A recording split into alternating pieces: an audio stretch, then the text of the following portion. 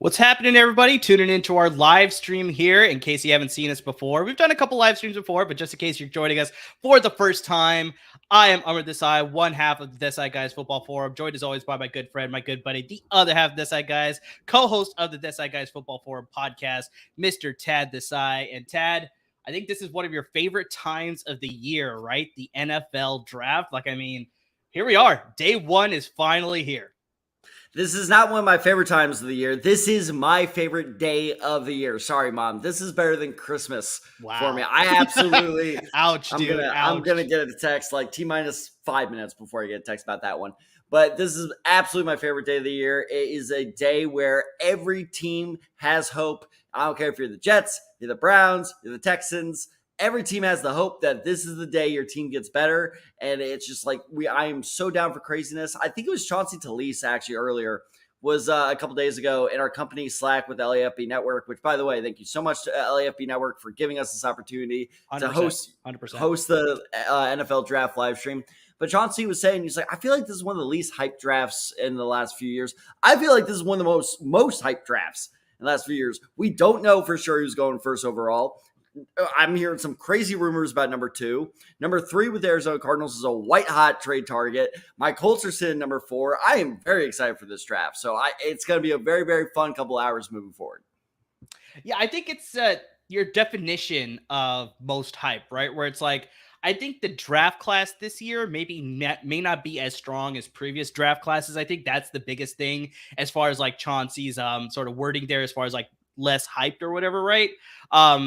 So I think just this year's draft class, there's a lot of good talent at the top end. It's just once you get later, even in the first round, like you start to get some more of the question marks around the prospects as far as like, can you really bank on this guy being like an every down starter sort of thing? It's like you can to a certain extent, but there are going to be some question marks. Obviously, once you get to round 2 and further along, it's going to be a lot more interesting with lots of these prospects. So there's going to be a lot of good prospects, but I think, Ted, the biggest thing is just there's very few great or excellent prospects. And I think the best person that we could sort of talk to as far as, how this draft class is our first guest of the day. And that's one of our friends here on LAFB Network. His name is Alfred Rowe, co-host of the Salute to Troy podcast, covering all things USC Trojans. He is joining us here today to talk a little bit about the NFL draft. Alfred, so glad you could join with us today, my man. How are you doing? Real quick, is that Alfred or is that Cyclops from the X-Men? I can't tell the difference. I like it. Well, first thing I want to know is how's my background noise? It's not too loud, is it? No, it's nice. It adds a little like family touch to the show. Exactly. All right, good. Exactly. I'm at my son's baseball game, but I couldn't miss hanging out with the Desai Guys. No, we appreciate you joining on. And actually, Alfred, that's, one of the things that we sort of transitioned to as we brought you on here. Just how do you feel about this draft class in general? Like, I mean, we're sort of talking about it on LAFB Network Slack that just like this draft class has a lot of good names, but I think the number of like great or exceptional names in this year's draft class is very few and far between. So that's why maybe this year's draft class just hasn't been as hyped as previous draft class. Like, just what are your thoughts overall about this year's draft class? Yeah, I agree with you on that one. I think this year is one of those top heavy years. Like, you have your guys, and then the rest of them are just like wait and see what they're going to become. Like, if it happens, it happens. If it doesn't, it doesn't. So you're dead on with that one. We kind of saw that last year, right? It was a very top heavy draft. The guys probably first 15 picks, we knew what they were going to be. Example like Sauce Gardner and all those types of guys, like they end up being who they were. But then you got, Tad's favorite guy, Thibodeau, who we're still he's at good, man. He is good. We're still on wait and see, but this one is really a top heavy year. Like I said earlier, it's really a top heavy year, so we're looking to see. I was looking earlier today, and a lot of them is like team needs, or do you go with best pick? This is the best available. This might be one of the drafts that the average person might question, but some teams might just have to take the best available because the next need, once it's taken off the board, is not as good. Yeah, and you're talking about best available. Officially, the Panthers are now on the clock, so I think the pick is a foregone conclusion here, but I think obviously they're going to draw it out like they do every single year with the number 1 overall pick. So, I mean, just like Alfred said, they have the whole board available to them. I think most likely it's going to be quarterback here.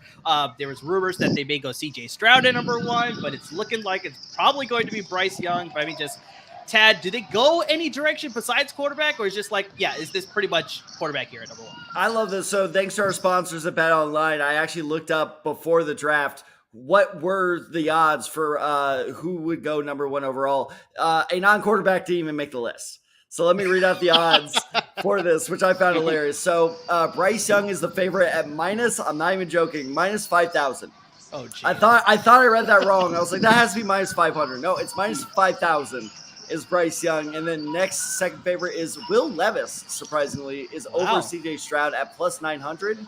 Then it's CJ Stroud at plus 2,000. And finally, you got Anthony Richardson at plus 3,300. So, even when Vegas is like, they're not taking anybody else than quarterback, it's going to be a quarterback, which is unfortunately bad news for your boy, Amir. Matt Corral, he's not going to be the Panther starter anytime soon. I don't know how he became my boy. I was just pretty much saying you brought him up in like 3 episodes straight.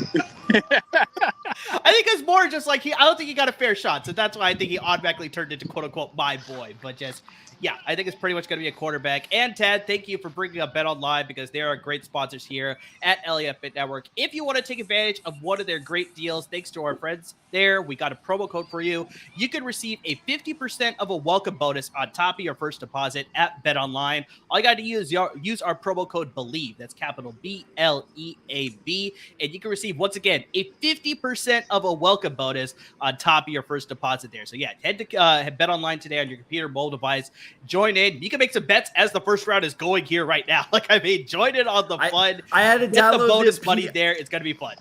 I had downloaded the PDF of all the odds because I was like, oh, this is so going to change as the draft starts going. 100% is going to change. But I used Bet Online last week just to let you know, and it actually there you worked go. out. What'd you bet on? I bet the under on the fight, and I bet that Tank Davis will win, and I cashed in on both of them. Nice. Look at that. So, Al, who do you think should go first? If they take CJ Stroud, is that a mistake? No, there's no mistake here, right? These two quarterbacks are 1A, 1B. You take your pick, right? There's no exception to it. I personally like CJ Stroud because he's a bigger body. I think he has a stronger arm, me personally, and he sits in the pocket a little bit better. But I'm not taking anything from Bryce Young. If it was my pick, I would definitely take CJ Stroud here. But you can't go wrong. 1A, 1B, and then the rest is just wait and see, right? Let's see what they do once they put on the uniform.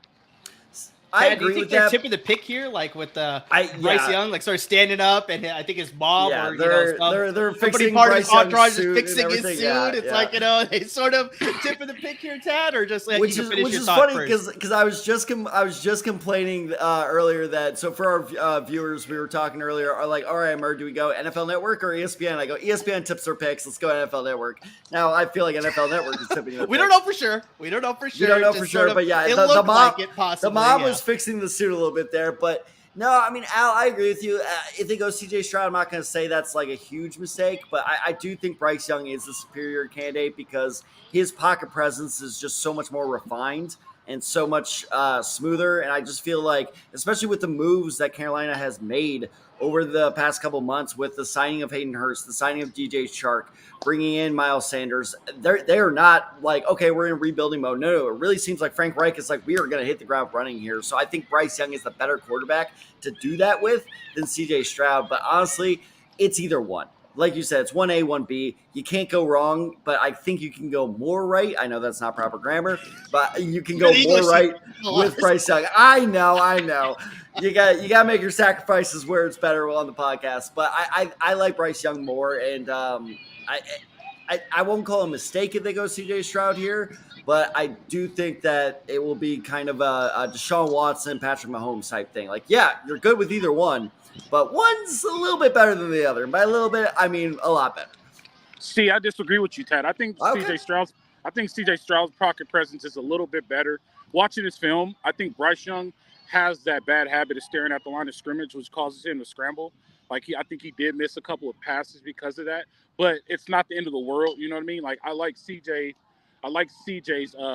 pocket presence a little bit better. Like I said, if it was my pick, I'll take CJ, but this is one of those things where, I mean, at this point, you can't go wrong here, right? So I think we can't go wrong until pick number 3, I believe, 3 or 4. Oh, no. Yeah, 4 is going to be the wrong pick. Let me tell you. 4 is going to be some fun. No, it's not. It's really not.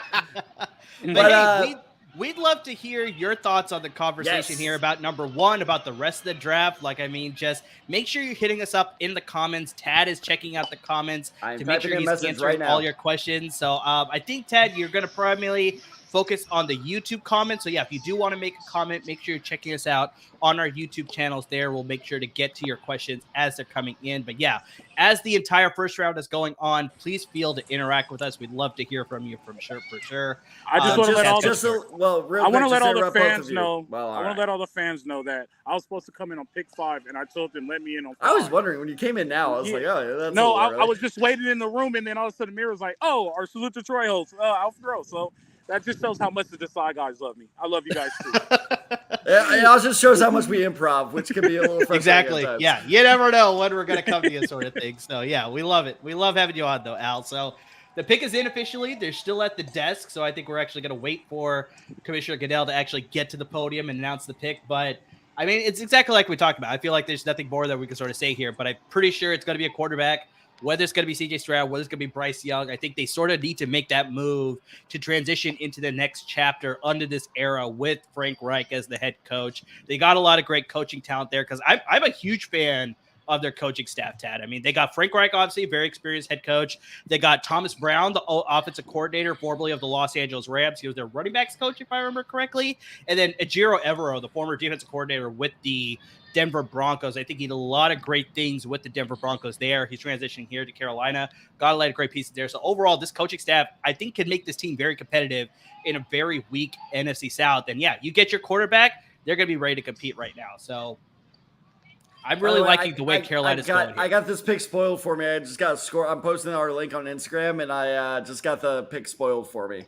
All right, well, let's not spoil it for our viewers here. In case you're like Tad and in case you're like Alfred and you're not near the TV, let's not spoil it for Alfred. Let's wait to see what actually happens here for the actual. Can I make a guess? Can I make the guess? Was their college uniform red and white? Well, technically Ohio State is silver. Technically, Ohio State is silver. Oh, I have to call out a comment here from our good friend Charlie. We're crushing it as usual. I got to throw it up there on the screen here. So I don't know exactly what I'm crushing right now, but hey, I appreciate you're crushing hosting, dude. You're crushing hosting. Well, all right. To answer another question with Charlie. So actually, Charlie is asking who's the first receiver to be taken off the board. Let me look up the odds for that real quick. I think it's good. All right. So the odds for that, according to our friends at Bet Online, Jackson Smith-Njigba is the favorite at -400.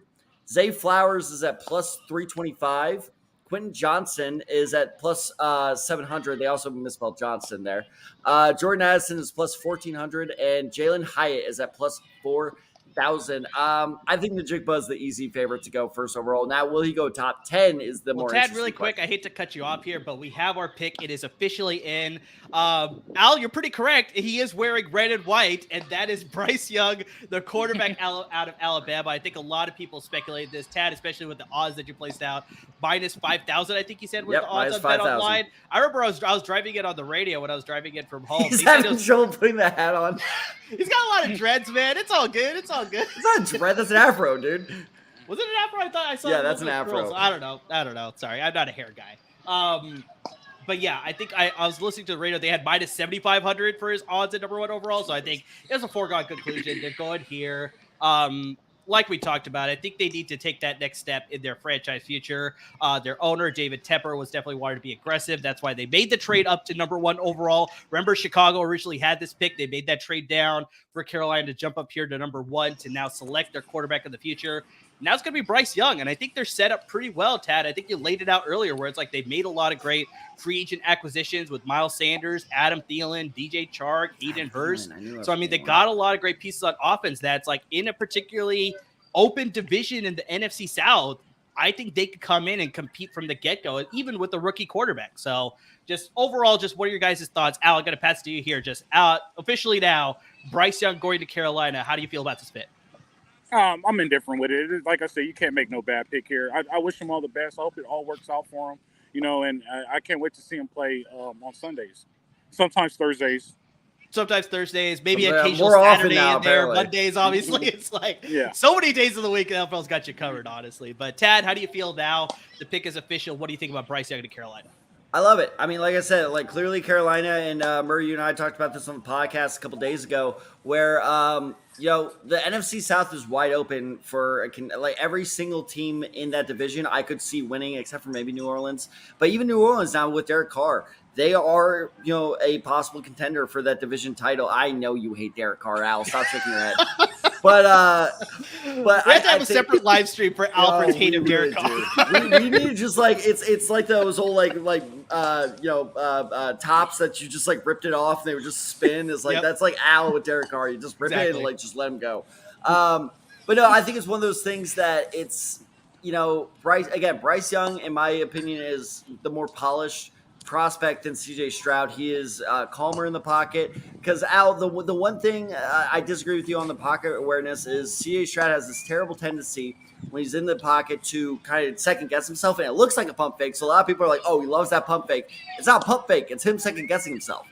And Bryce Young doesn't really do that. So as long as you can keep him upright and keep him healthy, and I honestly think the Panthers' offensive line may be one of the most underrated offensive lines in the league. So I think that they will not really struggle with, keeping Bryce Young from being pressured. So I think right now, if you're going to go all in for the division title this year, this was the best pick. And honestly, if we're in that era now where if this pick doesn't work out, you went for the big home run swing. I feel like CJ Stroud is a safer prospect than Bryce Young, absolutely. But Bryce Young has the higher ceiling. So you go for the home run, and now if he doesn't work out, you move on in 2 or 3 years. It's not that big of a deal. And like you said, the South Division is wide open in the NFC. So, I mean, if you're going to go all in and you're going to go for it, let's go for it right now. And it all starts with the quarterback, right? Most important position on the field. So I'm totally for it. I'm not against it at all. Now, Tad, I want to ask you a more interesting question because not only are we the draft guys at LFB Network, we cover fantasy football once the season is coming around. So now that we officially have a quarterback there in Carolina, Bryce Young, the rookie out of Alabama, how do you feel about his fantasy prospects? Like, do you like this guy to be drafted? Do you like him to be a significant, fantasy piece, like, maybe a waiver wire addition, streaming sort of thing? But just like overall, how do you feel about his fantasy outlook? I think it's funny you should ask that because I was thinking earlier today, I was like, oh man, I need to anticipate that question. So I'm very glad I did. To me, he is a wow, Houston already got their pick in. That was quick. To me, he's a mid-tier to low-tier QB2 already because as we've brought up plenty of times before, Carolina has rebuilt that offense rather quickly. Is it built for long-term success? No, but I think for right now, for this upcoming season, he can put up some pretty good numbers. Now, of course, it's just going to be wait and see. So do I anticipate him being drafted in non-dynasty leagues? No. Dynasty leagues, 100%. I absolutely anticipate him being drafted.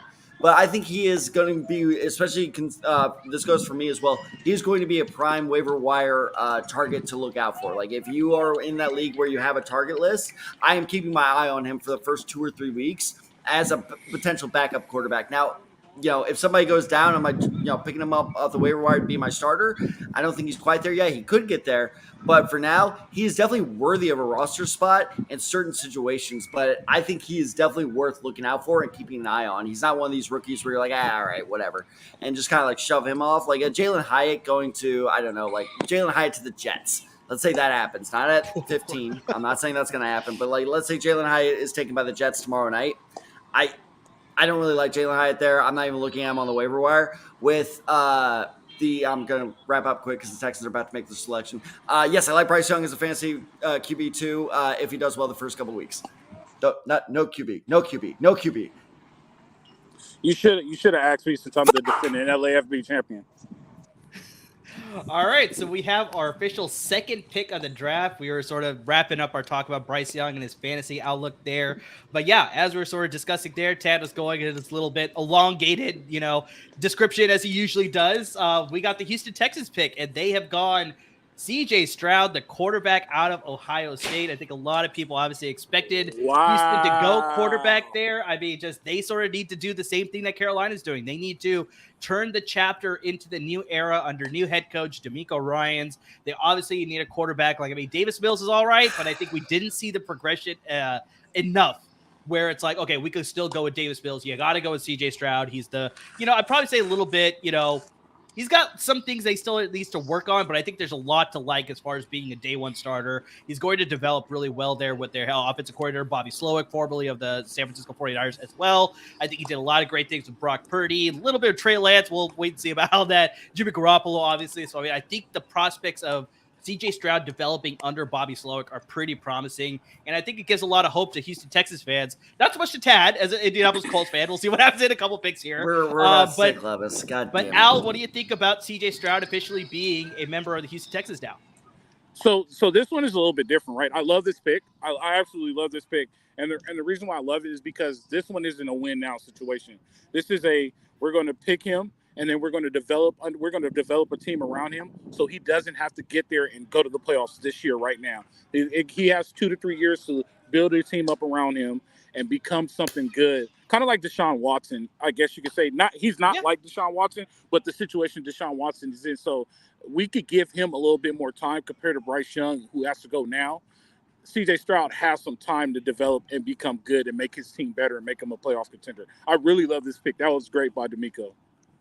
And Al, actually, it's great that you bring up Deshaun Watson because if you remember, they drafted him and they intended to go with the veteran quarterbacks. I can't remember who was on the roster at that time, but eventually there were some injuries and also poor play, which led to Deshaun Watson starting during his rookie year towards the second half of the season. He obviously tore it up, and I think Houston realized that's like, okay, we have a franchise quarterback now. So I could very much see, exactly like you said, Al, where they could develop him for the first half of his rookie season, maybe see how things are going with maybe they go with Davis Mills for a little bit longer and they see if they can sort of get something out of him while CJ Stroud is developing.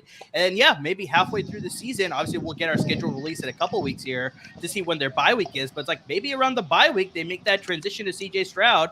He becomes the guy that they anticipated him being. Houston has their quarterback of the future again. Now, obviously, hopefully they don't think things will turn the way that the way it went with Deshaun Watson. They're hoping it doesn't turn the same way with CJ Stroud. So we'll see exactly how it happens. But I think on the level of talent, they're hoping that it goes the same way with Deshaun Watson with CJ Stroud here. So, Dad, I know you've sort of been displaying some range of emotions here, but just how are you feeling about this pick going to your rival divisional opponent here in the Houston Texans with CJ Stroud being off the board? It's a great pick. That's why it sucks.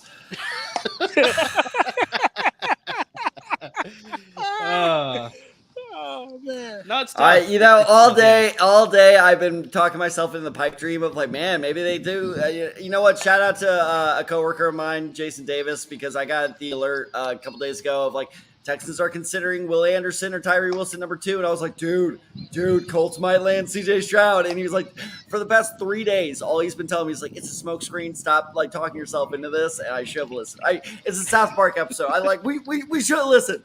Exactly. But no, I really like what Al said because again, I really like CJ Stroud. As a developmental guy, I think he's going to be fine to good his rookie year. But the more he develops, as long as he has consistency, which hasn't been the Texans' strongest suit, but hopefully now they've fixed that. But as long as he has consistency, I definitely see a very promising future for CJ Stroud 2 or 3 years down the road. So you go to a franchise where, hey, man, if you win 5 or 6 games next year, it's better than what they've been doing in the past couple years. That's a plus. So that's a step in the right direction. So that pressure is off because like we said with the Panthers have been making a lot of moves to compete right now. So there is that pressure right now. Houston, while they have made some good moves this offseason, Dalton Schultz being one of them, one of the most underrated moves of the offseason, in my opinion, there's no pressure there to compete for the title right away. So it's a very good move. I really like this. We were talking about this on the podcast last week with the 49ers passing coordinator now as the Texans offensive coordinator. What a great system to go into. As a slightly mobile quarterback who's not run first, as long as he develops that confidence in the pocket, the sky's the limit for this dude, and I fucking hate it. Here's the thing too. Here's the thing too. The Super Bowl pressure is on Bryce Young now. The Super Bowl pressure, Jesus, man. Well, it is. They're all in, right? So like okay, not right now, but what I'm saying is like the Super Bowl timeline for Bryce Young is a lot shorter than it is for CJ Stroud. Absolutely. You get what I'm saying? So maybe I should have said that way. So the pressure for Bryce Young to go to the Super Bowl is a little bit more than it is for CJ Stroud. CJ Stroud makes the playoffs in 3 years. He's done something, right? Bryce Young doesn't make the playoffs in the next 3 years. He's a bust. You know what I mean? Yeah. Like for sure. These two picks, right? If Bryce Young goes to Houston and CJ Stroud goes to Carolina, the pressure switches. Like the whole outlook on their career is different just by a matter of 10 minutes. No, So let me ask. Very Well, true. all right. Well, real quick, actually. So I have some draft trivia for you guys. Now, this will be more fun now that we have two people. I was expecting just to stump a Murr with this. A really quick, Tad, before you get to there, we actually have a trade. Oh, no. The Houston Texans have traded up to the number 3 pick, so they are no longer picking at number 12. They have traded with the Arizona Cardinals, and they are now picking at number 3. Like, this is the insanity of the first round of the draft. Will Anderson. That is very likely the pick. Will Anderson. This sucks. This is very likely the pick here. And I'm sorry, your draft trivia is going to have to wait because this is the insanity of the first round. It's the Will Texans Anderson. Yeah, have it's Will moved up Anderson. probably God from damn number it. 12. We're going to wait to hear about the details of the actual trade. But yeah, they are on the clock. They have officially made their pick. But now we're just waiting to see when Roger Goodell comes up to the podium to ask. I was wondering. That's so interesting because sorry, I'm pulling up the Texans depth chart as we do this. But the Cardinals okay, yeah, pull that out for me.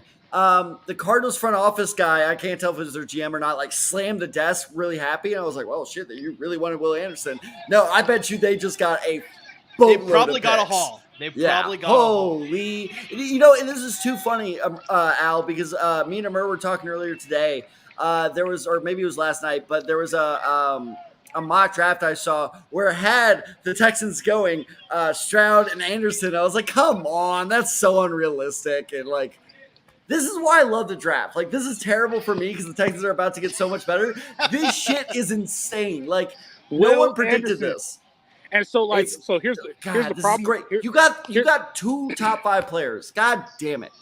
Here's the problem with it, right? Like we started up, like we did at the show with, like it's top heavy, right? So we're only going to we're going to get the top defensive guy drafted right now. Probably, we don't know, but probably, right? The chances are high.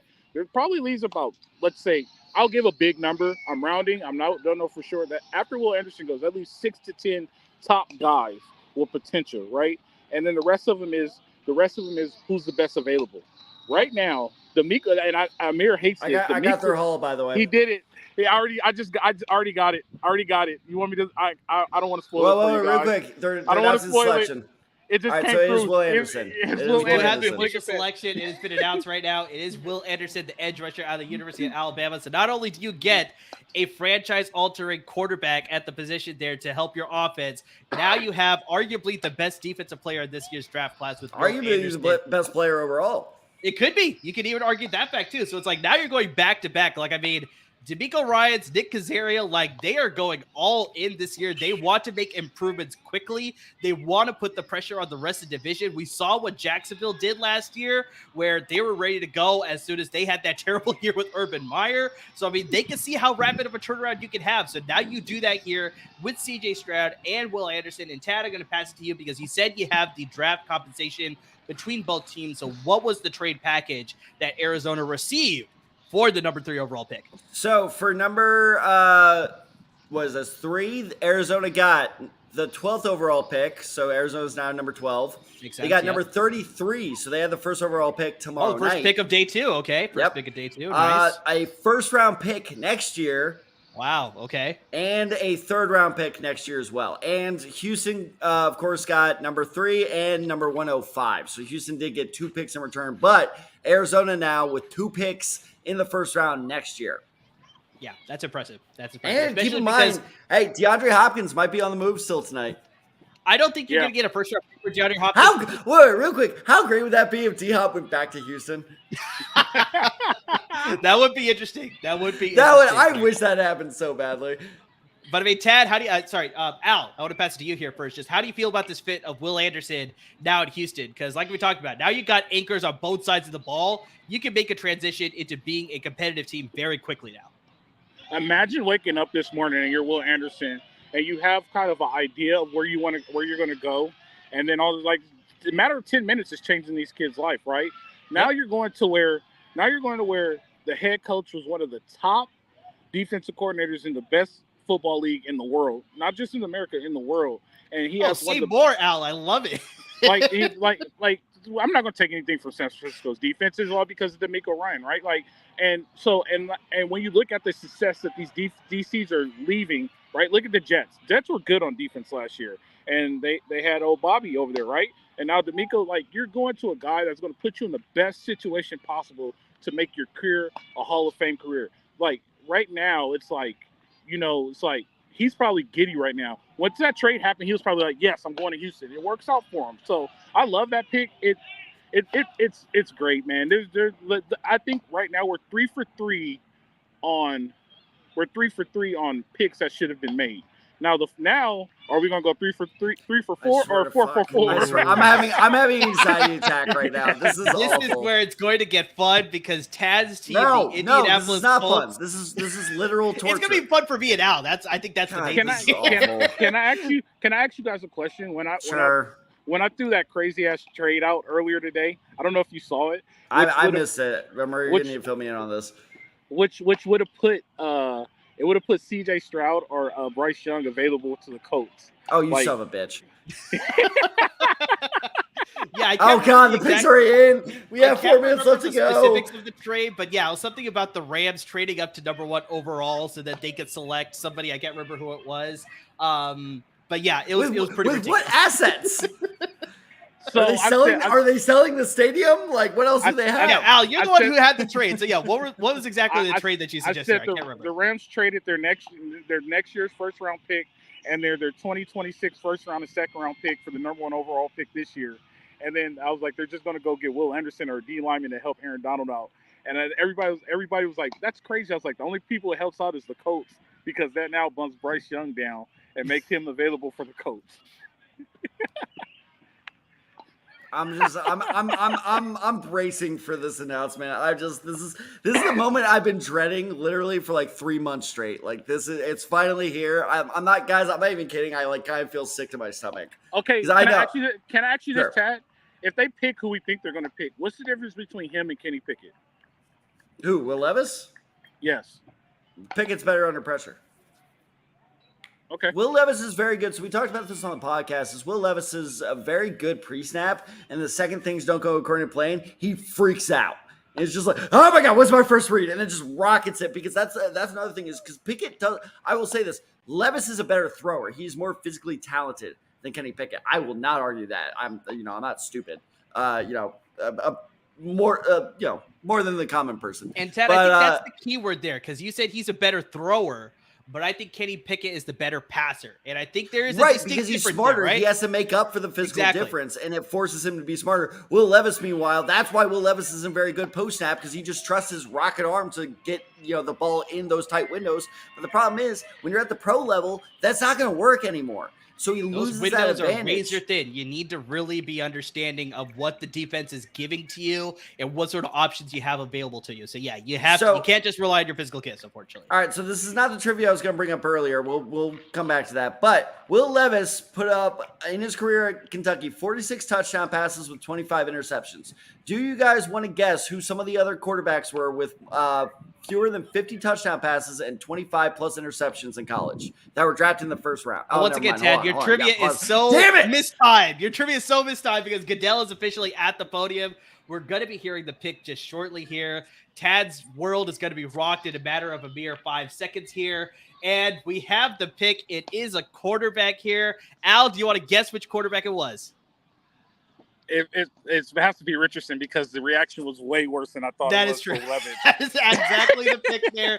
Anthony Richardson, the quarterback out of the University of Florida, is now officially a member of the Indianapolis Colts. Tad, he is emotional here. He loves the fact that he's wearing blue and white. Like, I mean, where are you going? Like, I mean, this is good stuff. Like, I mean, you guys have your next quarterback of the future with Anthony Richardson. Like, I mean, you got the mobility. You got the great arm strength. Like, I mean, you got the sort of, like, dedication to the sport. Like, I mean, he's a very dedicated type of guy with the position. And, I mean, there's a lot to like about Anthony Richardson. So, I mean, it's like, yes, he is more of a project compared to your Bryce Young and your CJ Stroud, but I think there's a lot that you can like there. Like, Al, what are your thoughts on Anthony Richardson as a draft prospect? So the Anthony Richardson story is funny, right? And so, and I talk about this all the time, and you guys heard me say this. This is the guy that I'll take second or third round, and it just because of compensation, right? Compensation and longevity. If it doesn't work out, and I took this guy to second or third round, I'm good. right? Yeah. Like, all right, we tried it, it didn't work out.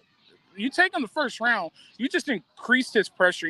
He's early to start, and I don't think he's ready yet. Like, if me personally, I don't think he's ready. Shit.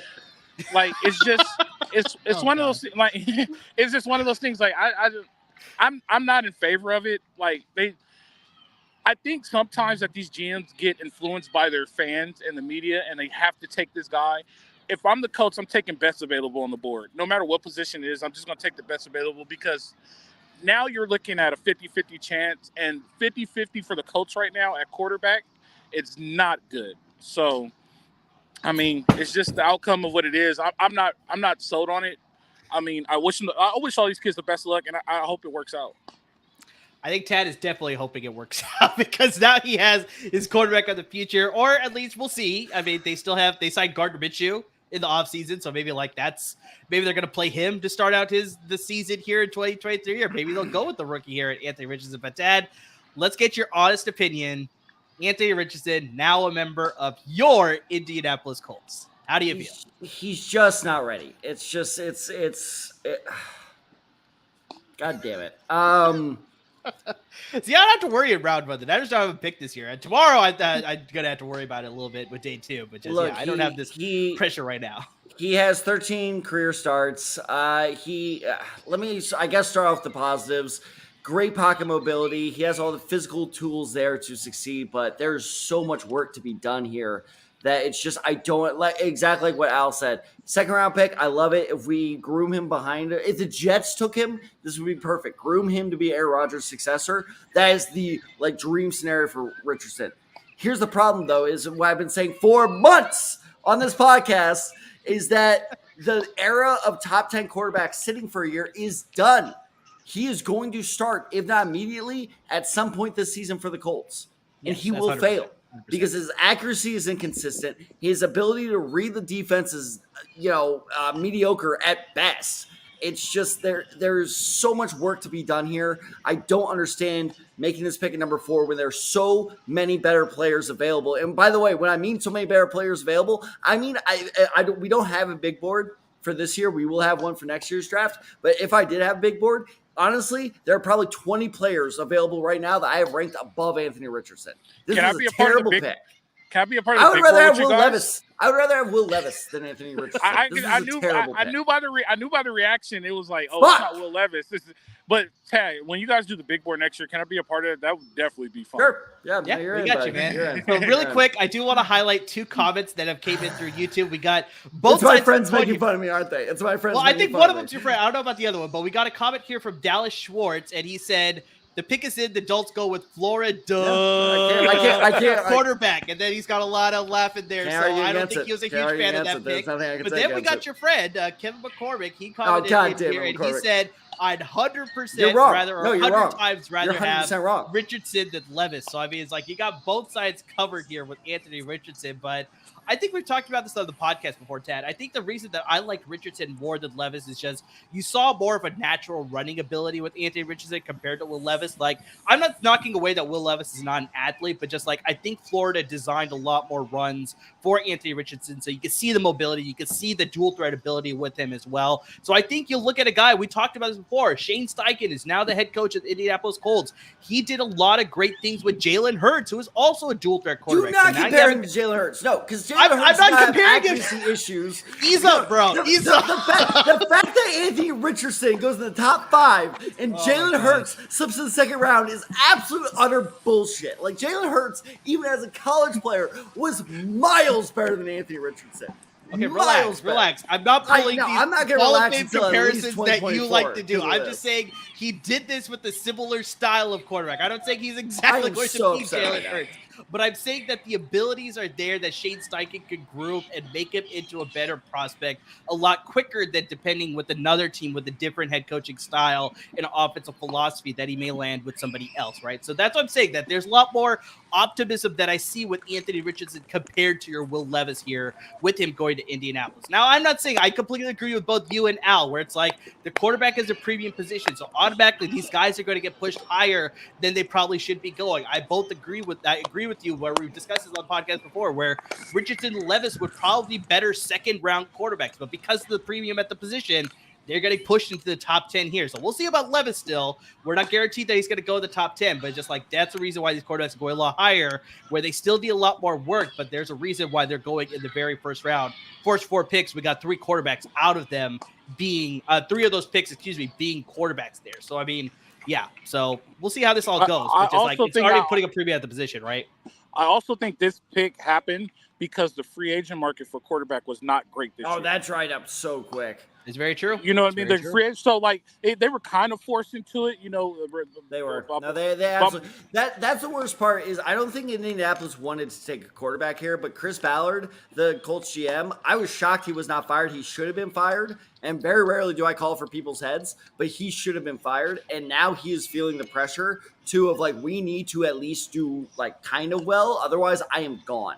So between that, the poor free agency / trade market for quarterbacks, Aaron Rodgers was never going to come here. Derek Carr, there was a little bit of rumored interest, but apparently nothing on Indianapolis' side. Lamar Jackson, I kind of bought into that for a couple days, but ultimately, I'm surprised you bought into it, man. I'm surprised you did. That was the very definition of a pipe dream right there.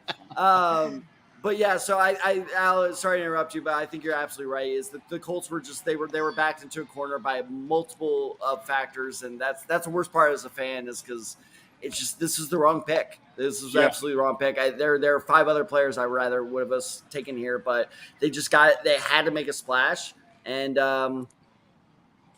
they made a dribble. They skipped a rock. But all right, so we're in commercial break right now, and this is actually a trivia question I had that's very relevant to this also, last really pick. quick, Tad, before you get into your trivia once Hurry again. up, because I want to get to my trivia. I just want to close this out with the Colts thing. It's like I think they had to get younger in the position too, because you have to look at their track history where they had Phillip Rivers, then they went to Carson Wentz, then they went to Matt Ryan. So it's like all those didn't work out as veteran quarterbacks. So I think they also were forced to go younger at the position. So it's like at least if they miss out, they went with the younger position and just the prospect didn't work out. So I think that's another reason why they were forced to take quarterback here. So, okay, get to your trivia here now. All right, we got really quick because Seattle does have to pick in, but you have some time. You have some time. All right. Anthony Richardson's 13 college starts is tied with which quarterback for the least amount of starts by a quarterback drafted in the first round? Al, you go first. Mark Sanchez? I'm going to say Sam Howell. Mark played my sophomore No, sorry, not Sam Howell. Yeah. Mitch Trubisky. That's the North Carolina card. I got to stick that. Okay, Al, you want to change your guess? No, I'll stick with it. It is what it is. Okay. Amara, you are correct. It's Mitch Trubisky. Yes! I knew it was a North Carolina card. I got to confuse with Sam Howell. That bodes very well. Whoa! Oh, Okay. you won! Okay. You won the battle! Damn it! This is a big deal. Wait. Here.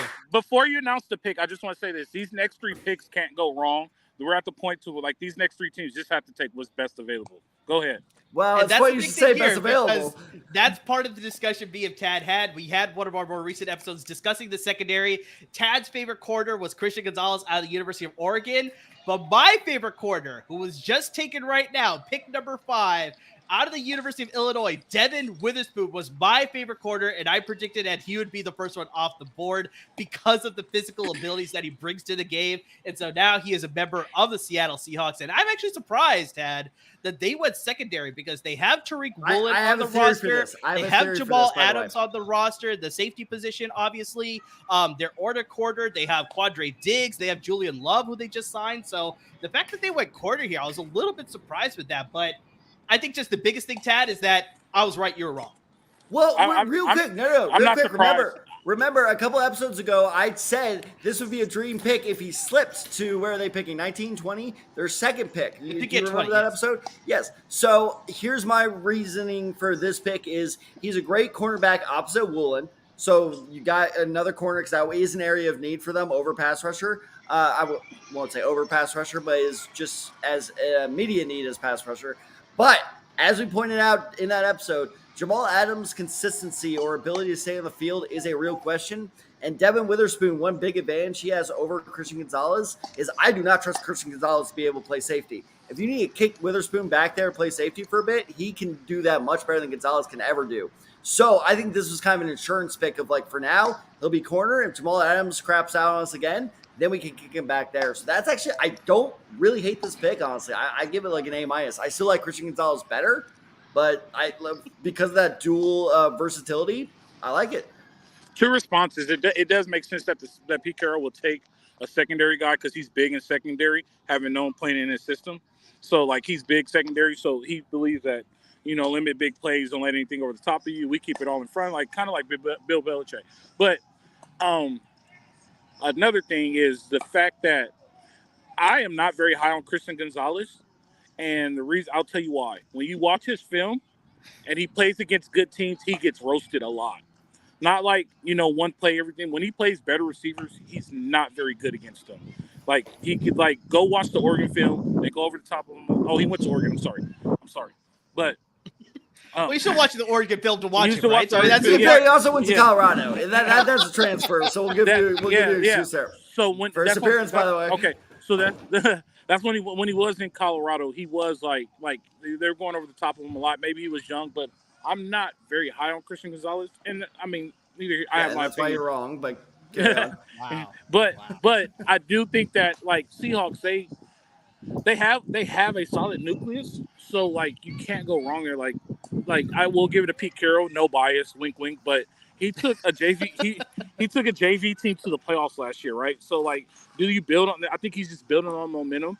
They could only get better. If they get worse, I don't think it would be a knock on the program on the program. It'll just be more of a, all right, what do we do to fix it? So that's why I said these next few picks are who's best available, and they decided to go corner. So they went with the best corner that they thought fit in the system. Let me ask Murr this, because I as a NFC West resident fan with the 49ers, hi buddy, Cap's very interested in learning as well. I was wondering when he was going to make it. Okay, bye. Okay.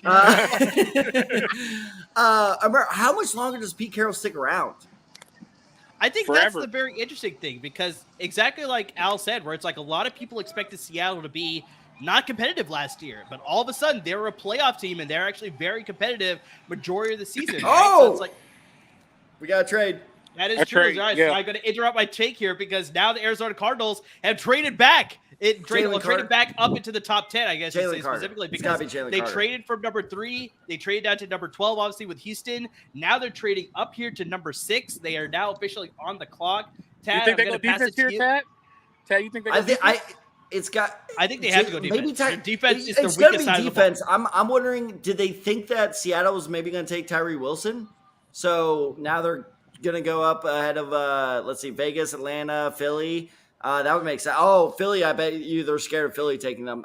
Honestly, it would not shock me this is Tyree Wilson, but I think this might be Jalen Carter. All the teams you listed off, Tad, Vegas, Atlanta, and Philly. Philly probably the least of the bunch, but they could all use help on the defensive side of the ball. And now when you have two of the possibly best players on the board available on the defensive side of the ball, I think you sort of need to make that jump to get one of those guys. So yeah, whether it's Tyree Wilson, whether it's Jalen Carter, whether it's somebody else, we don't know for sure who the pick is here, but just I think the fact I'm predicting that's going to be Jalen Carter. I think the fact that he's slipping I think it's Jalen Carter as well. 5, I think they need that help up front. So it's you go with this guy here out of the University of Georgia who fortunately had those unfortunate, off the field issues, maturity issues, whatever you want to call it. But I mean, the talent is there. So that's who I'm predicting will go here at number 6. I think that's why you trade up again to potentially get this guy because he's still the Cardinals are doing some draft day shit here. And you didn't watch the movie, and they're still doing it. I did watch the movie. I broke the tradition. I'm legitimately sad about that. So every year on draft day, I watch the movie Draft Day, and this is the first time in 4 years or whenever the movie came out, I have not watched it. I'm like, you know what? That's why the Colts drafted Anthony Richardson. Probably. It was bad juju on my part. Probably. Exactly. It's not too late, Tad. You can still watch it before midnight. I'll watch it while the draft is going on. I'm very good at multitasking. Exactly. Well, so Al, let me ask you this. Who should they take? Should it be Jalen Carter or should it be Tyree Wilson? Because honestly, maybe a hot take here. I think it should be Tyree Wilson. I think an edge rusher makes more of a difference than a defensive tackle. I disagree. I think the interior is always better. And I'm not really high on. I'm high on Jalen Carter. I'm sorry. I'm high on Jalen Carter. I was about to say you're not high on Jalen Carter. I'm high on Jalen Carter. But if I was to have my pick, I will take the guy out of Pittsburgh. I think the guy out of Pittsburgh. Here? Elijah Cansey? Yeah. Here? The defensive tackle Elijah Cansey in the top 10. That's a little bit surprising. But let's hear your take. Let's hear your take. Let's hear about. Let's hear about here. This question because this is a hell of a take. Because when you think of interior lineman, you have to think of somebody who demands a double team, right? And I mean, go figure. He's strong, right? He has a quick get off. He's not as big as most, but he can handle the pick. I mean, he can handle the pick that comes down by tackles and guards. Like as an interior lineman, I think he's better and has a little bit more longevity because just because of his strength and his attributes. He reminds me of somebody who else went to Pittsburgh, but a lot of people are making that comparison. A lot of people are making that comparison. Yeah, he reminds me of somebody else who went to Pittsburgh. But it's a lot of comparison, and you just don't wait on guys like that. Like somebody who impacts the middle of your defense right now, you go ahead and do it. Like I'm not taking anything from Jalen Carter. If it was me, I will take him. Right, what I want to do and how I'm forming my defense. If it was me, I'm taking him right now as a one tech and solidifying my inside. Yeah, and Tad, we talked about this in the podcast before. Arizona has so many weaknesses on the defensive side of the ball. Any defensive pick that they make here is going to be an automatic upgrade because they need the help for sure. But we got a little bit of a surprise here because they did not go defense. They went with the offensive tackle out of the Ohio State University. Paris Johnson Jr. is now off the clock here, or off the board, at the number 6 overall pick. And I'm wondering, Tad, do you think they made this jump up because they feared Las Vegas at number 7 was going to go in this direction? Because that's the only thing that I can sort of see here as to why they traded up to take Paris Johnson as opposed to one of those defensive members who we're already talking about right now. Like, I mean, that's the only reason I can think of. It has to be either they were scared of Vegas or Chicago. Those are the only two explanations. Now, okay, the more I think about this makes sense because, okay, I think the draft order kind of screwed them here because, yes, we were talking about this. Oh, man, I'm trying to remember my mock draft, which player I was talking about this with. But you need to protect your most valuable asset, right? So you go after the offensive tackle to protect your most valuable asset. And like God knows, the most valuable asset, the $200 million man, in Arizona is Kyler Murray. So I don't hate the idea of game protection for him. I hate the idea of trading up for Paris Johnson. Paris Johnson's not even my top-rated tackle. Peter Skoronski is. So I think trading up for Paris Johnson, I'm working on finding what they gave up to get him. That will affect my opinion of this move. But this feels like a bit of a knee-jerk reaction to me. I don't hate it. This is the definition of like a C+ move to me. I don't hate it, but I understand the thought process behind it. I like Paris Johnson a lot, but the problem is his game needs a lot of refinement. He has all the physical tools there, but I am really worried about him against like NFL style rushers. I think one of the reasons he succeeded so well is because he was so physically dominant over most other college pass rushers he faced. Now that he's facing athletes just as good as him, I'm not sure he has a technique that will allow him to keep up with them. Could he develop them? Absolutely. But I don't know. I'm mixed on this pick. Al, what do you think about this pick? Instead of going defense, the Arizona Cardinals trade up to go offensive line. Now, really quick before your take, I just want to list out their starting offensive line. As of right now, before inserting Paris Johnson, they had DJ Humphries as their starting left tackle, Josh Jones, the starting left guard, Hjalte Froholt, I'm pretty sure I'm saying that right, the starting center, Will Hernandez, the starting right guard, and Kelvin Beachum at right tackle. So the need is there. 100% the need is there, but I feel like they didn't need to trade up to make this pick. Now, Al, I'll pass it to you. Just what do you think about Paris Johnson going number 6 overall to the Arizona Cardinals with the trade up specifically?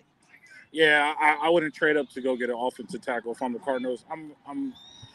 There's a lot of there's nothing you could do to fix the Cardinals right now. There's a lot of issues that you can't fix. They're kind of like the Cowboys and Tony Romo. They have a lot of money invested in a quarterback that's not going to make them any better, right? So trading up to go get an offensive lineman to quote unquote protect him is not going to change anything in the outcome of the quarterback that you have, right? So, I mean, they're handcuffed. It's tough, right? I would have went, like I said, interior defensive lineman, but it's just you're in a bad situation franchise-wide altogether. So there's nothing you could really do to make the pick work offensively because where you are with your quarterback.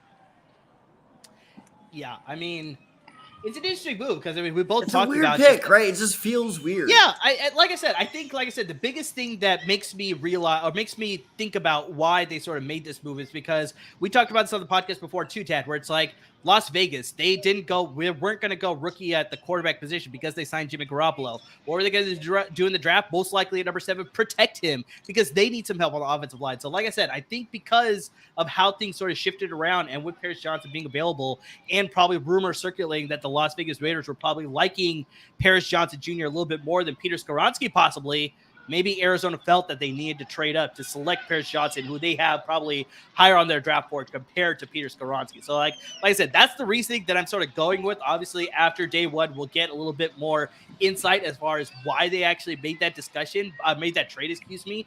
But speaking of discussion, we'd love to hear your thoughts. Like, I mean, make sure you're interacting with us on the comment section on YouTube. Tad is checking it. He is making sure to answer all your questions. We are highlighting them. And so let us know how you feel. First 6 picks of the draft, it has been a doozy so far. Like, I mean, this has been a fun night already, and we're just closing the first hour of the draft. We still got a lot to go, Tad. But just, yeah, it has been madness so far. Now, I would like to point out. Hold on. I need to do some self-bragging here. Is I absolutely pointed out that the Detroit Lions were prime trade candidates. I knew they were going to trade out of that pick. I predicted it was going to be the Titans going after Will Levis. By the way, Will Levis still on the board, something to look out for. But I knew the Lions were going to trade out of that pick because they're a good enough roster where you don't need a pick at number 6. If your guys, if you're confident will still be there, then trade down a little bit. So I'm telling you, my bet right now, and speaking of bets, I can get some odds in. Emerge to shout out which ones you want. My bet right now is that the Lions are going to go tight end at number, where are they at now? Number 11? Number 12? They traded back with it's hard because now 3 teams have traded back. Well, but Arizona traded back with Houston, number 12. So yeah, they're at number 12. So they're number 12 now. Yeah, that makes sense. So I think number 12, and they're at number 18. So 12 is a possibility. I think based off of my mock draft, I had them going tight end at number 18. That's where I had my first tight end off the board. But 12 is very realistic as well. But Tad, you brought up Will Levis. We have the Las Vegas Raiders on the clock. The fact that they didn't have to trade up at all, and he's available here. They have Jimmy Garoppolo. We've seen that he's had an injury history. He hasn't been like the best quarterback at times. Do they entertain the thought of taking a rookie quarterback here, Will Levis specifically, to, quote unquote, back up Jimmy Garoppolo, but eventually take the starting job for him? Like, what do you think? What exactly? I'm so glad you ended on that. Eventually take the starting job for him. Why interrupt that chemistry? Okay. Why piss off Jimmy Garoppolo totally unnecessarily, especially when you have a very deep quarterback draft class coming in next year? Just give Jimmy G a shot. Don't interrupt that chemistry. Al's shaking his head. He's making me very nervous right now. I love to hear Al's thoughts after you're done here. I don't see any reason why you have so many more immediate needs right now on the offensive line. I don't think they don't have more immediate needs, but I'm just saying he's still there. It's a possibility. He's still there. So. It's definitely a possibility, but I think this would be the wrong move. Okay, Al, why so clearly you don't think it's right. Is it something I said, or is it something the Raiders might do? I'm at 100% agreeing with you, Tad. Leave Jimmy G alone. Everybody is so hard on Leave Jimmy G alone. Like everybody's so hard. Is this a Terrell Owens situation? That's my quarterback. I mean, but seriously though, like, does he have a losing record? No, he does not. Has he been a big time football games and taking this team to playoffs? Yes, multiple times. Like he's a good quarterback. Like let Jimmy G cook. Like, just give him an opportunity to go. Like, everybody. Just leave the man alone for a year. Just give him a year. Yeah, like let him do something. Like, but to bring Will Levis in to threaten Jimmy G, I will laugh in Mark Davis' face if I was Jimmy G. Like, to be fair, that would be the most Raiders thing ever, of like just causing unnecessary drama. Like, that would be the most Raiders thing of all time. The other most Raiders thing that would happen too is if they take like a very speedy receiver, like they've done in so many years past. So I swear to God, if this is like Jackson and Jigba, that'd be so funny. That would be very interesting. So Goodell I'm a big fan of Carter going right here, right now. I wouldn't be. Jalen Carter slipping this one. They do need defensive help too, so that's definitely a very likely pick as well. But yeah, we'll see exactly what the selection is here.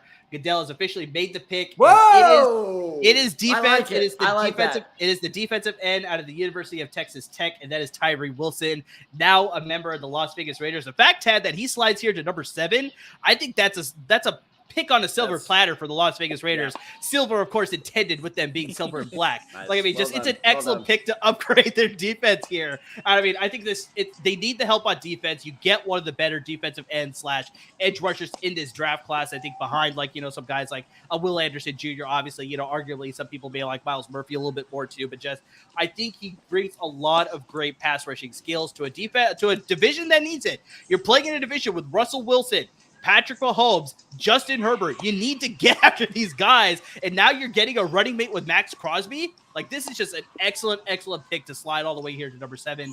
Al, I want to pass it to you here. What do you think about this pick? Tyree Wilson, number 7 to the Las Vegas Raiders. Great pick here. So I'm gonna talk schematics here. So Perfect. That's why we have you. Yeah. So you have Max Crosby on the edge. So you have to slide. Majority of the time in pass protection, you have to slide, right? You have to slide a double team. So wherever he is, he's picked up Roger Goodell.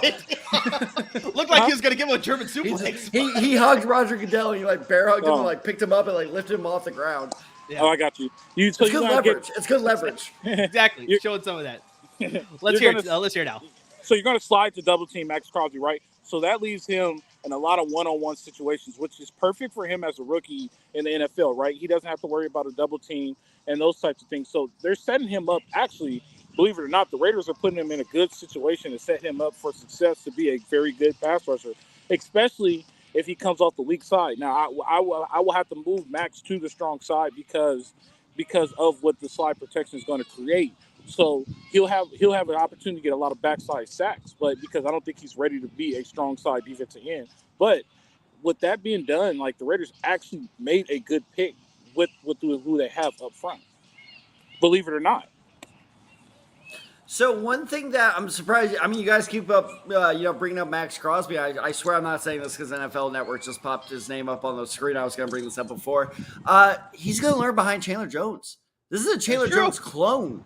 That's here. True. And Chandler Jones is 33 years old. This is the perfect replacement for Chandler Jones because Tyree Wilson, the hang up on him is he needs a lot of development. Well, great. Now you give him enough cover in Max Crosby and Chandler Jones to learn behind. And then the second Chandler Jones is on his way out. Well, great. Now you have the perfect replacement for him. Like, this is an A-plus pick. Like, you get – remember, you and I have said this plenty of times the last couple months. You can never have too many pass rushers. So this is a great situation where now you have a potentially one of the best situational pass rushers, in the division right now. And while he learns behind Chandler Jones, and then in a year or two, then he's good to go to step in as the starter. I love it. He has all the athletic ability to succeed. It's kind of what we were talking about with the CJ Stroud situation. Can he go to a team where the pressure is taken off him? There's no pressure now. Like, Vegas will want to see him succeed a year or two from now. But if he gets, 3 or 4 sacks next year, no one's going to really, outside Vegas, no one's really going to be freaking out like, did we bust? Because everybody else is going to give him a year or two. So I absolutely love this pick. Or just move Chandler Jones down, and now your defense line just got way faster. Exactly. Like, it works out. No matter what you do, it just works out. You just added more athleticism to the defensive line. That's never a bad thing. So this is a great pick. I wouldn't say the pressure isn't there because, you look at their front seven. It's there for every top 10 pick, but it's lesser so. I realize that. I just think specifically for Las Vegas, I think they need the immediate help too because, they do have Max Crosby, obviously. They got the front 7 with Jerry Tillery, Bilal Nichols on the front there at the defensive tackle position. Chandler Jones, who we already talked about, but then the depth behind there is not that great. You got Jordan Willis, Neil Farrell Jr., John Jenkins, Malcolm Kuhn. So it's like there are not a lot of names that sort of speak out to you as far as like these are going to be difference makers. So you got Tyree Wilson, who's probably going to be one of those situational pass rushers to start his career early on. But eventually I think they're going to need him to develop a little bit faster so he can be a key rotational piece to play more snaps than probably initially thinking. So I do agree with you guys that I think he is a little bit less pressure than some other guys obviously taking ahead of him with Will Anderson Jr. obviously being gone. But I still think with that depth chart there in Las Vegas, he still needs to contribute pretty quickly. Otherwise, people are going to start thinking about, like, is this the second Clelin Ferrell sort of thing? Like, I know he didn't go as high as Clelin Ferrell, but just there's a lot of problems with him, and it didn't obviously live up to expectations. All right, moving on to the next pick. Is this where Will Levis goes? So we got Atlanta here on I see Al shaking his head. I'll say it no. Al, you a Desmond Ridder guy? I just think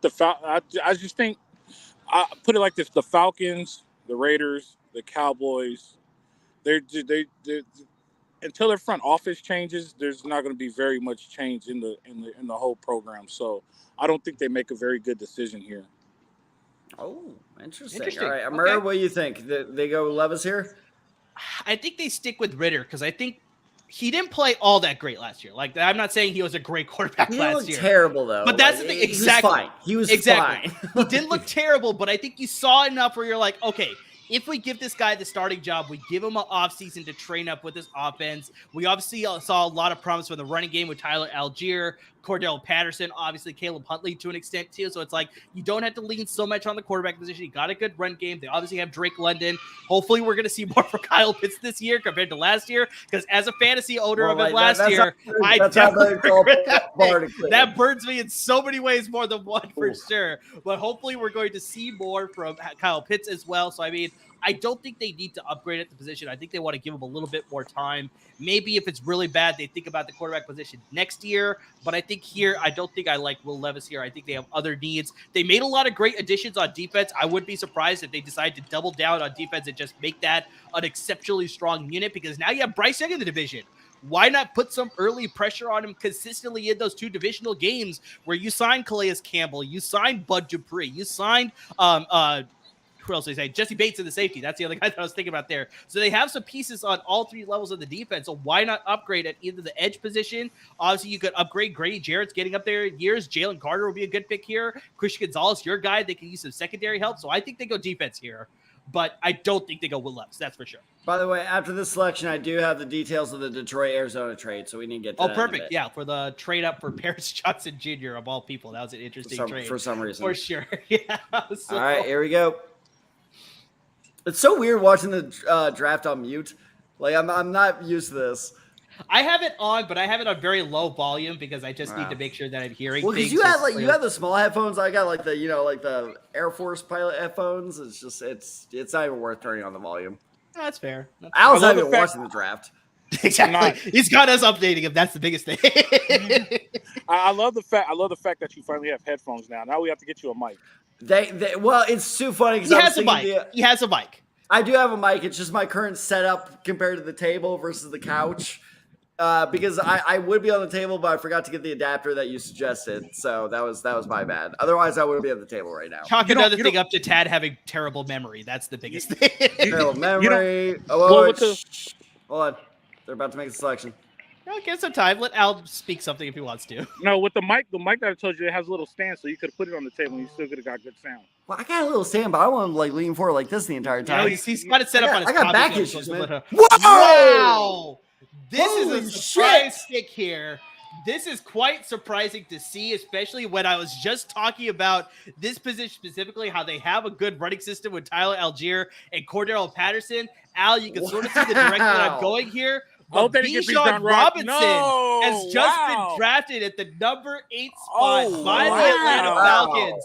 Arthur Smith is trying to find his next Derrick Henry in Atlanta, and I think he got him here with Bijan Robinson. Wow. I think we still have a lot of picks to go, but Tad, I think clearly early, this might be the most surprise pick of the first round. I love Bijan Robinson a lot. I think that he is perfectly capable of being the next, I won't say great running back, but a capable number 1 starting running back. But really quick, Ted, I think the biggest thing with this running back class is it was like B.J. Robinson, like your favorite Moneyball quote. It was like B.J. Robinson, 50 feet of crap, and then everybody else in the running back draft class. Like, I mean, that's how talented this guy is in this year's draft class. So it's like, I understand that he's being the first running back on the board, but as a top 10 pick to Atlanta specifically, this is quite shocking.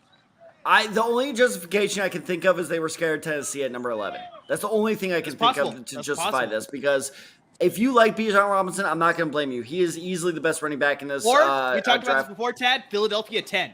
There's a lot of rumors that Philadelphia might have taken Bijan Robinson at 10. But fair, yeah. Smoke screens. I know it could have been smoke screens, but just the fact that was out there in the universe, maybe they felt that they sort of need to make that move. It's the meme. It's the meme of the taco thing of like, why not both? Like, they're probably scared of both. Like, look, he's really, really Edgerrin James. This is a terrible comparison. Wow. Edgerrin James is a terrible Throw back to the Colts with Edgerrin James. This draft just trying to rub salt in the wound for you, aren't they? I'm having a very bad night so far. But I like Bijan Robinson a lot. I think he can carry as a number 1 running back for a while now, but as a top 10 pick, I don't quite understand this, especially as the Atlanta Falcons. You have needs in so many other areas. Yes, Cordell Patterson is slowly getting older, but like, stick with him. You also have Tyler Algier. Like, yeah. I don't understand why Tyler Algier in Atlanta. As you should be, because you showed a lot of promise. Because I was making fun of you all season last season. You were in the last 4 weeks of the season. I'm like, oh shit, no, this guy actually may be good. So look, I like the player. I'm not so sure about this fit because I think Bijan Robinson lacks that top end speed to really be the explosive, type of. Honestly, the type of career. I'm not comparing play style, but I'm comparing career. I see this guy having a similar career trajectory. There we go, as DeAndre Swift, where he does everything kind of well, but not well enough to really, really make a name for himself. I'm yeah, this pick is kind of confusing me, to be totally Like I said, honest. it's It's just surprising, it's it's a very shocking. weird And pick. as I get Al's take on this pick here, I want you to look up, Tad, what are the odds that Jahmyr Gibbs gets drafted in the first round? I want to see if you can find those Okay, yeah, I odds got for you. I us. think I have Thanks that. to our I think friends I at have Bet that. Online again. So Al, obviously you're a little bit shocked, obviously, because you're not even watching the draft. So you're getting our live reaction as well. But what do you think about this fit between Bijan Robinson and the Atlanta Falcons? And I think most importantly, him being a top 10 pick because he just went 8th overall in this year's draft. I don't have anything wrong with him being the top 10 pick, but the problem I have with is that it goes to setting these kids up for success, right? And I just don't see him being like he's right. It's like the Lions running back. He's going to be there and he's going to be their main source. He's going to have jerseys all over the Mercedes Domes. He's going to score a bunch of touchdowns, get a bunch of yards, make fantasy owners happy everywhere.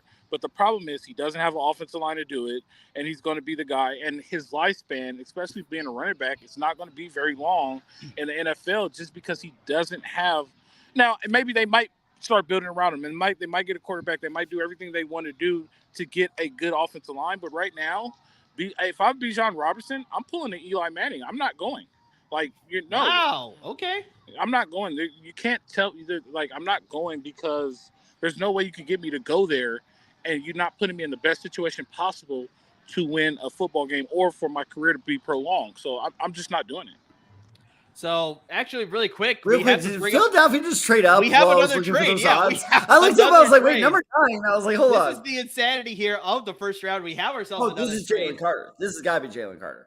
I'd like to think so. That has to be the pick here, especially with Bijan Robinson off the board. Like That's completely gone. But Tad, we will get your. We do definitely need to hear about the trade compensation between Arizona and Detroit. I forgot about that. There's so much going on. We'll bring that up when Detroit's on the clock in just a handful of picks. If they're on the clock, we'll wait and see about that. But yes, we do have another trade. The Eagles have moved up one spot to the number 9 selection. They have made a swap with the Chicago Bears, so they're going to make a selection here. So I mean, like we sort of talked about really quickly here, Tad, I'd like to think they're going to go with the defensive position, avoid Chicago taking this player here with Jalen Carter. Maybe they like the offensive tackle too. Like maybe they want to upgrade the offensive line because Chicago could have gone in that direction too with Peter Skoronski still being on the board. So I have a feeling this pick was made. This trade was made specifically.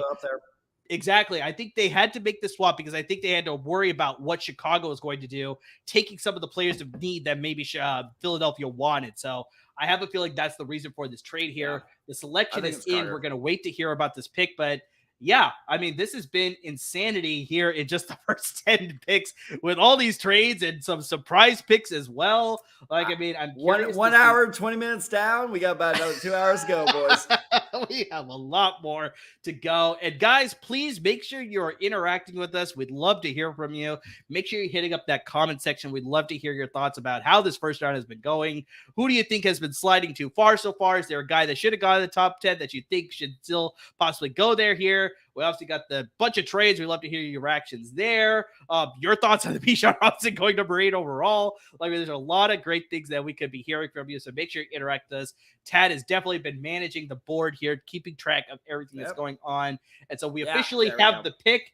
And I think it's exactly like we predicted here, Tad. Eagles definitely wanted to upgrade the defense. They got a great player here. Jalen Carter is officially off the board here at the number 9 selection. I'm friends with the Cowboys fan. He just goes, I don't like that.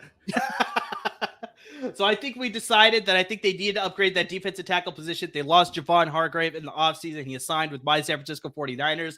I knew they have Jordan Davis coming in. They obviously have Fletcher Cox still there, but Fletcher Cox is getting up there in years. There's no guarantee that he is going to play much longer. They may be able to squeeze a season or two out of him. You have to upgrade a position. So I think the fact that Jalen Carter has slipped here all the way to number 9, I think, once again, arguably, this could be one of the best defensive players in this year's draft. And the fact that you're getting here at number 9 to a team that was just in the Super Bowl, mind you, like 3 points away, 3 points away from winning the Super Bowl. 3 points away. Like, I mean, just the insanity that the fact that the NFC reigning champions have a player in Jalen Carter going to be added to their front line. Like, I mean, this is madness. I mean, the rich get richer, right? It's the, you already brought up the Moneyball thing, but I'm going to bring up another thing I bring up in almost every episode. It's the Aaron Paul meme from Breaking Bad. They can't keep getting away with this. How do they keep getting all these amazing defensive linemen? It's not fair. And like, it's just, I mean, this dude is about to learn behind Fletcher Cox. That is not fair. Like, he is going to, this is an absolute home run of a pick this is a Bryce Harper Phillies home run of a pick. Like that, damn it. Hey, why does Philadelphia? Why let me does ask you this shit question. city like Philadelphia get to be happy tonight? And meanwhile, I'm stewing in Anthony Richardson. Is Graham still there? Graham? Graham? Yeah. Oh, you mean Brandon Graham with the Philadelphia Brandon Eagles? Graham, yeah. Yes. Oh, He's yes. still on their roster. Correct. I thought you were talking about prospect. I'm like, shit, did I miss No. one? So now you got Brandon Graham, Jalen Carter, and you got Fletcher Cox, right? You say Fletcher Cox is getting up in age. Is Reddick still there? Reddick's still there, right? Yeah, he signed a long-term deal. They also have Jesus Josh Christ. Sweat. So, I mean, like I said, I already brought up Jordan Davis. He's going to be part of their main rotation now, too, especially with the loss of Hargrave. So, I mean, they have an excellent rotation on that front line. So unfair. I don't have a computer in front of me, but I'm curious to see where the Eagles finished overall defense last year in the NFL, because In terms of which, like, overall defense? overall defense, yeah, because I'm on most likely Super Bowl guys, they finish in top 10, right? So you just got drafted to a top 10 NFL team, a top 10 maybe, I don't know, you guys are looking it up, but if you did, like, you're learning behind guys that are going to make you a lot better, right? Yeah, like, no, Tad has already said it. You're going to be learning Yeah. behind Fletcher Cox. You already brought up Brandon Graham. I don't know what the stat is. Tad is pulling it up, but I do know they led the league with sacks with 70. And I know the next closest was Kansas City, but I think they had 54. So they were like a clear front runner in the sack department as well. So, I mean, like, these guys were great at getting into the backfield, disrupting plays. So, I mean, yeah, exactly like you laid out, Al, like you laid out, Tad. Like, I mean, Jalen Carter is going to a place where he's going to be developing, and he's going to learn from a lot of great veterans. He's also going to be learning from Honorable Desai Guy and Sean Desai, the new defensive coordinator for the Philadelphia Eagles. So, I mean, that's going to be great too. But, I mean, just like, this is an excellent landing spot for it. Well, I will say this too, like, you got also have to remember this fact too, that what was I gonna say? I completely lost my train of thought. I'm sorry. Go ahead. Well, I will say that Okay. so far I'm doing a lot. I'm trying to do my best here, but so Philadelphia in terms of regular season, as far as everything I've looked up so far, is ranked in the top 10 of defense, defending everything again except for the run. The run they finished about 13th, and rushing yards allowed per game. So again, it's a great fit, and he gets to learn. So like, okay, if you finish 15th against the rushing yards allowed per game, now you have a great defensive tackle that will help you kind of plug up that offensive line. So that's what I was going to say. That's what I was going to say. I'm sorry, I didn't mean to cut you off. You got to remember too. You got to remember too. The Eagles are ahead of schedule. They weren't supposed to be where they were last year. They were supposed to only supposed to be a playoff team. Like, the Eagles are way ahead of schedule. Like, their whole thing was to build around Jalen, right? Jalen Hurts was to build around. Excuse me, sorry about the airplane. I was about to say, are you being bombs? Are we in World War II right now? No, It's like North by Northwest is him chasing Alice. He's running through a I got some spam in the cabinet if we need like hunker down for a while. My son's baseball field is by Long Beach Airport, so no, you you're get good. crop You're line. good. I But thought you were they going were to say it's next to Normandy, but no, but they're way ahead. Their whole plan was to build around Jalen Hurts, right? And that was 2 years ago. And now look, they were in the Super Bowl last year. We'll talk about this later. I don't think they should have been in the Super Bowl, but it is what it is. But they are ahead of schedule. Like, it is what I mean. So this makes them a lot better. Like, this puts them way where we're probably projected at least a couple of 2 years ahead of where they plan on being at this point now. and No, I will you're say absolutely this. right. You're absolutely right. And the fun thing here, too, is that they got a Jalen anchor on both sides of the ball now with Jalen Hurts and Jalen Carter. Wow. Wow. You know I had to do it. Yeah. You really reached for that one, did you? And I will say this. Let's address the elephant in the room is these character concerns. Yes, he made a very stupid mistake, but it's not like he was the one driving the car or anything like that. Like he made some very, very dumb mistakes, but this is not anything that cannot be redeemed. So I think I'm a big believer in second chances. So as long as he learns from it, let's prove that you can learn from the mistakes you made and you can grow as a person. I just want to say that is because I am, he did not make a mistake so bad that he cannot come back from. So as long as he is responsible moving forward, I think that, he is deserving of this shot. And really quick, we got to get to And sorry, Al, we got to get to the next pick here because the team that has sort of kicked off the draft season with the biggest news, the Chicago Bears, with that trade. This is wild, but yeah, the Chicago Bears obviously made that trade with the Carolina Panthers. They traded down from number 1 overall to number 9 overall. Then they made another trade with the Philadelphia Eagles to go from number 9 to number 10. They have now made their pick here. They went with the offensive line. I'm surprised that they didn't go with this direction, but they decided to go with Darnell Wright, the offensive tackle out of the University of Tennessee, especially when a lot of people had Peter Skoronski rated maybe a little bit higher than Darnell Wright. But I do know that. Well, Tad, here's the big thing, because I know as we're sort of leading up to the draft, the last couple of weeks, there's a lot of talk about Darnell Wright's stock rising significantly. There are a lot of teams that are valuing Darnell Wright's player skills ability higher than Peter Skoronski and Paris Johnson as well. So, I mean, that's part of the reason why I think we're seeing Darnell Wright going here and being a top 10 pick, because for some reason, I can't understand why, but his draft stock was shooting up through the roof these last couple of weeks. And so I think that's why Chicago obviously went here at number 10 overall to select Darnell Wright. This pick reminds me a lot of Mekhi Becton when the Jets selected him a couple years ago, is because is he the most refined candidate? Is he the most refined prospect? Presidential elections next year, buddy. You're a little ahead. You're a little ahead, man. Darnell Wright, 2024. A selection out of Tennessee. This. Your Simpsons voice made a guest appearance there. I got that. But no, and here's why it reminds me of the Becton pick, because this is we're going for the more athletic guy than the more refined guy, because that is my biggest complaint about Darnell. Darnell Wright is a much better athlete than Peter Skoronski, without a doubt. But this is why, holy shit, Tennessee already got their pick. Well, I was about to make that point. I was like, you have to understand which direction they went with, especially with him being available there at number 11. This is Will Levis. But finish your take on Darnell Wright. If I'm right, my mock draft was correct. I just had the wrong placement.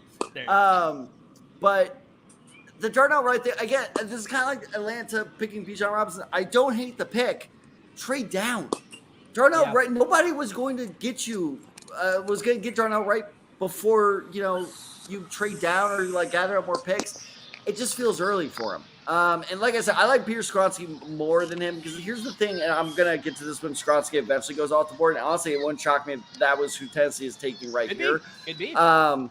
The thing I love the most is people are like, Skoronski may need kicking the guard, but then you read all his strengths and what he does well. Everybody's like, he's pretty solid all around. Well, if he's pretty solid all around, why the hell are we kicking him in the guard? So I think there's the ceiling is higher. You definitely get more potential with Darnell Wright, but he needs a lot of coaching up to do. So if you feel confident you can do that, this may be a pick that makes me look dumb a couple years from now.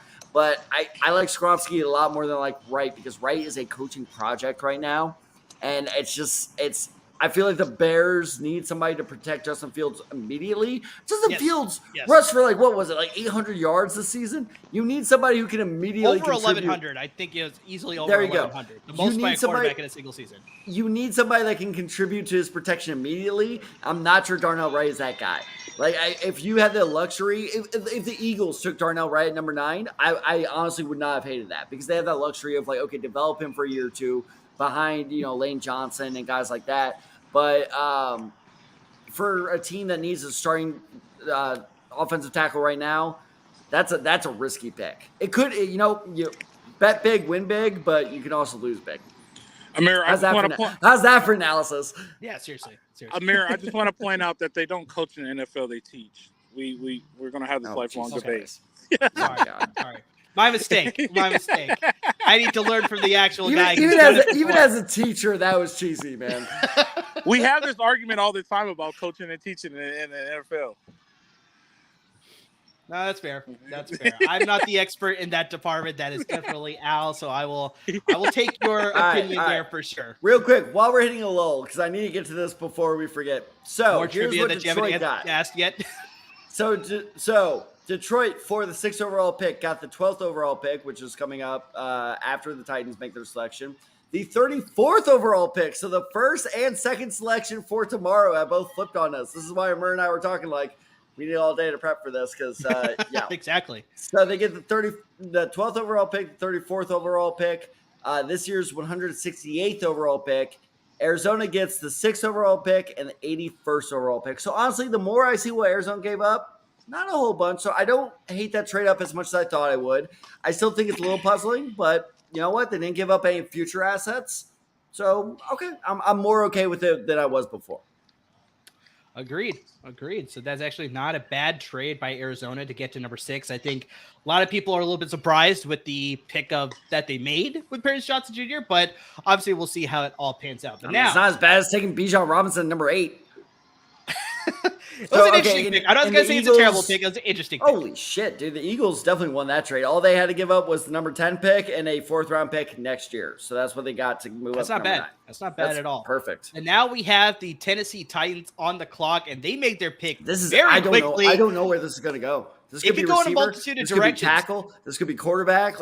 This could be tight end. Michael Mayer wouldn't shock me here. I don't think they go tight end. I think they. I don't think so either. But they have Chikazima Okonkwo. I think they like the promise that they had there, but I think they have to go with the quarterback position most likely here. Offensive line, they definitely need to address as well. Gonzalez wouldn't shock me. Christian Gonzalez, they could go in the secondary. There's a lot of directions that they go to. I don't think they go tight end though. By the way, this just shows how. Are we at the point now? Are we at my fault? I didn't mean to cut you off. But are we at the point? Are we at the point now to where we're just taking best available? Do you think? I don't think the best available. I don't think that mindset really exists anymore. I think that the draft has just become so much of a showcase that you are so worried about the PR backlash that best available it doesn't work. Because let's say Tennessee took Gibbs right here. The backlash from Tennessee fans would make the GM fearing for his job the very next day. It's the same thing as, speaking of the movie I should watch today, of Draft Day, when the Seattle GM trades away the 1st overall pick, and then he looks out the window and all the fans are coming up with picket signs. The GMs are legitimately afraid of that. So I think the best just the blind best available, I don't care what the fit is. I think that era is dead at this point. I'm not gonna lie, I do like this Titans logo that they have broadcasted. That's a pretty sweet logo. Where is that? Or little rendition or whatever, on the back on that brick wall or whatever. It's fading away now, so it's like. Okay, I'm about to say I missed it. Okay, there it is. You see it right now. All right, here we go. Oh, that is cool. I didn't realize that was a Titans logo. That is kind of. I don't think it's official logo. I think it's they made it for the draft. Logo. Yeah, they made it for the draft specifically. I think that's what they did, but it looked pretty nice compared to what they have now. The notorious flaming thumbtack. They need to lean into the Titans part of it. Lean into mythology more. I think so. All right, so we officially have the son of a bitch. Why is everyone in the AFC South having such a good draft except for goddamn Indianapolis? It's true. So we have Tennessee upgrading their offensive line. They went with Peter Skoronski, the offensive tackle out of the University of Northwestern. A lot of people rate this guy as number 1 on their board, and I think you see all the talent. He's got the pass rushing skills. He's got the run blocking skills. We talked about this before. Some people are saying that he can switch into guard, but I think that just speaks to his versatility, that the fact that he can play the tackle position at a high level, he can also kick in and play the guard position at a high level too. So I think wherever you have holes, and you look at Tennessee, they have some holes on a lot of places there on the offensive line. They could use some upgrades at either interior or on the outside of the tackle position. You get a guy like Peter Skoronski slipping to you outside of the top 10, that's excellent value once again. But yeah, Peter Skoronski sliding all the way to the Tennessee Titans at number 11. Tad, I know you're not happy about it, but I want to kick it to Al here first. I know we've been talking a lot about these offensive linemen, but how do you feel about all these guys, especially Skoronski going 3 compared to some of these other guys going ahead of him? I think this might be a better fit because this is actually probably the first multi-use offensive lineman that we run across, right? And he's going to Tennessee, where Tennessee is a run-first offense. So if he doesn't have to be an exceptionally well offensive tackle, but he could be an exceptionally well offensive guard and help out with Tennessee's run game, right? So I think this is actually the perfect perfect pick for Tennessee. And he fell into the right place at the right time, you know what I mean? And like we said, exactly. 10 minutes to change these kids' life. So I think this sets him up to be in a good position, if that makes sense. So he's not. That's why I hate this pick, because you're absolutely correct. And we get the close-up shot of Will Levis now as we sort of speculate Are where we he's going to going compare be this to Aaron Rodgers? This is not like an Aaron Rodgers slip. I was about to say, right? are we getting the Aaron Rodgers thing now? No, because this is not like if he was like in talks of first overall, I'd be like, oh, this really sucks. But I feel like everybody was either expecting Stroud or Levis to slip. One of them was going to start slipping, or Richardson, if the Colts were fucking stupid. Detroit has made their pick, so we'll see what happens as soon as Commissioner Goodell comes in. But I'm curious to see just how far Will Levis is going to slip here, because now we get into the middle part of the draft. I don't know if there's as much of a high need for quarterback in these middle rounds, because we got Detroit's on the clock. They could go quarterback, maybe. I don't know. I think they want to commit to Jared Goff. Green Bay obviously is committed to Jordan Love. You got New England, Mac Jones. I did hear a rumor that they're very high on Will Levis, so I mean, there could be a possibility New England takes him, but I really don't think so. Jets obviously just got Aaron Rodgers. Washington could be in play. I mean, we'll see, but it's just like it's not as strong a need. So Will Levis could slip all the way easily to the 20s. Oh, do the Lions take Levis here? Interesting here. Whoa! So, I mean, once again, we got ourselves another shock here in the draft. That's a Detroit pick. has gone at the running back position as well. They have now selected Jahmyr Gibbs, the running back out of the University of Alabama. This is a very interesting move because they obviously had DeAndre Swift. They just signed David Montgomery to their roster, and now they're adding Jahmyr Gibbs to that backfield. I think they really just want to pound the ball down the throat of any defense. Then why are you taking Gibbs? Like, I mean, I really just don't understand this pick, but I mean, yeah, clearly it looks like they want to go by that huge tandem of all three of those guys in Swift, Montgomery, and now Jahmyr Gibbs. Like, I mean, Tad, clearly you have a very strong reaction to this pick. Just what do you think about this pick here with Detroit at number 12? This is the most confusing pick of the draft by a fucking mile so far. Like, I don't understand this. Like you said, you have Swift, and I understand the confidence in Swift from all reports has fallen over the last couple months, which is, partially justified. I think they're being a little hard on him. But, okay, then you get David Montgomery, who's a running back that I really like, who I think, if he can stay healthy, has the potential to be a solid starting number one running back. But just like what you said is, okay, they want to pound the ball. Why are you taking a guy who's 5'9"? Like, it just doesn't make any sense. Like, you basically just took D'Angelo Williams as a trucker. And, by the way, that is my pro comp for this guy is D'Angelo Williams. He's good. I like Gibbs a lot, but he is nothing better than a complimentary running back. It was too funny because he was one of the last players I scouted before today, and it's just I love him as a second-round running back because he's a great complementary piece. But if you're the Detroit Lions, where you have need everywhere on defense, and you have some needs, at tight end, Michael Mayer, Dalton Kincaid, and you know what, Amir, maybe your prediction will prove right, and they're expecting one of those two guys to be available at 18. It's just you have so many more immediate needs. Like running back was like honestly. I'm trying to think. Honestly, probably the second to last on my list of your needs. Like the last would be wide receiver. You're pretty set there, and my second to last would be running back. So I'm absolutely puzzled at this pick. This was a really stupid pick, in my opinion. This is my first F of the night. I'll pass it to Alfred here. But Anthony Richardson was an F, but this is my second. Why do you want to keep interrupting me? So I want to pass it to Al here. And one thing that I asked you to do, which I guess you didn't do, I wanted you to find the odds on the second running back taken in this draft. So I couldn't find that. But here's an interesting odd. So the total for running back select in the first round was over 1.5 running backs was at -300, and under 1.5 running backs was at +200. So we hit that -300 favorite. All right. Thanks, BetOnline. Al, what do you think about Jahmyr Gibbs going to Detroit and sort of just muddling up that backfield now? That's what I sort of see here as that selection here made it number 12 overall.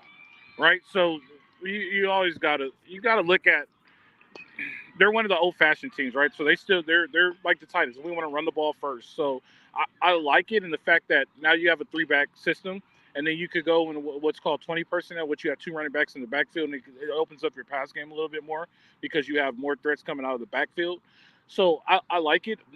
I'm with Tad, though. Like, sometimes you just don't have to do this right now. Like, why do you have to do it right now? Like, why not wait? And I think a lot of people get caught up in the right now, and, like, they don't look at the financial books. I know you guys say that the salary cap is a myth, but, like, you have to pay this dude this dude first-round money. Compared to when you could pay them third round money, like there's a big difference. There's millions of dollars of difference. Like, why not like you don't have to do it right now. Like I think it's a good idea. I like the idea of getting another back because of how much they use the running back in Detroit, and their quarterback is a little bit subpar. So, A little bit. so I mean, it works out, but I just don't like it right now. I like to pick tomorrow night. I like to pick maybe Sunday, but I don't like to pick right now.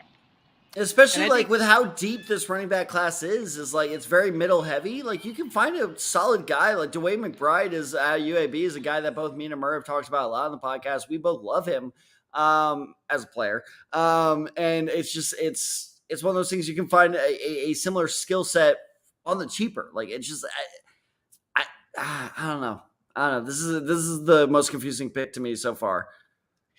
No, I think that's the biggest thing too, Tad, is that while I love Jahmyr Gibbs' talent, I think he has first round capable talent. I think like if you're looking for a running back with that similar skill set, you could have waited until round 2. You could have waited until round 3, possibly even round 4, and found a guy with maybe not the same high level of talent, but very similar skill set that you could leverage the way that you're going to use Jahmyr Gibbs in the same way. So it's like, yeah, you may not have the higher ceiling that Jahmyr Gibbs has, but you're going to get the same effectiveness, I think, with a guy that, like Al's point too, is like you don't have to pay him first round money now either. You can sort of wait on him, make sure he pans out. Obviously, you have 2 very capable running backs in DeAndre Swift and David Montgomery. So it's like, did you really need to cloud up that whole situation with Jahmyr Gibbs? Like, I mean, it's very interesting. Maybe they're doing something similar with Jacksonville where they're like, oh, we're going to use Travis Etienne as a wide receiver. Like, maybe this is the same thing. I really have no idea. Like, maybe that's their thought process. I totally forgot about that. But I think clearly, like, I mean, we've still got half the draft to go. Obviously, the first round here. Easily, I think one of the more questionable picks. Because, I mean, I thought the Bijan Robinson pick was a little bit shocking. I could see the fit a little bit more there and the talent, obviously. But Jahmyr Gibbs this high as a top 15 pick, that's quite surprising for sure. Yeah, I mean, look, the Bijan Robinson pick was confusing and, in my opinion, definitely too early. But I can see the justification for it, right? Yes, Cordero Patterson is getting old. He wasn't as effective last year as Arthur some people Smith had hoped. likes that big, heavy running back. He had that with Derrick Henry. You have that now with Bijan Robinson. So it makes a lot more sense. Whereas this one is just like, I don't know. I really don't. There's no justification for it. Like, you just have so many bigger needs with so many better players. Like, Christian Gonzalez would have been an absolute A+ of a pick here for the Detroit Lions. He continues to slide. He is the best available probably on the board right now. We got the Green Bay Packers, the NFC North division rivals here. They are on the clock. Will Levis, that would be something. That would be very interesting for sure. But they I called that. It is very true. I think this pick here was a pick by a lot of people here. They need to upgrade their pass rush. They went with the edge rusher, defensive end, Lucas Van Ness out of the University of Iowa. I mean, Tad, we talked about this guy, just absolutely grown man strength. Like, I mean, this guy is just absolutely, he's like, I mean, you see it on the screen right now, violent. Like, I mean, that's a very appropriate word with the ways Lucas Van Ness sort of plays. Like, I mean, there's a lot of things that he does that's just like, yeah, this guy, even at the next level, he's going to be a mismatch for a lot of offensive linemen to have to worry about blocking. Like, I mean, there's a lot of things, obviously, you need to worry about. I think his aggressiveness in the run game sort of comes into play as sort of being a hindrance, but I think that can be coached up pretty well. I think he's landing in a good spot where he's got some good leadership there, where they have Preston Smith, obviously. They have Rashawn Gary. They got some other good pieces, too. So I think it's like, he's landing in a good spot. I wouldn't say it's the greatest spot, but I mean, Lucas Van Ness going here at number 13. Are they showing him playing hockey? Like, this is insane. I was about to say, I did not know this about him, actually. I missed this in my research. 3 years of varsity hockey in high school. Like, that's insanity. Oh! Hey, guys. That's illegal, sir.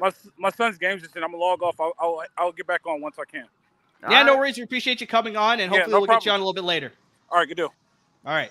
In the meantime, if you guys would like any other questions, remember, drop them in the YouTube chat. We'd be more than happy to answer those. But, wow, he looks like a Miami drug dealer with a gold chain and an unbuttoned shirt. But all right, you do you. No, so with Van Ness, it's I agree with you. Like, he's an absolute freaking of an athlete. I will say my biggest concern with him is what I call Vernon Golson syndrome.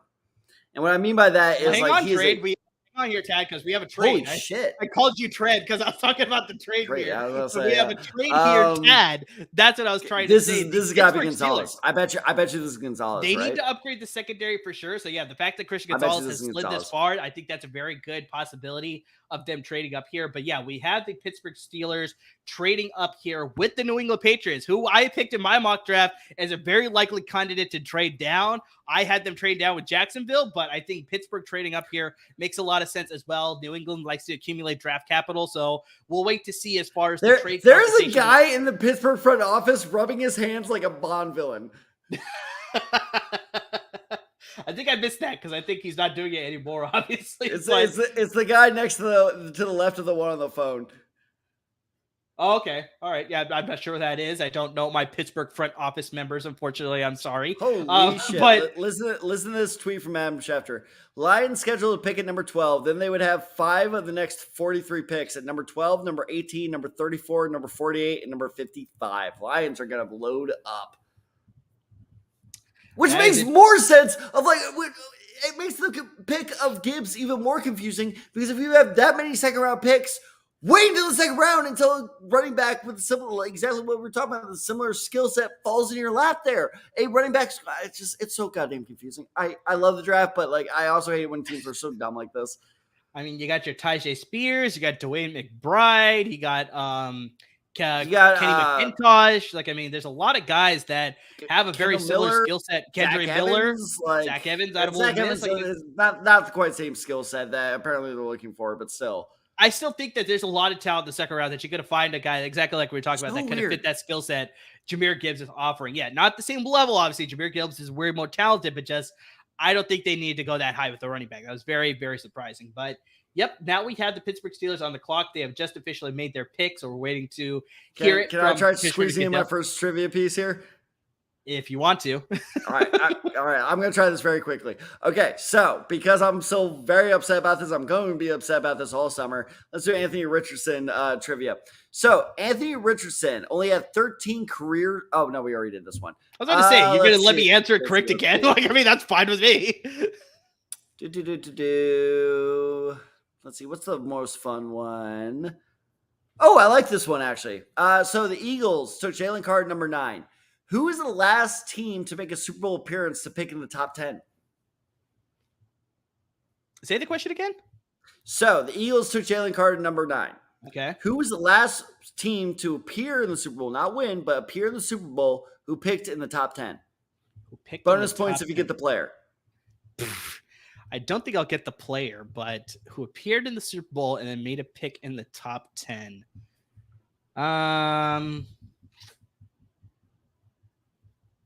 I want to say the Indianapolis Colts. No, sir. Okay. It was the 2008 Patriots who took Gerard Mayo. Gerard Mayo. Okay. How about that for throwback name? I got a couple good throwback names in this trivia. Not bad. Not bad. So we got a couple comments here. Daniel Calderon. Rams waiting for the end of the draft to sign or trade for players is looking pretty smart. Yeah, that's pretty accurate. Hey, Rams fans, stay tuned because I do have a trivia question about the Rams coming up later in the draft. I'm saving that for 100%. The back end of the first round. You guys will definitely get a lot of attention on day 2, Rams fans, but unfortunately on day 1 with no first round pick, a little bit harder. But all you Chargers fans of LAFB Network, make sure you're hanging around. 21 is coming around pretty soon. We'll want to see what the Chargers do there at number 21. We got the Roger Goodell coming here announcing the pick by the Pittsburgh Steelers. Curious to see where they're going to go here. Okay. Whoa. Okay. Right. Christian Gonzalez continues to slide. Christian Gonzalez continues to slide. Was that you or me that mocked this? I think it was me. I think I had Broderick Jones at. No, I had Darnell Wright. Damn it!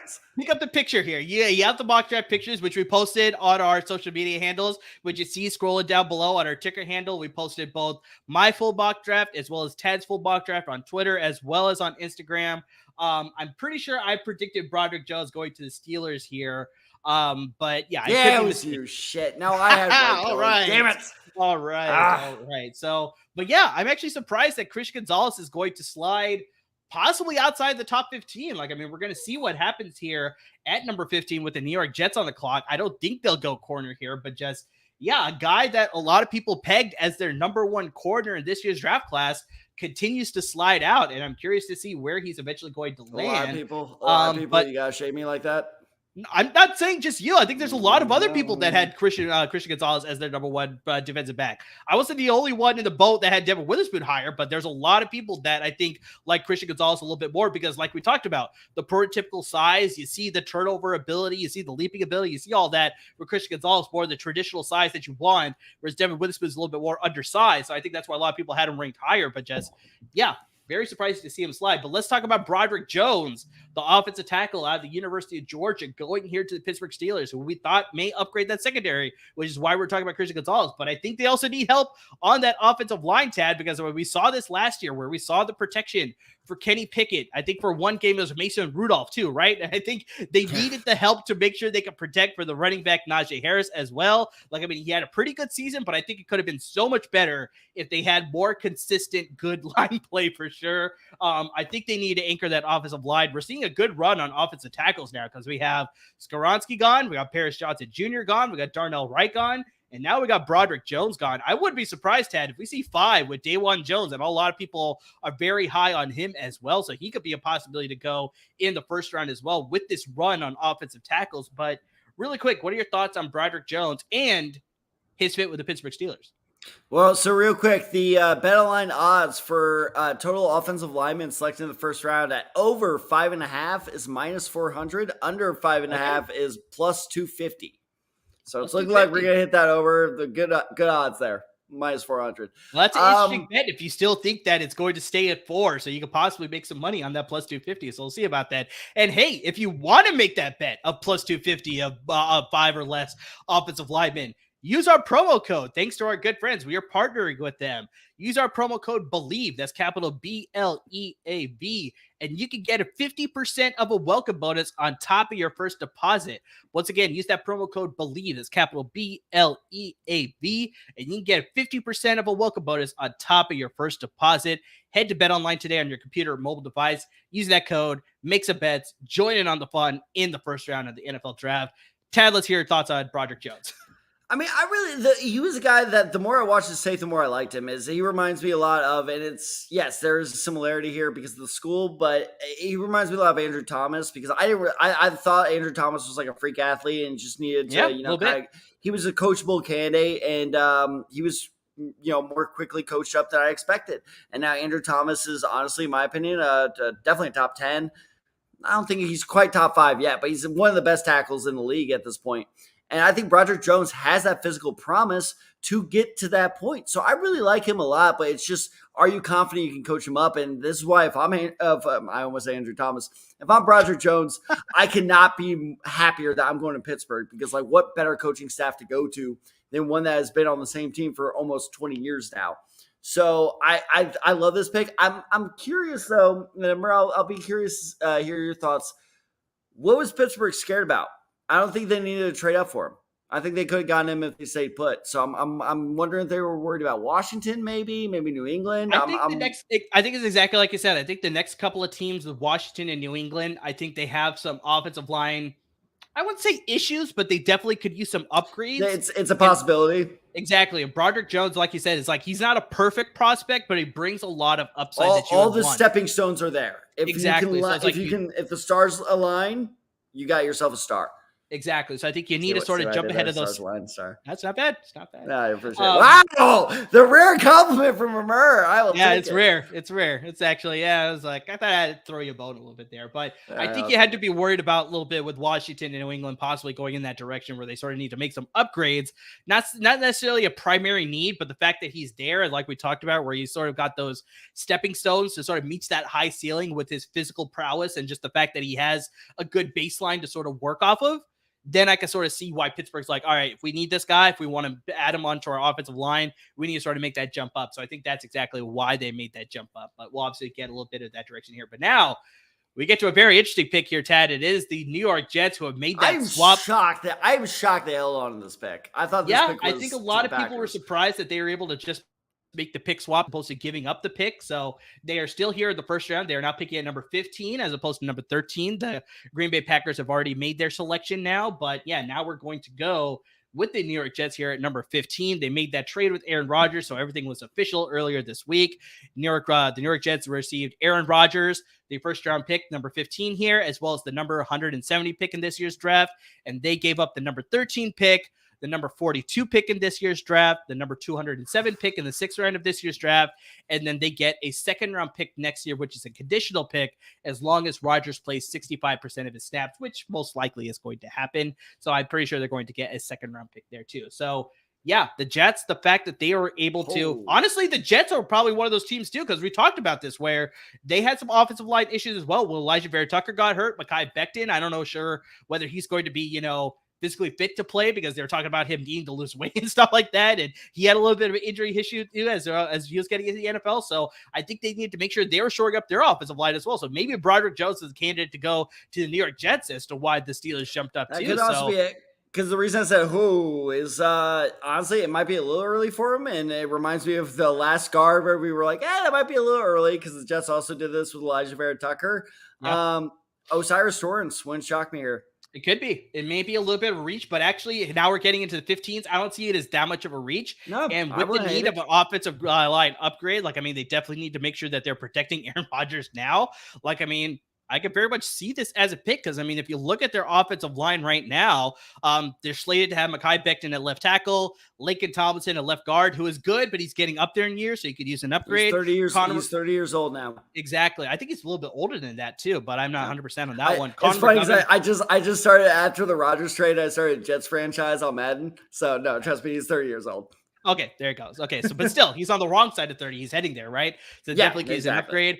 Connor McGovern, who they just re-signed the center position. Elijah Vera Tucker is playing the right guard, and then Max Mitchell is playing the right tackle position. So they definitely could use an upgrade at the interior offensive line, possibly, or maybe a guy that they could develop, especially with a guy like Osiris Torrance, who could be a plug and play, or just sit there and wait and maybe just see if he could develop too. So honestly, it could be a good possibility here. Imagine this: Christian Gonzalez and Sauce Gardner. That's not they fair. do have Michael Carter II, who was a pretty good they don't corner. Need a corner, but they also have DJ Reed, who made some positive strides too, so they don't have a need there. But if he's there, why not just make their defense just that much more dangerous? Especially with Robert Saleh being a head coach, it's like, why not? Maybe this is the case where what Al was saying earlier, you fuck it. Let's go best player available. And you just go, yes, Christian Gonzalez. And I was kind of like what I was talking about with, when I thought Christian Gonzalez might go all the way to at number 2 to Houston, where you go Christian Gonzalez and Derek Stingley. Like, you have the best cornerback duo for years to come, because you got them both on rookie contracts. That is a very, very good asset to have. 100%. So, yeah, very interesting. Really quick, before we get to the Jets pick, I want to answer another question here in the chat here. Warren Childs asks, who is the first Trojan to get drafted here? Oh, that's easy. I think it's pretty easy too. And honestly, it could be a situation where he lands here with New York. I wouldn't rule it out, but Jordan Addison. I almost said Jackson Smith-Njigba could go here. Jordan Addison as well. So we both agree it's Jordan Addison. I think the more interesting question is, where does Jordan Addison go? I think the best scenario for Jordan Addison, because look, I'll be totally honest, I'm not a USC fan, but my dream scenario, speaking of USC, we got our USC guy back. My dream scenario for Jordan Addison, if it sets him up for success, I want to go to Minnesota. Him behind Justin Jefferson is the perfect. Do not podcast and drive, Al. He's doing it. Oh God, we're gonna get sued. I will say, Al, your connection is pretty weak, so maybe join us when you get back home, my friend. We're going to take you off. We're going to take you off. Your connection's kind of weak here, buddy. Join us when you get back home, my friend. I'll text him. He'll come back. No worries. He'll come back here. But, I think Jordan Addison landing in Minnesota, I think, is a dream scenario. It's a possibility. We'll see how it all plays out. There's some teams ahead of him. Teams ahead of Minnesota that could possibly take him, where you got the Chargers, I'm hearing, are a huge possibility to take a receiver. You got Seattle that could possibly use an upgrade behind DK Metcalf and Tyler Lockett. I brought that up before. I actually brought that up in my mock draft, where I had Jordan Addison mocked to Seattle there at number 20, because they can use an upgrade there. So there's a fit there. But I think it's pretty easy consensus here, Tad, that we both think Jordan Addison is probably going to be the first USC Trojan drafted in this year's draft. I think 100% for sure. So we got a special guest here introducing the pick here for the I love Jets. this kid. I love when the Make-A-Wish people like play up their moment. That's Come on, great. yeah, you gotta do it. You got 30 seconds on the stage. Make the most of it. I love it. Exactly. I like his green tie matching up. I was just about to say that is a pretty sweet tie. Perfect. There we go. He's doing the chant. That's got great. the pocket square too. Like, I mean, this guy is killing it. I like it. It was so fun. Like I was at a wedding last weekend, and the pocket square came like pre-prepared. Oh my god! Well, finish your pocket square talk. I think people are hanging on the edge of the seats for that. It was pre-prepared, and I've never been more careful with a jacket in my life because I did not know how to fold a pocket square. So I was just like, sorry, I'm blown away by the spec. So I was very careful not to get it out because I'm like, if this comes out, I am so screwed. It's true. Oh, it's true. Good Lord. And I think a lot of offenses might be screwed, Tad, because the Jets have just upgraded. Smith? The Jets have upgraded their defensive line here, added some serious pass rush with Will McDonald, the fourth, the edge rusher out of Iowa State. And you could question, should he have gone here over a Nolan Smith? Clearly, Tad is questioning here. But I think he still has the high ability that I think a lot of people are projecting him to be a top 15 pick, depending on which teams were in that availability to land here. And so you look at the Jets where they traded for Aaron Rodgers. They sort of need to either upgrade the offensive line or possibly the defensive line. And I think they go the defensive route here. Obviously, with Robert Saleh being the head coach, you need to make sure that they can get after those quarterbacks in their division, especially when they're trying, and the conference too, as they're trying to make a run to possibly be like, with the, age that Aaron Rodgers is in, I don't know how long he's going to be able to play. So the Super Bowl window has opened right now, and it's a very short time that's going to be open. So you need to make sure you can capitalize to make sure you're upgraded at every position. So we already talked about, they have Sauce Gardner. They have a really great corner there. They have some good front seven pieces where they have, Solomon Thomas, formerly of the Niners. They have Quentin Williams, Carl Lawson. They have some good pieces, but they don't have that sort of key guy that can sort of bring it all together. I think that's what Will McDonald IV brings here. He's got a lot of promise. He's got a lot of upside. I think this defense can sort of bring that all out on him. Doesn't need to be an every down rusher. I think he's got the talent to be an immediate pass rushing threat. And I think that's exactly what the New York Jets need. So I think he's going to be an excellent piece to this defense to get them some serious, good star power at that defensive edge position. But clearly you like Nolan Smith a lot more here. So, I mean, just give me your thoughts here on why you like Nolan Smith over Will McDonald here. This is Bijan Robinson all over again. I don't hate the player. I hate the where he's picked. The spot. If you like Will McDonald, fine. I understand why he's a freak athlete, but you know who's a better freak athlete? It's Nolan Smith. He's a better athlete than Will McDonald. And I just think that Will McDonald is less refined technique-wise than Nolan Smith. I think Nolan Smith gets way too much hate of like, oh, he doesn't know how to use his hand moves or swim moves. No, Nolan Smith has all that promise there. With Will McDonald, all I really saw was he just bull rushed the Big 12 offensive lineman, which at least what I saw in Will McDonald, I don't think that bull rush is going to be as effective in the NFL. So I don't know. I like the swing for the fences pick. I like it, but I would like him a lot more if it was in the 20s. Right now, with Nolan Smith still on the board and Myles Murphy still on the board, you want a guy to get to the quarterback? Myles Murphy and Nolan Smith, I both have them ranked above Will McDonald. I have Will McDonald ranked as a low first rounder. So again, if you took this like 24, out 24 to 31, damn it, Miami. I think that would have been fine, but taking him at 15, this feels like way too much of a reach to me. I don't understand this. No, that's fair. I think there's a lot of mock drafts that had him as a top 20 pick. I think there's a lot of mock drafts that had him, like you said, at that 21 or lower pick at the end of the first round. So, I mean, it's like, I think you're seeing very, differing opinions with Will McDonald the fourth, but I think they could all agree he has the talent. Maybe the position may be a little bit varied based on where you see him. Not just the talent, the potential is there. Yeah. Mm-hmm. But it's just, do you go developmental or do you go with the immediate, difference maker? I think Nolan Smith is the immediate difference maker. Well, I almost said Mick McDonald. Will McDonald is the more developmental prospect. Sure. And Aaron Rodgers is 39 now. You're in win now mode, dude. Like, what are you doing here? We got a great comment from Alfred Rowe because he's still driving home. So he's I making the right move to not podcast and drive. So I think this is smart. He's asking, did I miss anything crazy? Yeah, we've got some craziness again here in the next 5 picks after the top 10. So, I mean, yeah. All right, well, so speaking of something crazy, Amir, let me ask you, what has been the most shocking pick for you so far? I think it's pretty clear. It's Jahmyr Gibbs at number 12 to Detroit. Like, I mean, it's just like, we talked about this so much already, and I hate to harp on it, but just in case you're joining us now for our live stream, which is why are you joining us now? You should have been here from the first minute, but it's okay. We still appreciate you being We've been on for 2 hours. Exactly. But I think it's just, we talked about this where it's like they signed David Montgomery in the offseason after they let Jamal Williams go, and that they still had DeAndre Swift, which I know he's had a little bit of injury history even at the NFL level, but it's like, and I know David Montgomery has had his injury troubles as well, but it's like, I think both those guys combined, you would have been fine. They also have some good picks with Craig Reynolds, Jamar Jefferson, who could fit in too. So it's like, I don't know, they needed to waste. And that's the big thing. I don't think they need to waste a first-round pick on a running back. They had so many other pressing needs. Like we talked about, tight end is an immediate need for them. They could have upgraded any position on the defense with either edge rush or secondary or possibly, the linebacking position maybe. Like, I would have seen that as a better fit than the running back position, honestly, because I don't see any first-round running linebackers, but that would have been a better fit compared to Jahmyr Gibbs in my eyes, honestly. They could have upgraded That's in my mock draft. Remember, I said, like, watch out for the dark horse candidate of, like, a linebacker at 18. No, it's very possible. So it's like at 12, it would have been obviously a reach, but I still would have like justified it a little bit more compared to a running back in Jahmyr Gibbs. Like, I mean, I think just clouds up the running back a lot, the running back depth as far the running back room specifically, especially as a fantasy player. Like, once we're getting into draft rows, it's like, do you trust DeAndre Swift? Do you trust David Montgomery? Do you trust Jahmyr Gibbs? It's like, who's going to be the hot hand? Like, we talk about this notoriously with San Francisco. We're going to see the same thing with Detroit now. So yeah, easily for me, it's Jahmyr Gibbs. Did Commanders go Will Levis here? You think so? That's why I'm asking you.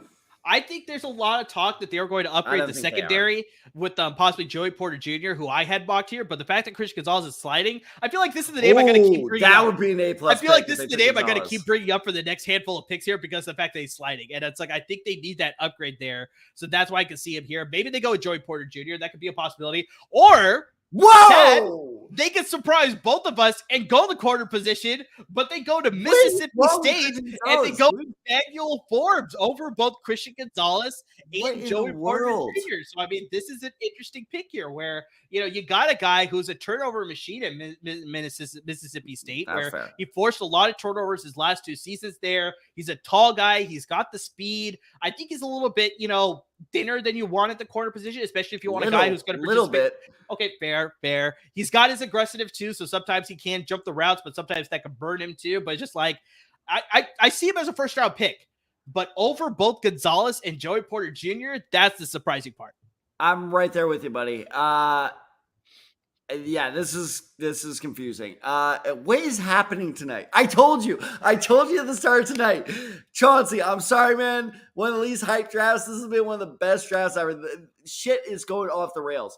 Well, I said, it's for different reasons, right? Where it's like, we're talking about the draft class. It's like, okay, maybe there's not that many stars to get excited about. But always, every year, the draft gets interesting with all these trades, players going higher than they should, players going lower than they should. And the Patriots just got their pick. The Patriots are making it a lot more interesting. They're going to get Christian Gonzalez, aren't they? The Patriots are going to take Christian Gonzalez, aren't they? I bet you the fact that Washington didn't take Christian Gonzalez, while New England was just like, well, you know what? If nobody else wants to take him, we'll take him here at number 7. They can't keep getting away with this. That's the true Breaking Bad meme right there. But no, I'm right there with you on Forbes. I really like a lot of what I saw from him. He's an absolute ball hawk. He had 6 interceptions. I'm trying to remember. I believe 3 returned for a touchdown, 3 pick sixes this past season. One of the highlights, so yeah, definitely one of them. He's an absolute definition of ball hawk. The problem with him is his size, right? So he's very undersized for cornerback. He will get out muscled by the bigger receivers. Yes, he's 100%. A slot corner at best. Now, could he be the best slot corner in the league? Yes, all the promise is there. On top of that, I'm going to go really fast. His tackling is a real issue. So he knows I got that one in before the pick. Yeah, but you could have kept going. We don't need to be right on clock with that. Yeah, I know, here. But I'm watching as they go along here, so it's just I'm son of a bitch. So it's the pick we sort of predicted here. Not fair. It's not fair. We get Anthony Richardson. They get Christian Gonzalez. I hate the NFL.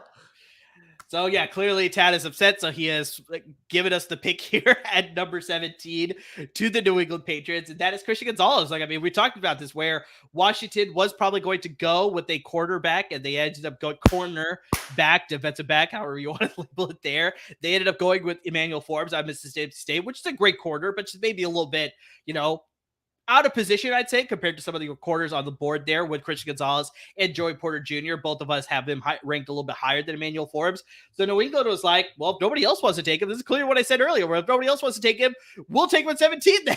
Now they get to upgrade their secondary with a great pick in Christian Gonzalez. Obviously, they have a very competitive division where they play in with now Aaron Rodgers in the East. They obviously got Josh Allen in the East. Say what you want about Tua Tagovailoa, but when he's healthy, he's a pretty dangerous quarterback as well. So, I mean, now you have a guy, a lockdown corner to lock up one of those corner positions to compete with all of those high-level quarterbacks. And so, yeah, it's honestly, it's a little unfair. It's a little unfair. But as a Patriots fan, I'm pretty sure you are screaming out the top of your lungs, shouting it from the rooftops that you are excited about this guy. Well, they were going to do this anyway, but if they're in Boston, I'm getting drunk tonight. But I mean, you know what? And it's funny because if memory serves, this is one pick away from where he was taken. You know what this pick reminds me of? This is Derwin James 2.0, where it's this defensive back that takes Derwin James. Was he 18th overall to the Chargers? Fact check that for me. Fact check that while I talk. But okay, I don't know what that is on the inside of his blazer, but it looks cool. No, Christian Gonzalez should have been a top 10 pick. This dude's hip fluidity is absolutely amazing. He has the speed to keep up with everyone. Marshawn Lattimore is the comparison that NFL Network is using. I don't love that comparison, but I don't hate it either because he's just an all-around great corner. That is a great tackler. The problem with him is he's not a ball hawk. His interception skills are not great, but I'm trying to remember, we were talking about this, episode or two ago, where if your interception skills aren't that, or interception numbers aren't that good, the reason for that is because they're not throwing it to you because you're covering them so well. And here's a throwback name for you. Nnamdi Asomugha, when he was with the Oakland Raiders at that time. I was going to say Darrelle Revis, and yours Darrelle Revis is good too, but he was able to force a lot of turnovers, whereas Nnamdi Asomugha, he had next to no stats, but there was a reason, because he was absolutely shutting down his opposing corners, which led him to sign a huge contract with the Philadelphia Eagles in a following offseason. But it's just very much the same thing here with Christian Gonzalez, where it's maybe you don't see the interception numbers there, but exactly like you said, Tad, where it's just you don't see the numbers because quarterbacks are not looking that direction. They're I don't want to deal with him. Let's deal with the other guy. Let's play with the other side of the field. We'll let Christian Gonzalez go. Let him just tire himself out. Maybe we'll throw at him a little bit later. But just that's the reason why he probably has such low numbers. Now, this is absolutely infuriating. I'm telling you, because exactly like with Derwin James, when healthy, is the best safety in this league. I will say what I was thinking. So in case you're watching the draft on the NFL Network or ESPN, and you can see the interview here, he opened up his coat, and those are the Colombian national flag. And so that's what he was sort of highlighting there. I figured it was a flag of some sort. That's all. I figured it was a flag too, but I don't know my flag color strong enough that I would be that's the flag. So neither do I. I caught a little bit of it when I had the volume on here. So it was the Colombian national flag. So that was he was trying to represent his home country there. I mean, honestly, I remember I asked you earlier, what's your least favorite pick of the draft so far? This is, not my personal favorite, but in terms of best value pick, I think this is by far the most valuable pick of the draft so far. And it's actually funny, Tad, because we talked about this, is that one of those corners, we talked about Devin Witherspoon and Christian Gonzalez. We talked that there's a possibility one of those guys, depending on how the draft plays out, will slide out of the top 10. And so in your case, you thought it was going to be Devin Witherspoon. In my case, I thought it was going to be Christian Gonzalez. So, I mean, in this case, they clearly slipped out. Nice humble brag there, by the way. Sorry. You do it all the time. I figured it's okay if I do it every once in a while. All right. So the fact that he slid out this far, outside the top 15, Evan, that's fantastic value. Like you said, the fact that New England gets this guy, that's just insanity. So very, very good draft for them so far. They've only made one pick, and so far I think they're one of the best. After the draft grades come out or whatever, they have an 8 easily compared to some of the other teams for sure. Now the next 3 picks are going to be very interesting. So we got Detroit, Tampa Bay, Seattle. Do we see Will Levis go in one of these 3 picks? Not in Detroit. I think Detroit's going to make Detroit. I think Detroit's still in play for them. I think they're 100% in play, but I think they want to commit to Jared Goff at least for one more season.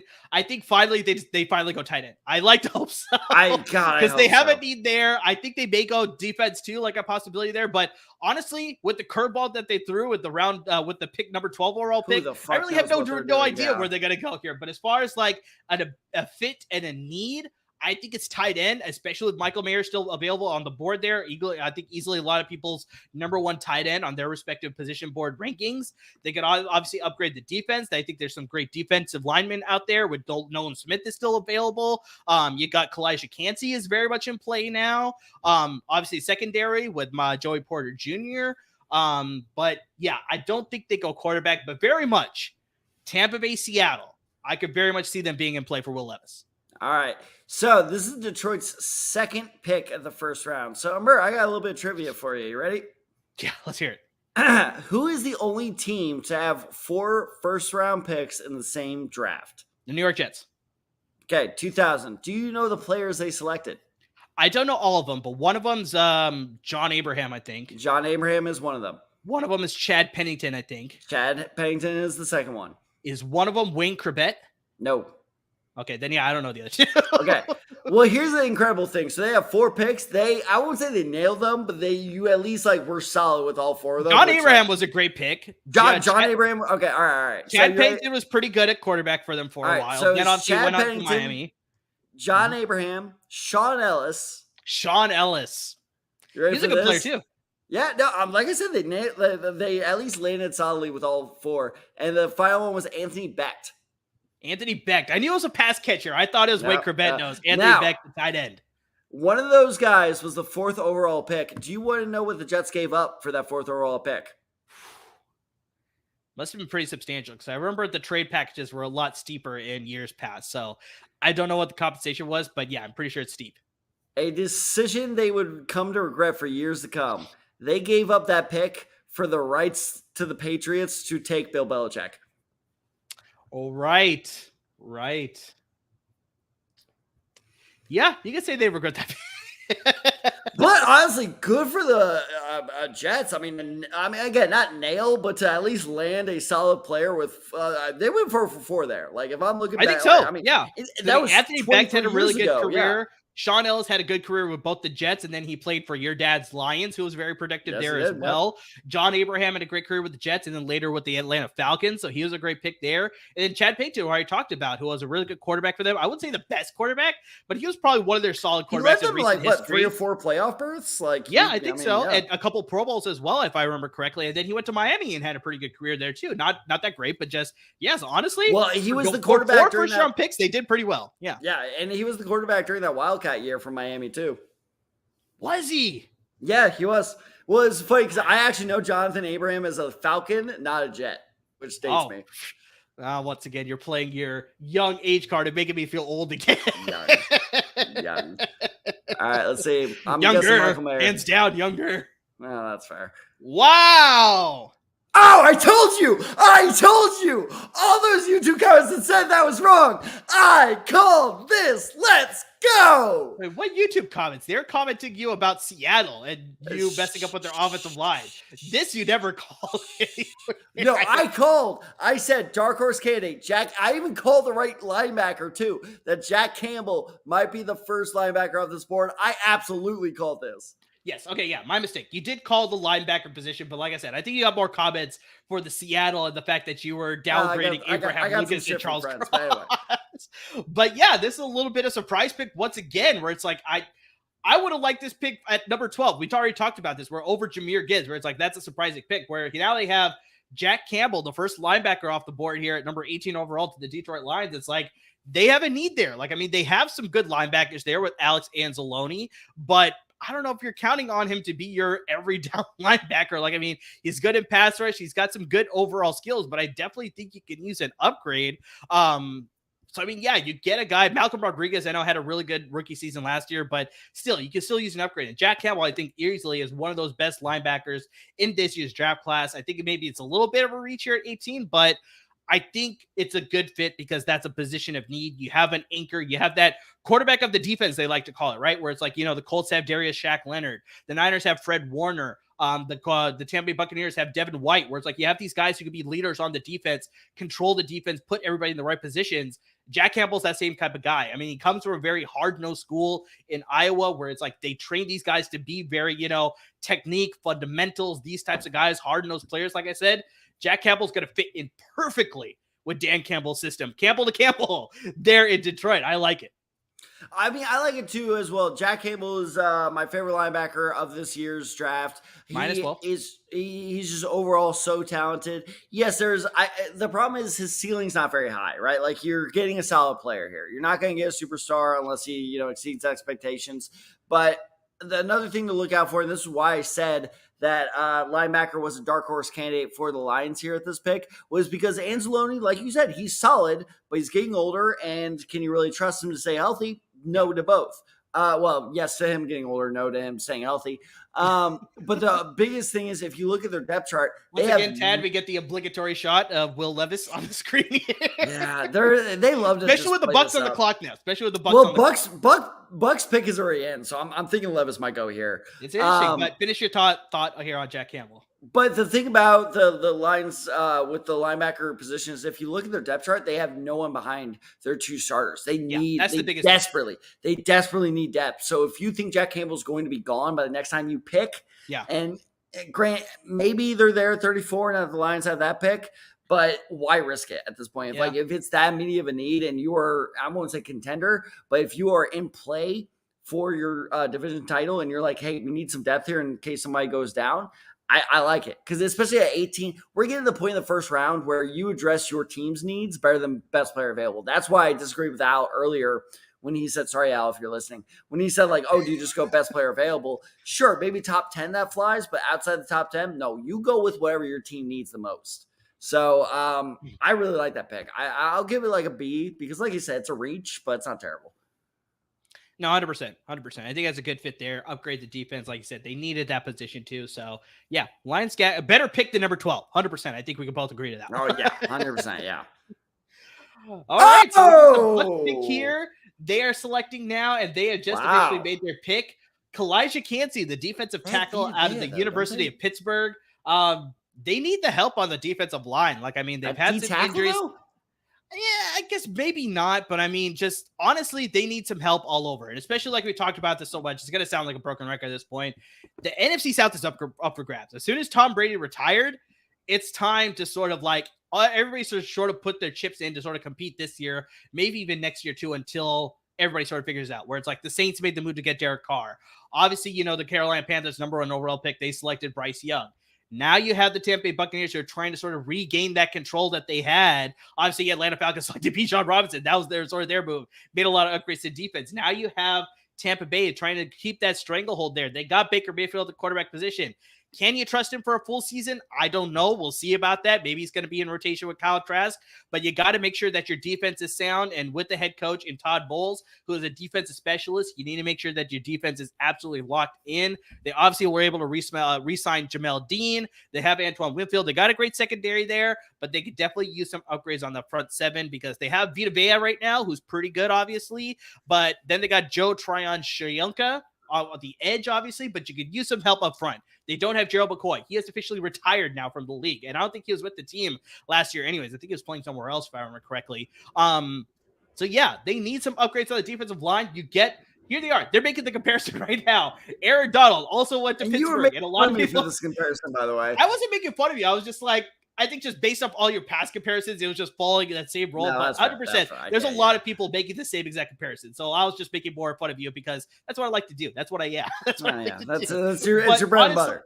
Yeah. So honestly, though, but just like the comparison that you see there with Kalijah Cansey and Aaron Donald, like it makes a lot of sense. They obviously both went to Pittsburgh. They're both undersized defensive tackles, but they both play with good technique and good speed and athleticism, which is something that is very rare at the defensive tackle position, right, Tad? So the fact that the Tampa Bay Buccaneers are getting a very similar type of player to upgrade that defensive line will make their defensive side of the ball a lot more competitive than their offense as they're trying to figure out what's going to happen with Baker Mayfield or if they need to make an upgrade in 2024 at the quarterback position. But Kalijah Cansey, I see it as a good fit.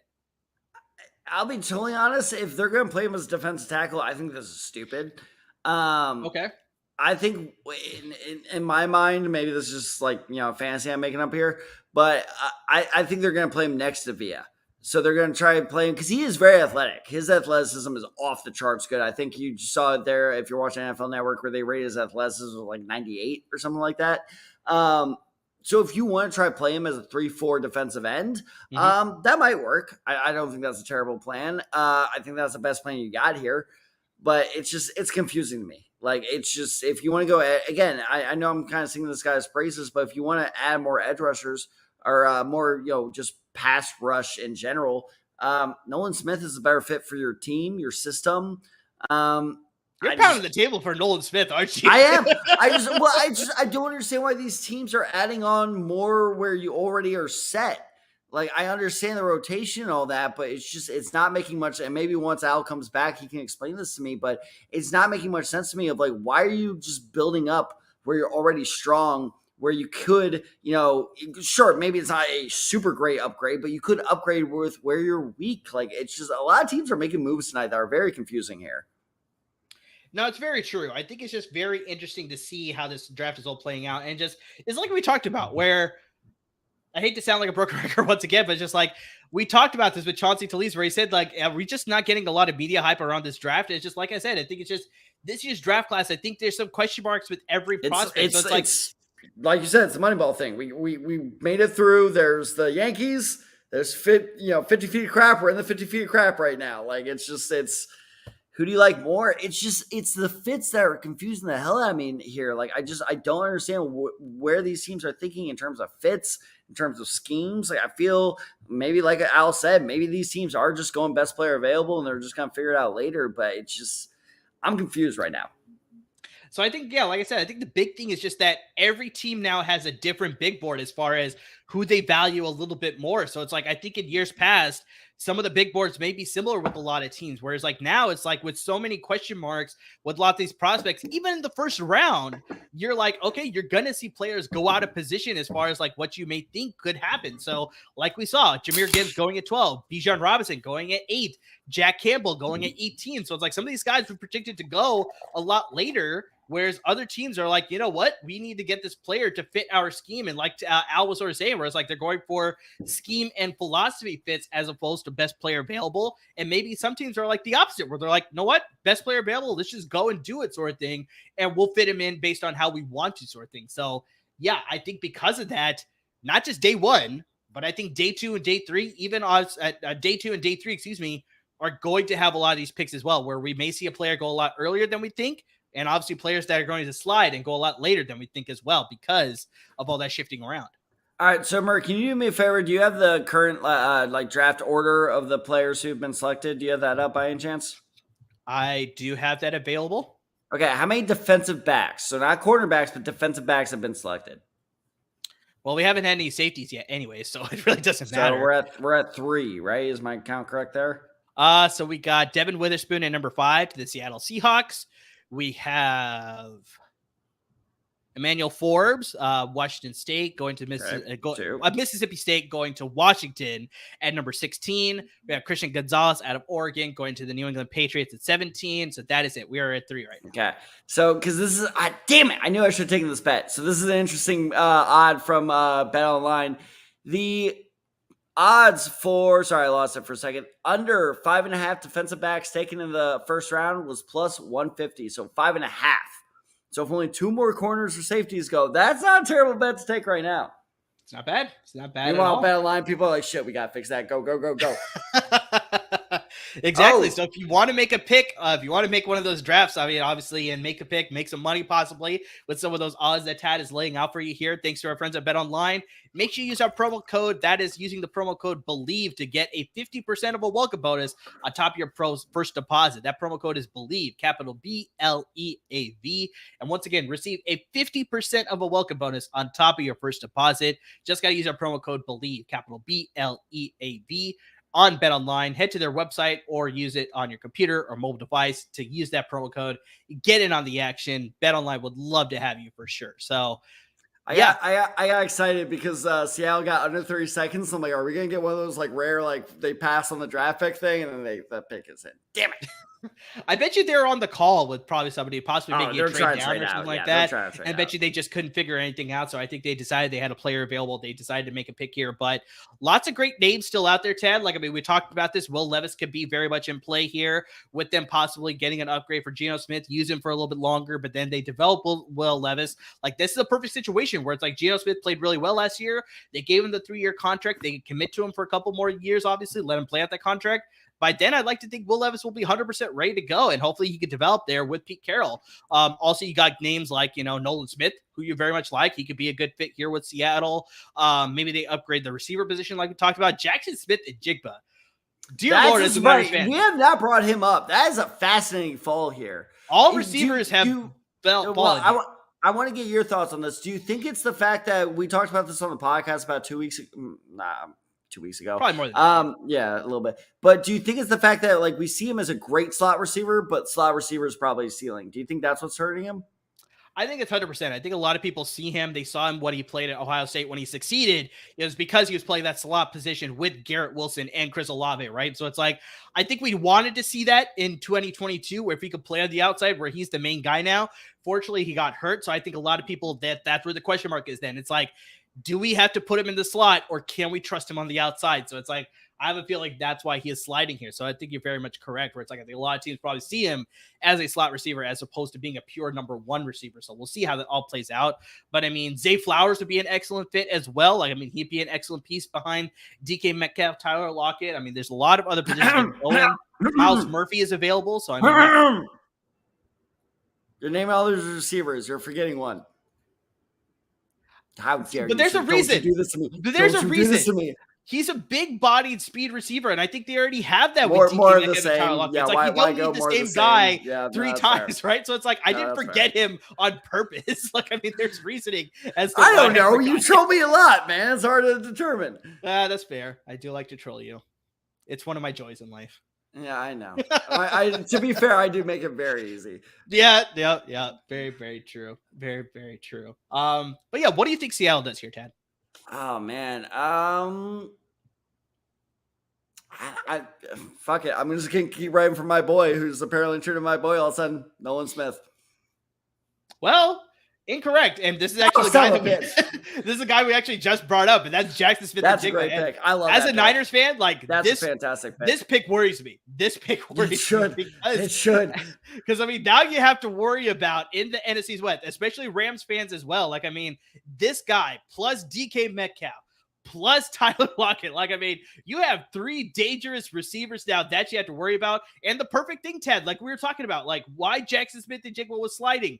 Maybe teams view him as a slot receiver. Well, he's landing in Seattle. What team needs a slot receiver? Like, he's going to play slot, and he could develop into an outside receiver because they have two studs at the outside position already. And also, we've seen this.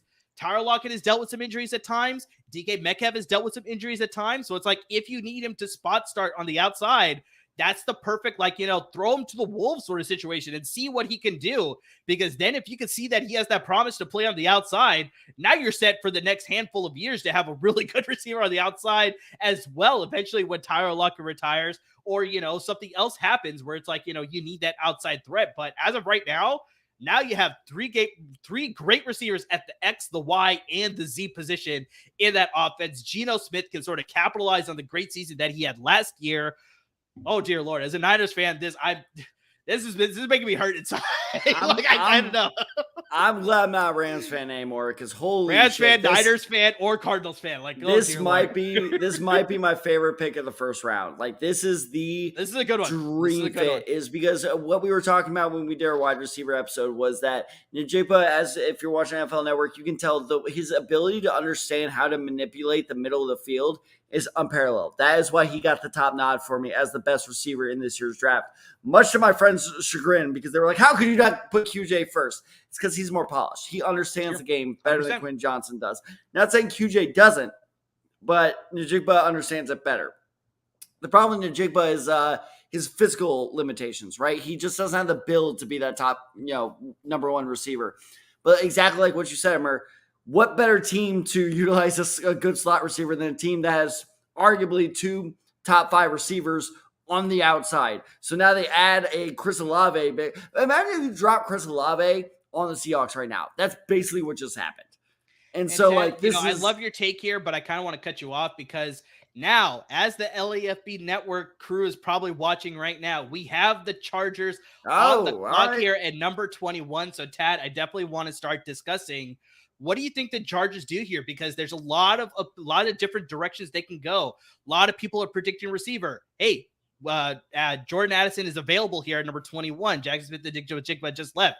Can you imagine if Jigba was still there for the Chargers at 21? That's a home run pick right there. But hey, Zay Flowers, Jordan Addison, great consolation prizes if they want to go receiver. Your boy, we talked about this on the podcast numerous times as an upgrade for Khalil Mack if he decides to retire, if they decide to cut him as a salary cap sort of sacrifice sort of thing. Nolan Smith is available here. He'd be an excellent pick as well. Like, I mean, just what do you think the Chargers do here with them on the clock? There's a lot of different ways they can go. What do you think the Chargers do here? I mean, I think like if Njigba was here, this would be the perfect pick for them right here. But I gotta stick with my mock draft where I go Nolan Smith. I think Nolan Smith is something that surprised me so much, and this is why I love him so much. This is why I love him as a player so much. Is you had Nolan Smith too? I thought we had differing picks for the Chargers here. Let me double check that. Maybe I had Nolan Smith off mine. Either way, I think a pass rusher is the way to go because the one thing I like so much about Nolan Smith that surprised me, because, I'm not going to lie, I did not scout Nolan Smith until after the Combine. So, Of course, I saw all the hype surrounding him after the Combine, and I hate those Combine warriors. I hate them.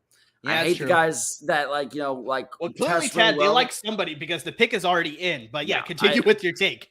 I had them taking Cansey. So, Cansey is gone now, obviously. Yeah. But the thing that surprised me the most pleasantly, I think I actually had Nolan Smith gone in my mock already. That's why. But his ability to drop back in coverage and his athletic ability and his ability to read the quarterback is much better than what I was expecting. So I think that's why not only could he serve as a potential replacement for Khalil Mack, he could be an upgrade over Khalil Mack. Because I'm not saying Mack's a bad pass coverage linebacker. He's fine in that area of the game. But I think he could be more than just an edge rusher. So learning behind Khalil Mack, this is a very, very valuable opportunity for Los Angeles. I think they should go Nolan Smith here. Especially because, look, I love QJ. I love Zay Flowers, but you're not going to get a good upgrade at receiver at this point.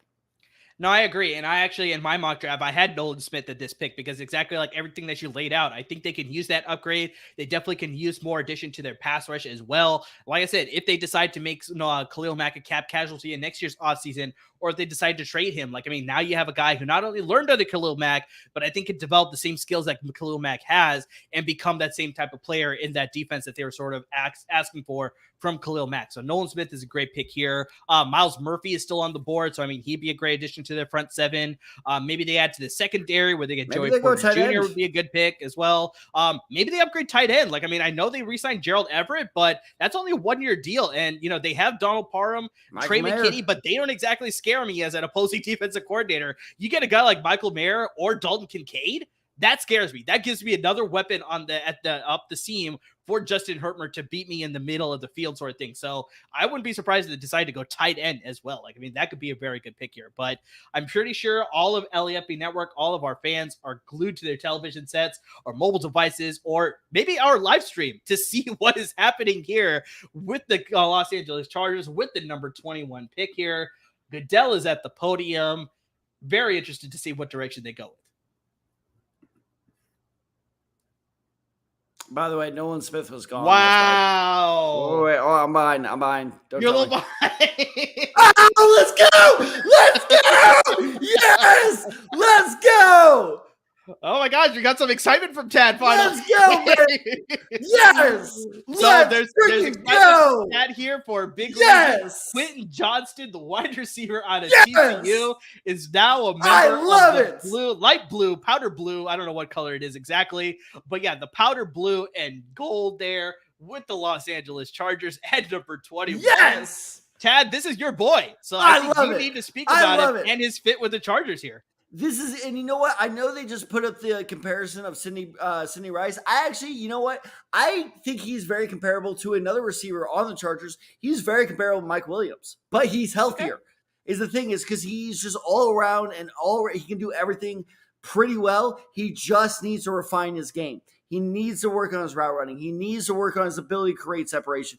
But all the physical promise is there. He understands. And here's why I love QJ so much is he understands that, the defense, it's just his ability to create that separation on the next level is a bit of a question mark. But my God, this guy learning between Keenan Allen and Mike Williams, holy shit. This is the absolute best case scenario for him.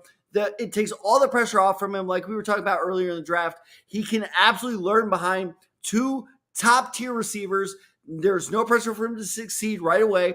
Keenan Allen always gets hurt. Mike Williams always gets hurt, so he's got to have his moments to shine. But there's zero expectation for him to, be the guy right away. Oh my God, like that is the absolute best case scenario for him to land in. I am so excited for him right now. Let's go Frogs. Let's go TCU. Good for you, Quentin Johnson. Thank you so much for a couple great years. Let's go. He is going to fucking kill it with Justin Herbert. Let's go.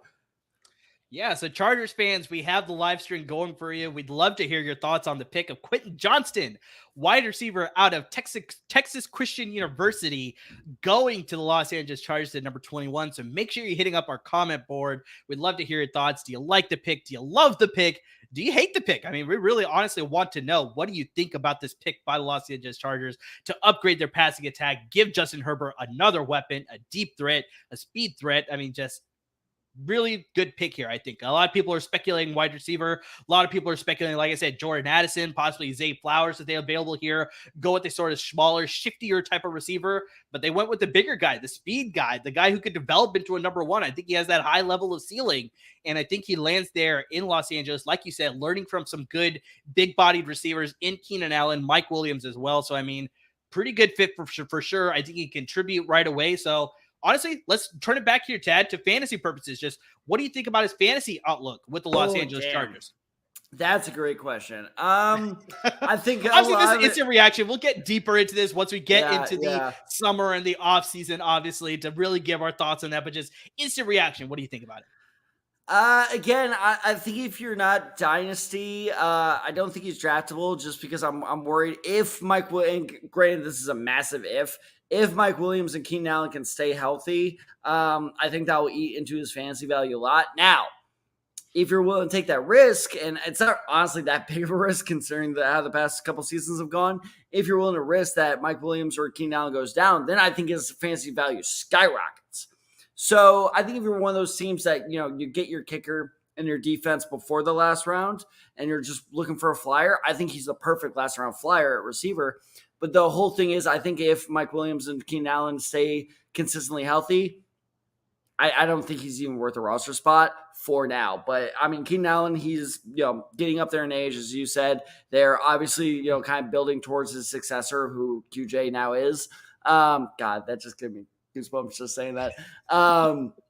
So I think that there's a lot of fantasy value in there in the future. For the immediate next season, I'm not quite sure it's there yet, but he is definitely a guy that, summer of 2024, that's a very, very good sleeper to keep your eye on. I think for me, if a receiver goes in the first round, they automatically need to be on your radar. I'm not saying they're going to be immediate contributors. Like you said, I think he's playing behind two really good receivers in Mike Williams and Keenan Allen. So I don't think he's going to get a lot of target share, and I don't think he's going to be able to turn that into a lot of production. But I think the biggest thing is just like he's still a very draftable type of prospect as a back end of your bench, right? And depending on the size of your league, like if you're playing in a 12-man league where the waiver wire is a little bit thinner, right? Then it's like that's an excellent guy who's going to be available in those later rounds that, he's worth a dart throw to see if he can sort of perform in it. Who knows? Like you said, we've sort of seen the injury history with both Mike Williams and Keenan Allen, where they just haven't been able to play a full 17-game schedule. So it's like the fact that if he's available and he can sort of develop quickly and learn that system a lot quicker and becomes a favorite target of Justin Herbert, then automatically he's going to be a guy that you want to keep 100% on your target list. But if you have him on the back end of your bench, he could become a sort of streamer, possibly even a flex play, depending on how his transgression goes as the season goes along. So, like I said, he definitely needs to be on your radar. He's definitely not going to be a starting receiver, but definitely a back end of your bench guy for sure.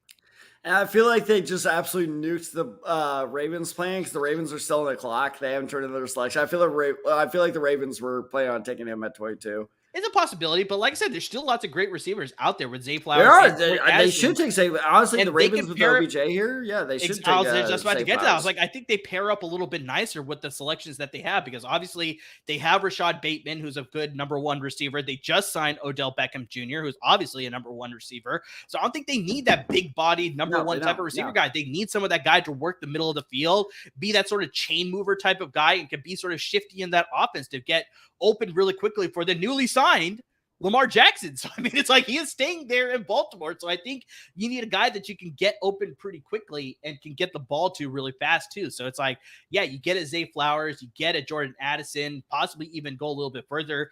Can you imagine Jalen Hyatt in this offense? Like, that'd be pretty dangerous. Oh, shit. Too. That like, would be I mean, interesting. That would be knows? quite the Ravens pick, too. Of like a guy that's be. like a slight reach where it's like not quite enough where they get too much criticism, but then, of course, he ends up being like amazing. I'm going to keep shouting him out. I'm going to do this every pick until this man is picked. Well, I was doing this with Christian Gonzalez, but yeah, this is very much a Dolan Spitzer situation too. They can use it. It's the same thing as the Patriots. It's the same thing as the Patriots. It's how they keep getting away with this. It's like somehow these same teams keep landing all these great players that slip in the draft. So it's just maybe maybe that's what happens here. No, 100%. We've talked about this before because I think in my mock draft, I had them taking Will McDonald the fourth out of Iowa State here. So I think that's the big thing is just like they can take a pass rusher who they could develop into a strong Tad. This is absolutely ridiculous if this happens. Myles Murphy is still on the board. If Baltimore takes him, like, I mean, dear Lord, that's just insane fit right there, right? So in my mock draft, I had them taking Joey Porter. In your mock draft, I thought I put it on Instagram. Here we go. In your mock draft, you had them indeed taking Will McDonald. So, like I said, I could take Joey. Oh, please let it be Joey Porter. I want to see Joey Porter Senior. We talked about this exactly. I think that was the exact reasoning you had for him going in your mock draft, just sort of the rival there with Joey Porter Senior being a longtime member of the Pittsburgh Steelers and so having funny. to root for the rival for his son there in Baltimore. Like that would be just excellent TV work for sure. But we'll see exactly who the pick is here. Goodell is at the podium, number 22 overall pick here, and hey. We sort of laid this out, Tad. There we go. Like, I mean, I like it. We exactly talked about this. Compliment to the way their offense is going to move forward. So exactly. So if you just caught us right now, this is a really good receiver core all of a sudden. It is, and honestly, we sort of like in case you're just joining us right now, we sort of talked about this where the Quentin Johnston just went to the Los Angeles Chargers at number 21, so this possibly could have screwed with the plans with the Baltimore Ravens at number 22, where they might have gone receiver. But then we talked about it. It's like they have Odell Beckham Jr., number one receiver. They have Rashad Bateman, a former round one pick, who's also a number one receiver. So they don't need a big body number one type of receiver that a Quentin Johnston or possibly even Jackson Smith-Njigba could bring. You need more of that like chain mover, work the middle of the field, that slot receiver. And that's exactly who they chose here with Zay Flowers out of Boston College. A lot of people saw this guy's draft stock shoot up. And I mean, Tad, you brought up this point during the podcast in one of our episodes that Quentin Johnston wasn't invited to the draft because a lot of people speculated he may slip in the second round. And we proved those goddamn doubters wrong. We proved them wrong, baby. But it was because of the stock of all these other receivers shooting up. And one of those guys was Zay Flowers. A lot of people think this guy has that talent that can develop as a good slot receiver. He was very good in the red zone, surprisingly, especially with his size. He's just very shifty. He's got good speed. He can run very good, excellent routes. Like he run a full route tree. He's not just a deep threat. I think obviously with most of these guys, he needs to develop a little bit more. Like his technique is pretty good, but it could be a lot better. Obviously, he's got very natural hands. Like, I mean, this fit in Baltimore, like you said, now they went to a very good receiving core all of a sudden. And I think that's exactly why they were able to work out a deal with Lamar Jackson, where he's like, oh, is this the direction you're going to go? Okay, yeah, I'll resign now, sort of thing. So I don't blame him. So Tad, Zay Flowers to the Ravens. Like, I mean, this is one of those really good fits. I mean, exactly. You got a guy who can stretch the field, which Rashad Bateman could already do, but we're not sure if we can depend on Rashad Bateman yet. True. So, okay, now, great. We have a worst case scenario. We have an insurance policy for Rashad Bateman. Best case scenario, we got two guys on the outside that can stretch the field and one guy in OBJ on the inside that can, play a slot pretty well, which we already know because people forget OBJ started his career inside the slot.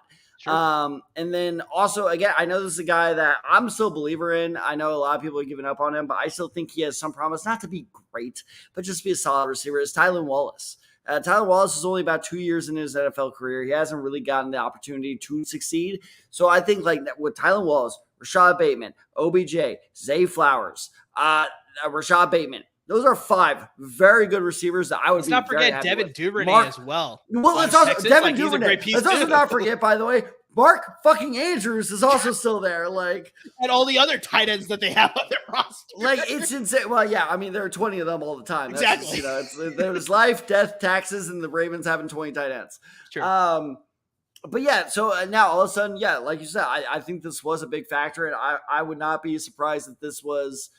Oh wow, I actually really like this comparison. Is Zay Flowers is Steve Smith. Sure. I I don't would think. not. I think Sorry, the go one ahead. thing that I would say is I don't like the direct comparison is because Steve Smith was a lot more physical. You can see it right here. I was on just the about to say podcast. that. I was just He's a about to lot say more that. Zay physical Flowers of a is not as receiver physical, compared to yeah. Zay Flowers, Yeah. but the shiftiness, the route running, very similar to Steve Smith. I like that for sure. I would not be surprised though if this was a draft day promise to Lamar Jackson.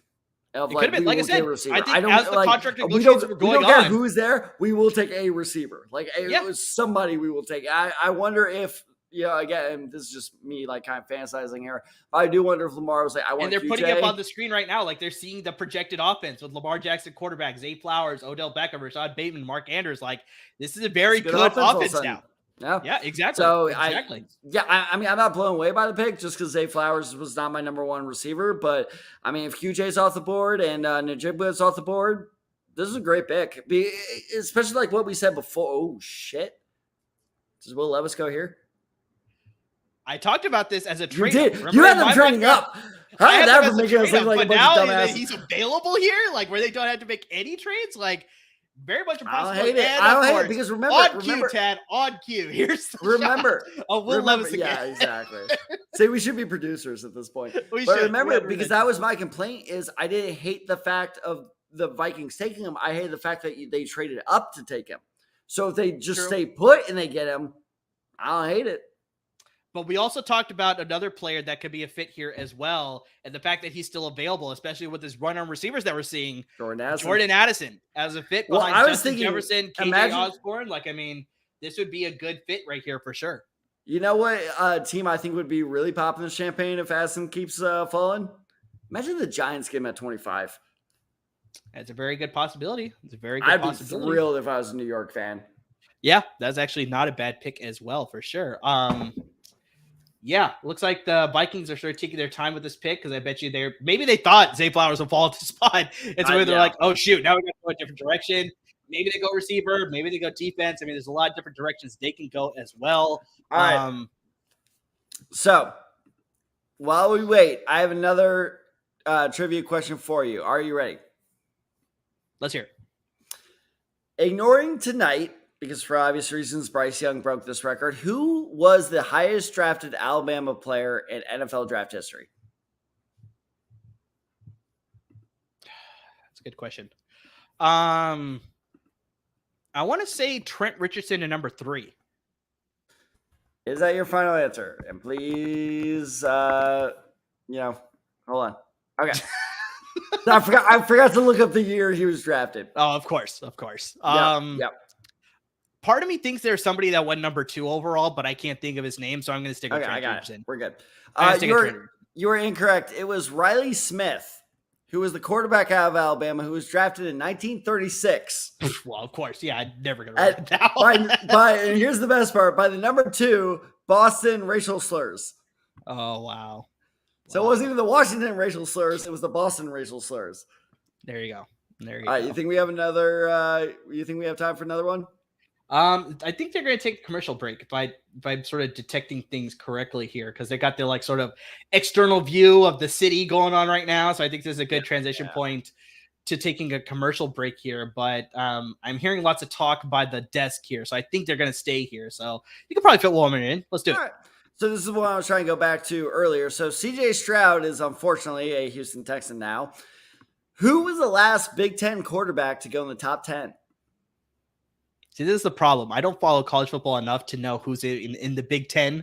So that's where I'm screwed first part. I should clarify traditional Big Ten, not any of this USC, UCLA bullshit that's going on right now. Okay, traditional Big Ten. Yeah, I really don't know at all. So yeah, I don't know. Kerry Collins, Penn State, was selected 5th overall by the Panthers in 1995. 1995. Okay. And it's funny because at first I was like, no, Dwayne Haskins. No, he was like 15th. And then Troy Smith, slipped as well. Like it's honestly shocking. No Big Ten quarterback has gone in the top 10 since 1995. So shout out to CJ Stroud. There you go. Because yeah, you also have to think Justin Fields was drafted at number 11. So exactly, yeah, but that's the thing is they all like kind of miss out on it. So it's just, exactly. But I was thinking, I was like, I felt Justin Fields, he was the closest, like I said, at number 11. Obviously non-Ohio State quarterbacks, I can't even think about like Big Ten quarterbacks, like I said, that have gotten close as well. But just, yeah, as far as recent memory and recent history, yeah, Justin Fields, I think, would probably be the closest at number 11 for sure. So, all right, well, looks like Minnesota, the pick is War in. Room looks very happy. Yeah, I'm guessing a player that they probably wanted has slipped here. I feel like this is Levis's. This is where the slide ends. I think he continues to slide. I wouldn't be surprised if somebody else. He goes tomorrow? Do you think we talk about him tomorrow? I think somebody will take him at the back end of the first. Like I have a feeling that instead of like a lot of people mocking that Hendon Hooker would be that quarterback that people trade up to take. A lot of people. Now I think especially with Levis being there, I think there may be a team that trades up to get him at the back end of the first. So I think that's a possibility of players that could slip there. Oh, honestly, what if New Orleans at 29? I was just about to say that. What if New Orleans takes him? Like, I mean, I know they have Derek Carr, but I mean, we've obviously seen Derek Carr play where it's just like it's not consistent enough. So that's a very good possibility that he could be a guy that they select. And dude, hey, if I was New Orleans, back that's what I would do. Hey, there we got Alfred Rowe. What's going on, man? Hi guys, I was writing some notes down as you guys were podcasting because I listened to the podcast all the way home and not even on the radio station because LAFB is the best. All right, here we go. There you go. There it is. What do you mean, Jesus Christ? I feel like I'm about to get grilled here. No. So are they on a pick right now? Yeah. Oh, yes. We actually just have a pick right now, Alfred. The Minnesota Vikings have just made a selection at number 23 overall. And Tad, this is the guy that we predicted to be the first USC player off the board in this year's draft. And it is, of course, Jordan Addison, the wide receiver, to play supplemental to Justin Jefferson, KJ Osborne, your boy Jalen Reagor as well. So, I mean, it's just like this is an excellent addition into that receiver group to support Kevin O'Connell. I love the background there. Al, go off, buddy. Go off. But yeah, Al, obviously this is perfect timing. You can come on and talk about Jordan Addison and what sort of guy that the Minnesota Vikings are getting with him, now a member of the Minnesota Vikings. Perfect fit, right? So now you no longer have Allen Thielen, and you need a slot receiver that could exploit the middle of the field. Who do you replace him with? A guy who could exploit the middle of the field. Jordan Addison is great. He's a pure route runner. He knows how to read off the safety, which he's really good at, which he did a really good job at SC last year. I mean, I think he could jump right in, and he'll fit right away into the Viking system with exploiting the middle of the field at the slot receiver. That's an excellent pick right there. And with that being said, fight on. Perfect. Yeah, I mean, it's just, Al, I think you hit on all the same notes that me and Tad were talking about, where it's like they needed that supplemental piece after the release of Adam Thielen. Like we saw some promise in KJ Osborne, but I think what Jordan Addison brings to that receiver room is a little bit higher potential, higher ceiling compared to a KJ Osborne. I think KJ Osborne, unfortunately, will be relegated to that number 3 spot, but with the talent that we've seen, Tad, KJ Osborne could definitely succeed as a number 3 receiver in Minnesota. That's where he's set for the most success is the number 3 spot. Exactly. If you force him in the number 2 spot, he wouldn't be as good. And the thing I like most about Jordan Addison is I actually love this comparison that they're doing as Calvin Ridley is the thing that he needs to work on the most is refining his route running and also, working on his strength is being able to shake off the really good press corners. And so that's something that comes along with just being part of an NFL team is being part of the strength and conditioning program. So we need to be somewhere where somebody else can kind of take the pressure. I know we keep saying this, but somebody can take the pressure off him. Justin Jefferson's there. He's got you, dude. So if you kind of fall and short, vice versa. Have a guy take off the pressure of Justin Jefferson too. It's both. Exactly. It goes both ways. It's a mutually beneficial relationship. So if he does not have the expectations to be the number 1 right away. This is why I said 2 hours ago that was my dream landing spot for Jordan Addison is because now he has a great guy to learn behind and he has a great position where he does not need the immediate pressure to be the guy there. So now he can beef up. He can start strengthening up with the team. This is like best case scenario for him. And by the way, those shades are awesome. They are pretty sweet. I'm not going to lie. It goes really well with his, looks like a cherry blossom suit. I dig it, to be totally honest. I like it. Yeah. It's not bad. It's not a bad look at all. So yeah, he's coming in pretty strong. And hey, we got a trade now again. We have a trade here. The New York Giants are now officially on the clock here at number 24. So they have made a trade up. Don't tell me it's going to happen. Don't tell me it's going to happen. No. Don't tell me they're going to do it. Wait. Did they re-sign? What are you scared of? Did they re-sign Danny? Oh yeah, they re-signed him a long time Okay, ago. okay, No, it's okay, not okay. last. No, it's Okay, not okay. last. Yeah. So while they're on the clock, you mind if I go over my notes that I was writing down in the chat while I was? Go for it. 100%, they're about to take I commercial need to breaks, check. Yeah, I didn't check my So- best available. I need to figure out what they're doing here. So Will Levis is either going to go at 32 or he's going to get drafted tomorrow. I think he's officially off the board. I don't see any team that needs it has so a need for he's him. falling out of the first round. Okay, Yeah, I so think he's. Chad was sort of suggested that. I think a team may trade up into the first round to take him, but you think he's going definitely into the second round. Yeah, I think he's tomorrow, or if he does, he's going to go at the end of the night. So I say third. Real quick. Sorry to interrupt. This is definitely tight end by the Giants here. Okay. With Darren Waller in the trade there, you think they're going to go tight end? Oh shit! I forgot about Darren Waller. Damn it! Come on, Ted. Joey Porter. Joey Porter's a good pick. I think that's a good fit there. But yeah, Ted, Alfred, go ahead, go through the rest of your notes. Sorry. For Tad's pick with the Bucks, that is a great pick because they run a 3 down. So the dude from Pitt, he's going to be more in a 4-eye, so he's going to be inside of the tackle, right? So that means Vita Vea is going to be the nose. That is going to be a tough defensive line to stop with that 3 down. Al, you're so smart. So with that is actually a good pick. Chad, you hated that pick. I listened the whole way home. You didn't understand what was going on. I hated it. He was a defensive tackle. If they play him at end, I'm okay with it. Yeah, so he's technically a tackle in the 3 down, but Clearly I understand. You're not listening close enough. I'm sorry. I'll go on another. Driving Tad, give him some I'm credit. not. I can hear better than you.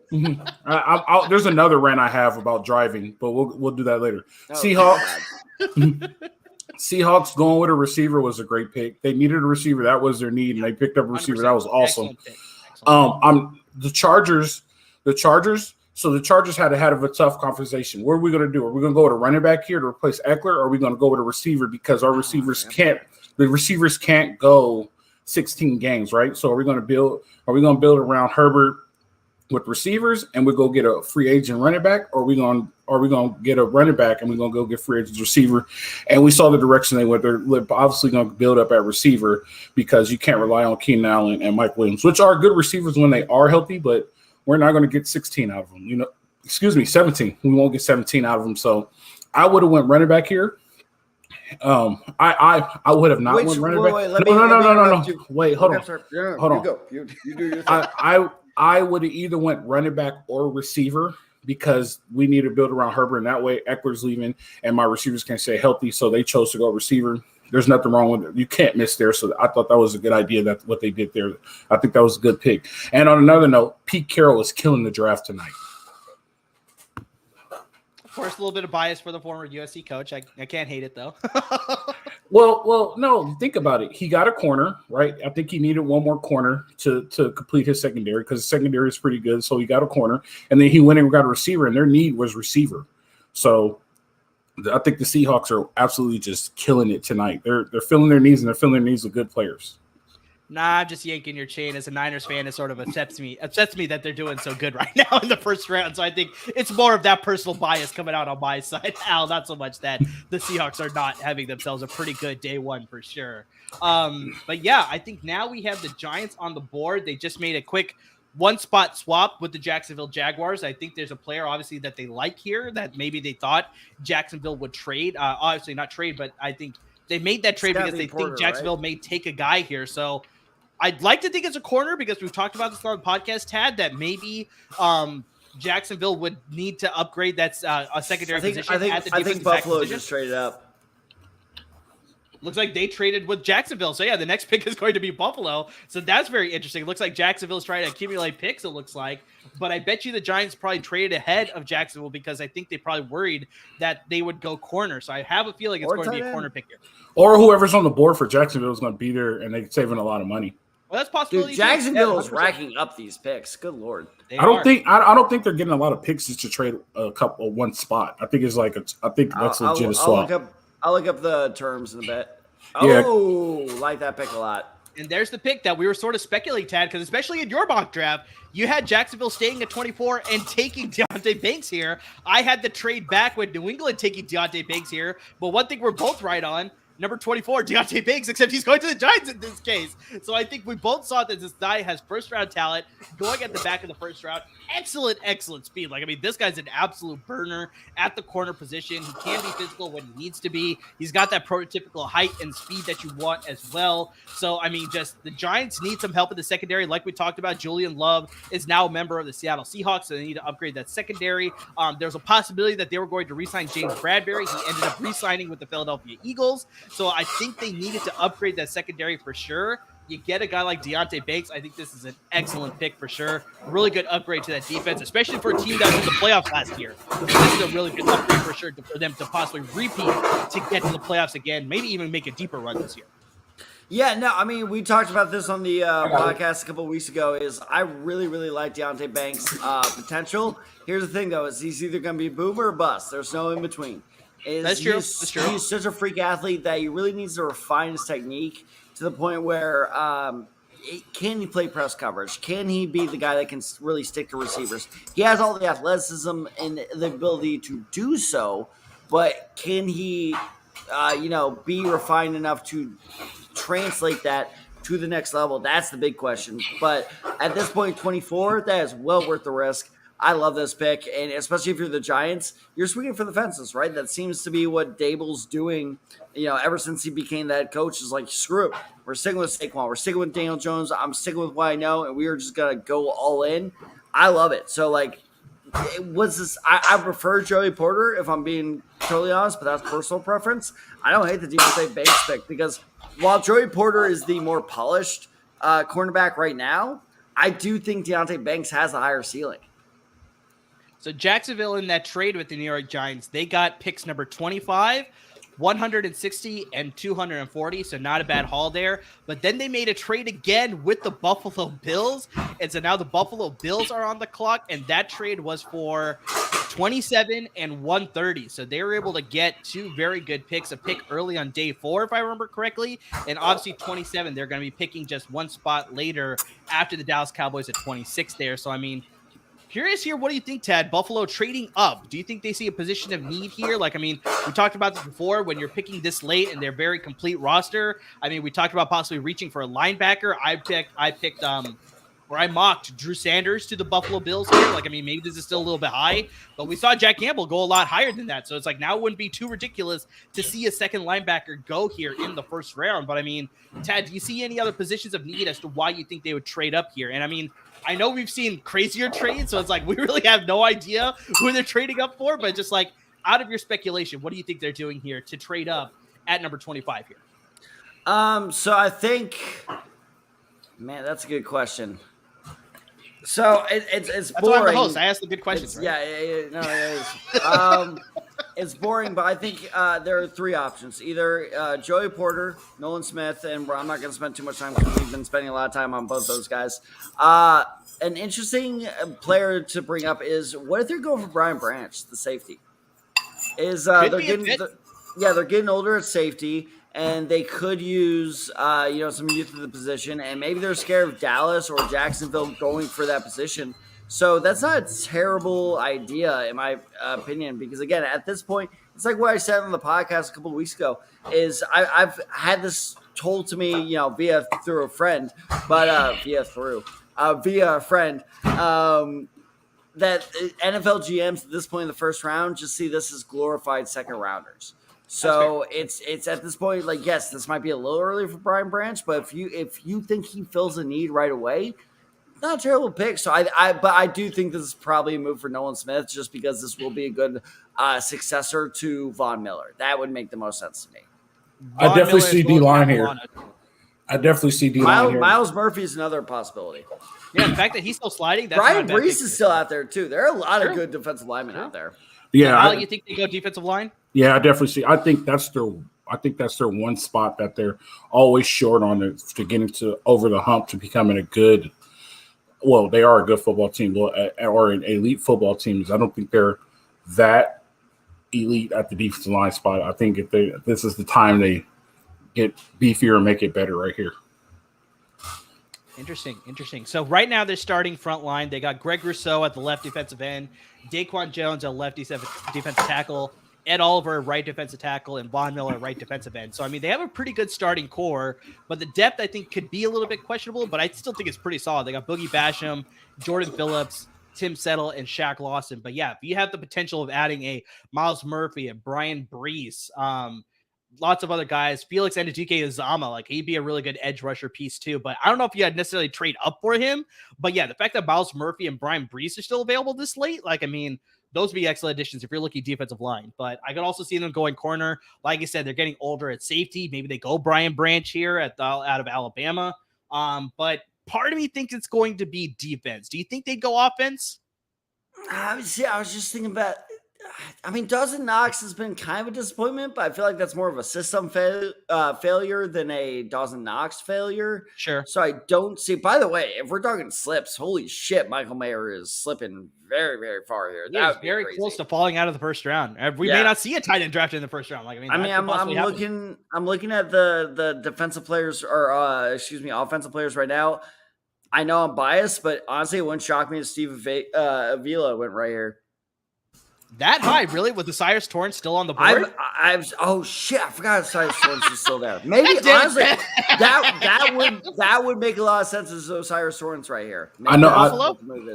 There's a veteran receiver out there that really wants to go to Buffalo. That's really good. That's still available. Is he really that good? Yeah. Wow. He has to get traded. So if you say it's T.O., I'm gonna kick you off this chat. No. His second stint with Buffalo? No, he's actually really good. He got suspended for PEDs, and then his quarterback wasn't great. Oh! Call it.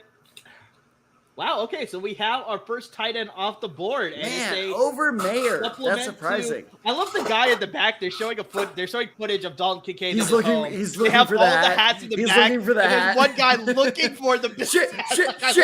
I love how he's looking at the back of the hat too. He's not looking at the front. That's one of my favorite the back. shots so far. That's so fantastic. He's like, where's the Bills at? Where's the Bills at? All right, so Murray, you like Kincaid more than Mayer, right? No, I like Kincaid second. So I still like Michael Mayer as my number one tight end. I had Dalton Kincaid at number two, excuse me. I had Luke Musgrave over Darnell Washington, which is what you had. So that had happened, then definitely that's a pick here. But as far as a pure receiver, then I like Kincaid more than Michael Mayer. But as an overall tight end, that's 100% Michael Mayer. Whereas, like, when you look at Buffalo, I think we saw, and we talked about this, why they may go receiver is because they gave the second number two position to Gabriel Davis in that receiver position.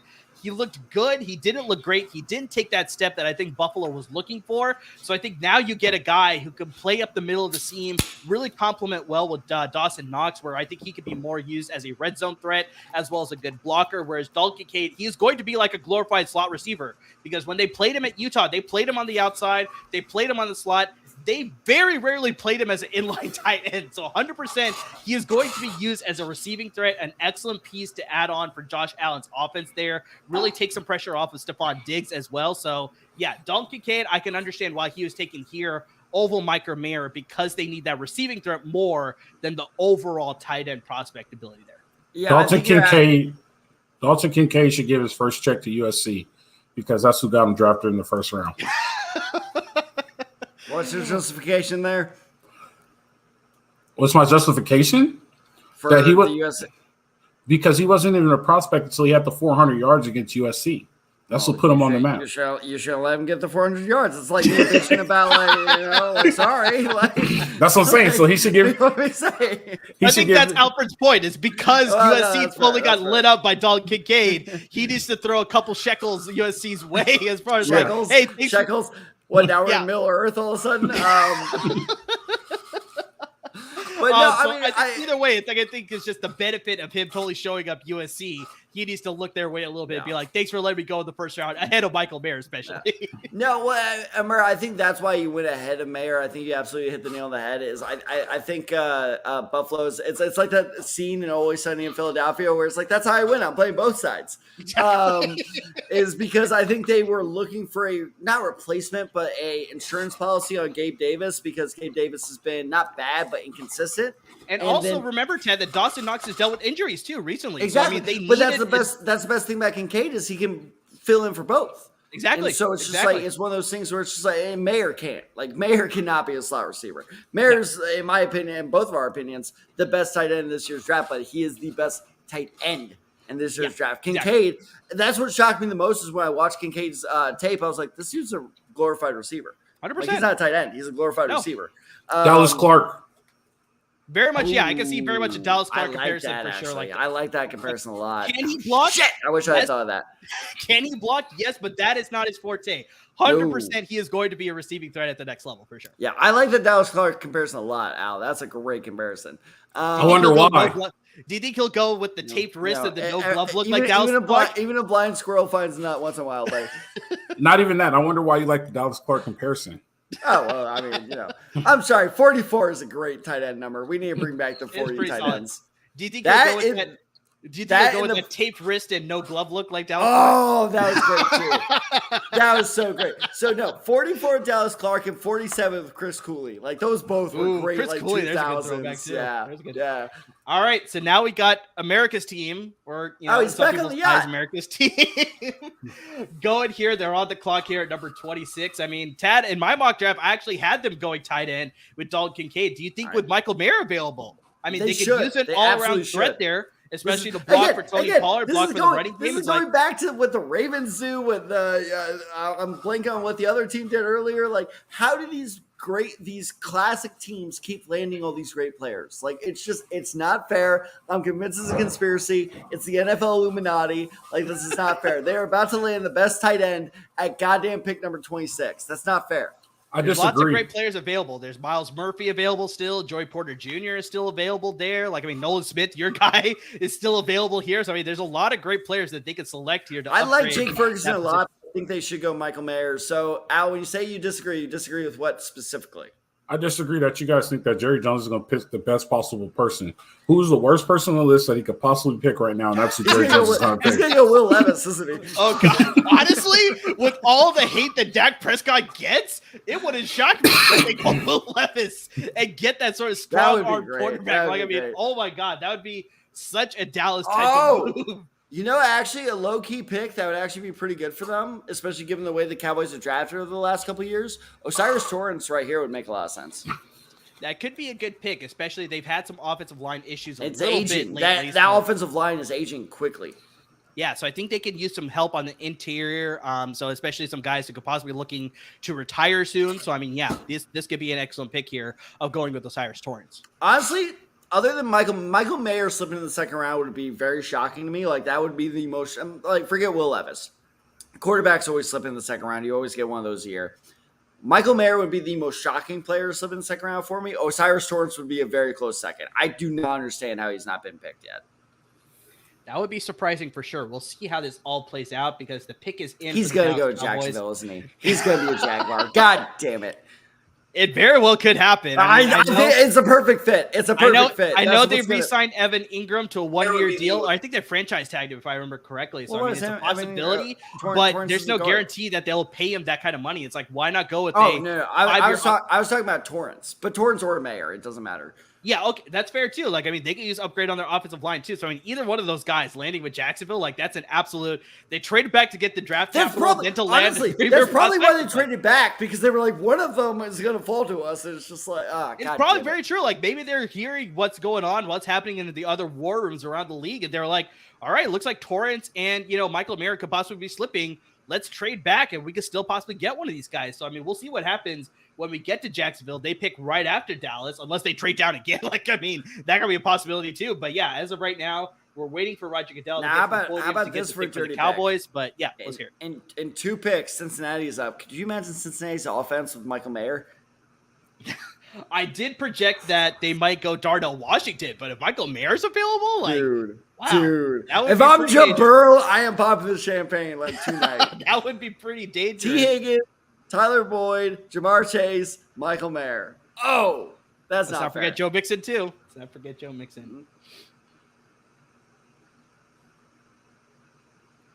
Very interesting. So the Dallas Cowboys decide to upgrade they decide to upgrade at the defensive position. They go with the defensive tackle, Maisie Smith, out of the University of Michigan, who a lot of people had a lot of like upside on this guy to go at the back end of the first round. But still, with some other prospects still available, Tad, like, I mean, we talked about this. Miles Murphy is still out there. Brian Brees is still out there. Nolan Smith would be an excellent addition with Micah Parsons and Leighton Vander Esch in the back, in the middle of the field there to also come in and pass rush. Like, I mean, he's still available. I mean, just Maisie Smith, I don't know. I question this defensive tackle position. Like, they do have a need at defensive tackle, but maybe Al's right. They're picking like this. They're going at the bottom of the list, and they're going with that pick instead. But I mean, it's just like, yeah, what do you think, Al? Especially, let's kick it to you here. Just what do you think about this fit here with Maisie Smith, the defensive tackle out of Michigan, going here opposed to some other positions?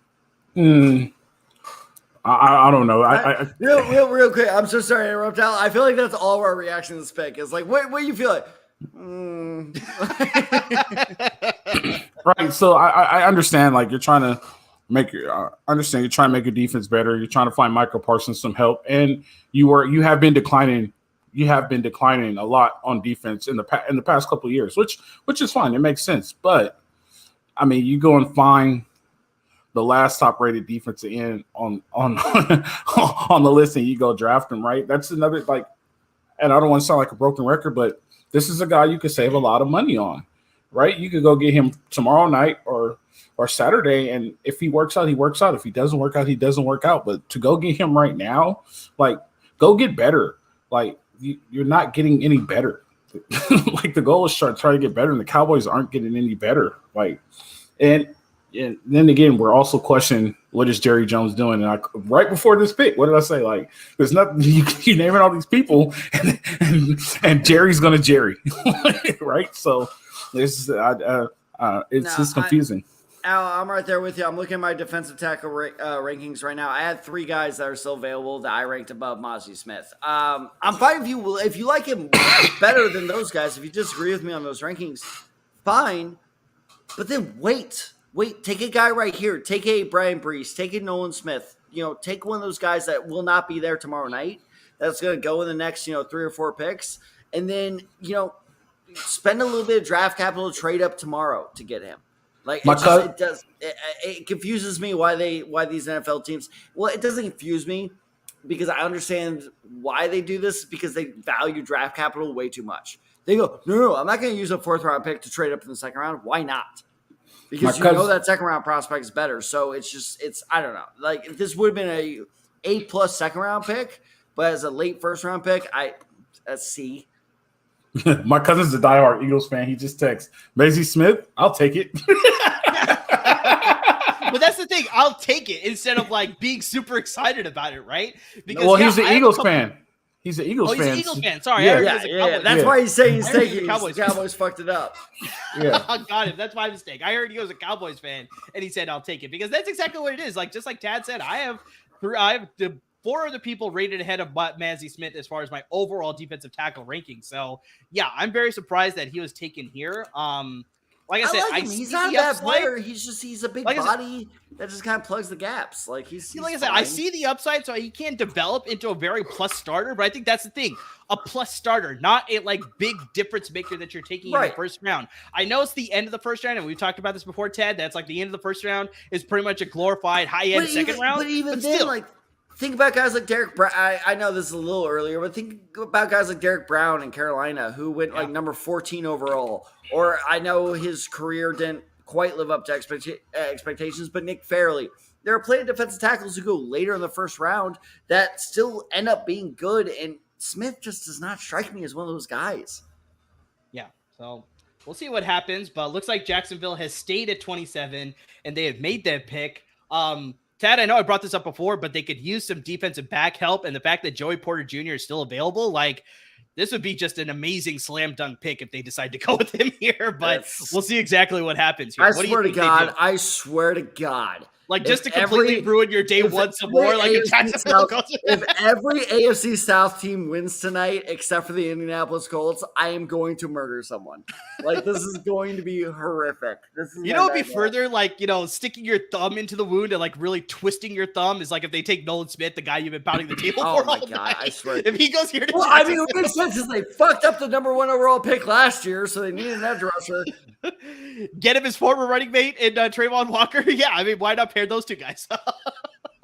I've been doing a very good job of keeping it cool, but I think you guys are vastly underestimating just how pissed off I've been all night tonight. No, it's fair. If we weren't going live right now, I'm pretty sure we'd be seeing a different. Dude. No, I'm Slack would be blowing up right now. The amount of F words, the only reason I haven't dropped more F-bombs is because I know YouTube would kick us off, and not us like the Desai Guys, like us LAFB Network. Yeah. Off like permanently. So you got to think about the brand, my friend. You got to think about the brand. Exactly. God damn. No, yeah, I think it's gonna be Joey Porter, Nolan Smith, possibly Michael Mayer, but I think they're confident enough in Evan Ingram that tight end's not a big enough need. I don't think they're gonna go tight end here. Al, what do you think they do here at the number 27 pick? We're talking Jaguars. We're talking the Jacksonville Jaguars, correct? I think they go JPJ. JPJ is like legit the best available right now, right? So, and then again, like, we're looking at the NFC South. So what do we have? We have the Jaguars, Colts, Houston Texans, and the Titans. I mean, that's the South, NFC, and AFC is a wide open division, right? So I disagree. Honestly, I think the Jags have it locked down. It is a wide open division, but exactly like Tad said, the Jaguars are the front runners. So why not maintain that sort of crown, so to speak, and repeat as division champions? I think Joey Porter Jr. would be an excellent pick here. But right, podium, we're going to see who the pick is here in just a few seconds here. Wow. Is it the safety out? Whoa. No, they went offensive tackle again. And this is like, we've seen a run on offensive tackles here in the first round. So they went with Anton Harrison, the tackle out of Oklahoma. So I'm surprised they went with him. We talked about this, Tad, that maybe Dawan Jones is too much of a prospect here, like as far as a project, that maybe that's why they didn't go with him out of Ohio State. But I've been hearing good things about Anton Harrison. I didn't watch enough tape on him to really get a solidified, understanding as far as what sort of difference maker he could be at the NFL level here. But I mean, just like, have you seen any tape here on Anton Harrison? Like, what are your thoughts? So Anton Harrison is a very I saw I almost bookmarked this earlier today because I was like, just in case, but like, there's no way this happens. I believe one of the Jaguars tackles was just suspended or he's hurt. Cam Robinson, yes, he's got what I saw? PEDs, correct. Thank you. Okay, I saw that this morning, and that affected. I bet you anything this is why they made this pick. I got your back, bro. I got your back. But all right, so Harrison, he's very raw. I try my best to stay away from those like very generic draft terms, but there's no better way to explain him than there is so much promise there, and I totally understand why teams love him. And honestly, at this point, I don't hate that pick. That's a pretty good pick. I like it more as a second rounder, but like I said, 27, who really cares? The only thing is, plugging him in as a starter right away, that's dangerous. I think he is the perfect, and I do mean this, perfect developmental prospect. He has his footwork is good, needs a little bit more work. His hand, he understands the game very well, but it's just, I'm worried that they're going to stick him in as a starter a little too soon. But at 27, it's well worth the risk. And Trevor Lawrence is left-handed, right? He's right-handed. No, he's right. He's right-handed. Yeah. But that's actually a good transition point because I actually want to turn to you, Al, here, where it's like, Tad brought up a great point where it's like, I think Anton Harrison is pretty much a project type of player. So based on your coaching experience, when you have a guy who's a very raw prospect, do you go with the mentality that's like, you want to throw him to the fire, throw him into the wolves, use whatever expression you want, and have him learn by experience? Or are you that type of coach? Or it's like, do you think it's better suited that they stay back and they learn, and you sort of take a little bit of a sacrifice then at that position because you want this guy to be ready and willing to go when he steps onto the field, so he's already ready to go instead of being, possibly a liability? So it's like, what's your take there as far as a project type of player? Like, do you want him to start right away, or do you want him to sit and learn and then become a more experienced starter? Well, it's all depending on position, right? So, okay, so here, obviously, offensive tackle. Yes. So, offensive tackle, it helps him out because he doesn't have to play left tackle right away. You can put him at right tackle, and you could protect him on right tackle. You don't have to. It's not as it's important, but it's not as important as protecting the blind side, right? So you put him at right tackle, you get him the in-game experience, and as he's developed, and as his contract comes up, you move him over left tackle and make him the left tackle that you want to be, right? So there's no better experience than actually experiencing it. So that's one position. That's one of the few positions where you won't get better by sitting. Right, you have to actually be in it, and you have to feel the strength of these dudes. You have to see how fast the game speed really is, and you have to learn a lot of checks and things like that. What a lot of people don't understand is if you're not a starter in the NFL, you don't get practice reps. Like backups are just there, like they're just scout team guys. So, so that's why a lot of coaches get scared when quarterbacks come in because quarterbacks don't get a lot of reps. So, with a guy like that, put him at right tackle, get him the in-game experience, and eventually, once he gets better, just move him over to left tackle so he can fulfill what you expect him to do. Yeah, and we'll get to the Bengals pick, who had just made their pick right now, but I really want to close this off because you look at their projected starting lineup. Like Tad brought up, Cam Robinson is going to be suspended for PED. So right now they have Walker Little as their projected starting right tackle. You shift him over to left tackle, exactly like Al laid out. You put Anton Harrison there at right tackle now. He can start learning, getting that trial by fire, getting that more experience, that exactly like Al laid out. And then you got, I wouldn't say he's solidified as a good left tackle, but Walker Little has enough promise that I think he could hold up at the left tackle position once Cam Robinson's ready to come back. Then you can sort of make some shifts there. But yeah, I think that's a good move. Like Ted said, play with the fact that Cam Robinson's going to be suspended, and you can also start him right away at the right tackle position, move Walker Little to the left tackle positions. Now, let's get to Cincinnati at number 28. They just made their pick. They went with the edge rusher out of Clemson. We've been talking about this guy for the last, I'd probably say 10 picks, I want to say, Tad. And he is finally off the board. It is Miles Murphy, the edge rusher out of the University of Clemson. I think the Bengals got an excellent value pick here because there's a lot of people that are predicting he would have gone. Like I said, 10 picks ago, I was talking about this guy going in the middle of the first round, and here he is sliding all the way to practically the end of the first round, the final 4 picks, number 28 to Cincinnati. They can use some upgrades on the defensive line there, get some good pass rush there. You add Miles Murphy. I mean, just Tad, what do you think about this pick? It's hard for me to put my personal feelings aside. What I mean by that is they should have gone Michael Mayer here. Like this was you are just it went from Nolan Smith to Michael Mayer now. These are your two guys. These are your two guys.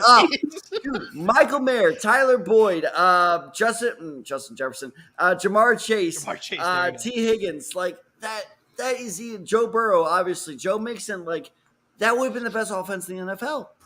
Like there's no questioning about it. I mean, arguably they already are, but I mean, so I will say this. I don't hate the pick. What worries me is it seems like they're going to put him in at the Sam edge rusher position. And I've said this on the podcast before. I don't believe in Miles Murphy as an edge rusher. I see him more as a pure defensive end. So how are they going to use him is my main concern. Because an edge rusher occasionally needs to drop back in coverage, and Miles Murphy is not that good in coverage. And I will say this, though. To give Cincinnati a little bit of credit, this is like the perfect landing spot for Murphy because the comparison I use for him is he's a bull in a china shop. He can easily get past that offensive line, but the problem is he is not keeping his head up and looking at where the quarterback is. Watching his tape, there are so many times where he gets past the offensive line, and you're like, you can see him be like, all right, where's the quarterback? And then he has to like run after the quarterback. No, we talked about this on that tape against Florida State where he's trying to get after the quarterback. Quarterback sees that he's got a wide open lane, runs right by him, and he scores a 25-yard touchdown when they're in the red zone. So it's and then meanwhile, while the quarterback's at the 10-yard line, Murphy's at the 15-yard line and be like, all right, where's he at? Exactly. I got past it. And it's just like so his over-aggressiveness tends to hurt him a lot of the time for sure. It's like you basically have the Tasmanian devil. Like he's the tornado and then he like breaks out of it. He's like, where? Oh shit. No, 100% accurate. 100% accurate. He has all the physical tools there needed to succeed. I'm just worried, are you going to play more as defensive end or are you going to play more as edge? Because that makes me very worried. But, I mean, obviously Cincinnati has developed, God knows, I mean, Sam Hubbard, Trey Hendrickson, who's the guy that got paid big time that just left? They developed so many defensive end and edge rushers over the last couple of years that this is a great landing spot for him. I'm happy for him, but I do wonder, are you going to play more as an edge rusher or are you going to try and make him play a dual role? Because I think that plays a big – Are the Bengals 4 down or 3 down? They are 4 down they're because their 4 down, projected yeah. front line is Sam Hubbard at left defensive end, DJ Rader at nose tackle, BJ Hill at defensive tackle, and Trey Hendrickson at right defensive end. So which is why actually I'm worried they're going to play him at Sam because they don't need no. So if they're 4 down, that means that they either have 2 backers. They either have 2 backers or they have 3 backers, right? They're either going 4-2-5 or traditional 4-3. So they use 2. So they use Jermaine Pratt as the weak side, and they use Logan Wilson as the middle. So they go 4-2-5. So they have a rover and a strong safety or whatever, because most teams play one high. Which is why Logan Wilson is so good, because he's that athletic that he can cover all that. Right. So if that's the case, just put him at strong side defense end and just have him be a front side run stopper, right? Normally your edge rusher on 4 down is on the backside because you're going to get the quarterback from behind. That's why left tackles are valued so high, because edge rushers are valued high. So if they put him at strong side defense end, just have him play front side and just be there for run support, I think he'll be all right. But from what you're saying, if he starts popping gaps, then there'll be no edge on defense. You'll see a lot of teams running around the edge. Al, I will say that you actually bring up a good point, because based on the tape that I've seen, he is a way better run defender than he is a pass rusher. So I could very much see Cincinnati exactly laying it out exactly like you said. So it's like they'll use him on those first 2 downs, and then they'll bring him out on those passing downs, and that's where Sam Hubbard and Trey Hendrickson will play both those edge spots and be more of a contained edge rushing piece to get after the quarterback, and then keep Miles Murphy on the side as he develops more to be less aggressive in the passing game for sure. So yeah, I think they have a plan there still. Even if he never becomes a pass rusher, that's fine. He'll just be he'll be like Richard Seymour. Richard Seymour isn't a pass rusher. He's a strong side defensive end. He stops the run. That's true. Sorry if I missed this. Why is Pittsburgh listed on the ticker at 33? At 33? That's what I'm seeing on the ticker. Maybe they made a trade again that we sort of missed. Like that could have been part of their trade compensation that we might not have brought up on the episode here on the live stream. So that's a possibility that I'm thinking. You're seeing that too, right? That's not I see it. I see it. I do see a trade here, like what I'm looking on the DraftCast or whatever on ESPN, that they are listed there as a trade piece. So I think part where they traded up to then select Broderick Jones, I'm wondering if part of that was they got the high-end second pick, like something like that. I have no idea. So there's 33. That means they traded with the Bears, right? Yes. Well, no, because the Bears traded 33 earlier tonight. Oh, okay. A lot of moving pieces. They traded with New England. They traded with New England. Okay, is that what happened? All right. Yeah, to get to 14. There we go. So now we got the New Orleans Saints, and they just went back-to-back Clemson defensive players here. So they just took Brian Brees, the defensive tackle, and he's going to anchor that front line for the New Orleans Saints. Now, Tad, we've always talked about this on the podcast. New Orleans is notorious for having very little money. Like, they are always in cap hell, and they always have these great defenders that they have to let walk because they can't afford to pay them. And so they've lost guys like Trey Hendrickson, who we brought up before. Obviously, they just lost Marcus Davenport. They let him walk in free agency, who was a high draft pick for them as well. So now you sort of supplement. I think this is sort of the strategy where they just keep drafting all these rookies, very much like a college style, where it's like, after 4 years they move on. They just get more recruits. This is very much a similar thing that New Orleans is doing here, where it's like they let these guys walk in free agency, they just replace them in the draft here. So Brian Brees, an excellent defensive tackle that they're drafting here to sort of supplement their front line because they had to let so many people walk. So actually, this is a really good fit here because they lack that production there at the defensive tackle and the defensive line spot because they've let so many guys go in the past. Is he in shape? Well, so that's the one thing that kind of worries me about Brian Brees is he has that very typical college defensive line concern for me is I think he is just so much more athletic than everybody else at the college level. That's why his production was so high. He really, really needs to work on his technique. He is so high, and Al, you of all people appreciate this. The second comes off the snap, he just goes straight for the shoulder pads. It's like, no, you got to go low. Like, he doesn't understand how to, use the leverage to his advantage. So, but as also that's very easily coachable. So he has all the physical talent there. It's just, is he a coachable guy? Which is why I'm a little worried. I feel like if he was more coachable, he'd be going a little earlier than this. So I'm interested to see how all those interviews and everything went. But all the physical talent for him to succeed is there. It's just, can you teach him to refine his game? Because he has, all the strength, he's tests off the charts. It's just his technique needs a lot of work. But at 29, love this pick. What's interesting about the Saints? That they always have a very good to pretty good defense that always keeps them around. Well, you know what I mean? Exactly what I just said about Brian Brees. Those were my exact same notes on Marcus Davenport. And I thought that was a terrible pick at the time. I was like, you also hated the other guy they drafted, Peyton Turner, out of Houston. Well, I still don't like that pick. I know you still don't like it, but it's just like that's the linebacker. More picks at the edge rusher, defensive end edge rusher out of Houston. But no, the Davenport pick was the exact same thing where I was like, I see all the physical tools, but you're going to need to, like coach him up a lot. And granted, they did it. Like New Orleans keeps proving me wrong. So, and that's why, I'm done. I'm not going to say this is a bad pick. I'm not doing that to myself. I don't love it, but like at this point, Brian Brees could have gone like at number 18. Now I would have been like, that's a fair pick. So at number 29, I like it. I think we're not shocked either because, like I said, like New Orleans always has a solid defense, right? New Orleans defense has kept them around the past 2 years, even though their offenses were fluttering. Their defense kept them to where they're at least competitive. You know what I mean? This year they're going to out like that was part of the problem last year. It's like their defense was really good. Problem was their offense was so terrible. Their defense would get fatigued and they allow lots of these yards. They allow teams to score on them because it's just they're so tired. They're on the field too long, right? Well, so that's why I think. Now I think hopefully with Derek Carr signing, their offense will be a little bit better. Their defense will be a little bit more rested up. They can compete a little bit better. So exactly like you said, they always have a good defense. It's just that the last couple of years, like you said, their offense has just been lacking. So the defense then gets fatigued, and that's how they end up being unfortunately not as good of an overall unit then. But fellas, we're coming towards the end of the draft. We're at the final two picks here. The final two picks here, both the Super Bowl representatives. We have the Philadelphia Eagles on the clock here at number 30, and then we have the host team, the Kansas City Chiefs. God damn it! Are they about to get Nolan Smith here? There's no way. Honestly, it wouldn't surprise me, Tad, because that's so unfair. They'll just have a Georgia defense because they have Jordan Davis. They just drafted Jalen Carter. If they get Nolan Smith, they pair him up with Nakobe Dean. This would be an entire Georgia defense in Philadelphia now. That would be just insanity, right? Kirby Smart would be the ultimate Philadelphia Eagles fan. How is this possible? The entire NFL is a conspiracy if they draft Nolan Smith. Oh, my gosh. So, yeah, Nolan Smith is still available.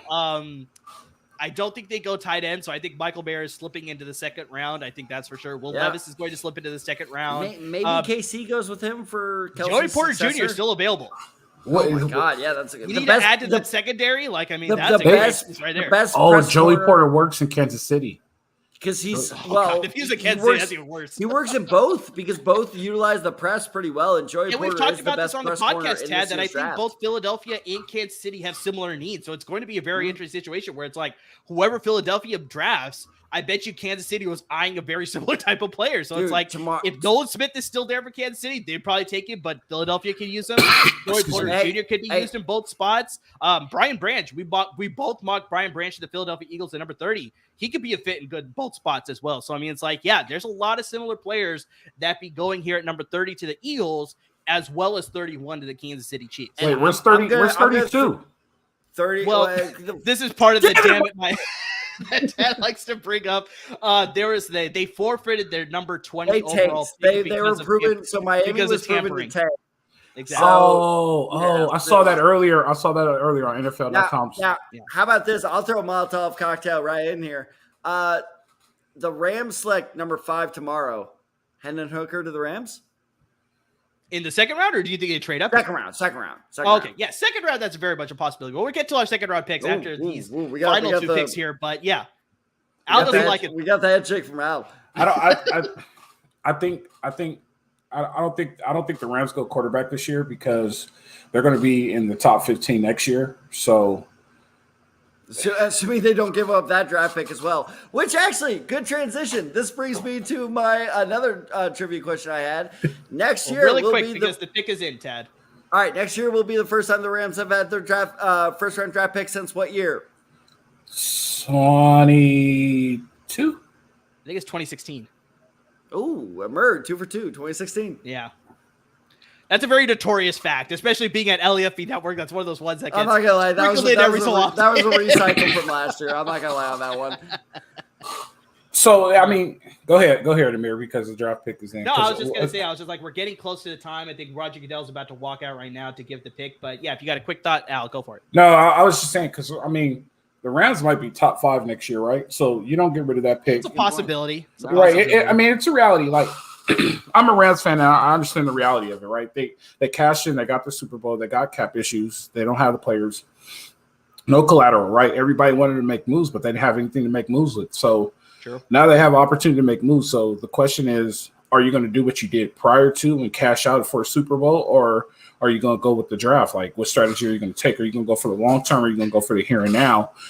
And if they go for the long term, we might look at Caleb Williams going to the Rams, right? So, ooh, that would be a match made in heaven for the LAFB Network crew, going from USC to SoFi, like right down the street. If that happens, I'm muting the Slack for at least 3 days.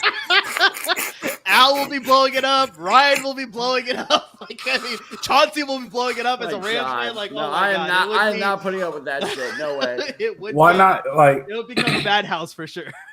Then don't listen to Salute to Troy because we are the biggest Caleb Williams advocates. Like, but honestly, that's great for the network because, honestly, we'd like to see our own talent landing with our own talent teams out here. You know, obviously, Trojans going to LA, either teams, the Chargers or the Rams, or obviously Bruins. I know, Al, you wouldn't be a huge fan of that, but Bruins also going to the Rams or the Chargers as well. So, I mean, it's like, there's a good possibility either way to see sort of that connection there, staying that homegrown talent sort of thing. Because we saw that with Joe Burrow. Obviously, everybody was excited in Cincinnati as the local kid going to the home team of the Cincinnati Bengals, right? So, I mean, it's like, to see that in LA too, like that would be just fantastic, not just for Rams fans, but also obviously for the network here for sure. All right. I'm all for it. Why is Dude Perfect on the stage? I don't know. Like, what the hell? It is pick 30. Can we go to bed already? Like come on. Let's go. Let's go. It's still early here, Chad. I want to go on my rant. I just want to let people go. I know they're drawing out this pick. I go on. Probably could have gone on your rant. I just want to let people. I want to let people know when you're driving on the freeway and you come to a turn, you do not have to hit your brakes. All you do is let off the gas and slow down, and then when you get to the apex of the turn, you hit your grass and you get out of the turn successfully. If you don't believe me, watch Formula One, watch NASCAR, watch IndyCar. Are you comparing an LA freeway to Formula One? I mean, I'm just saying. And another thing too, because if so, that describes a lot how you drive. No, all I'm saying is I hate when people slam on the brakes when a turn comes. All you have to do is just let off the gas. That's all you have to do is let off the gas. It reduces traffic. If they do that, it will reduce so much traffic. Trust me. And the speed limit in California is 65. If you're not going 65, get out of the first lane. Go get in lane 3 or 4 and get out of our way. Because we got places to be. We got podcasts to be on, work to attend. Like, it's just so ridiculous. Al, you're talking about 75 traffic, over here, buddy. Well, Ted, Al, you're talking about traffic. I think there's going to be a lot of traffic going to Lincoln Financial Stadium because they have selected Nolan Smith here at number 30. We talked about this. We said it was a possibility. They have a Georgia defense there now in Philadelphia with Jordan Davis in the defensive tackle position. They already drafted Jalen Carter. They drafted Nakobe Dean last year as well, so he's going to play the linebacker position.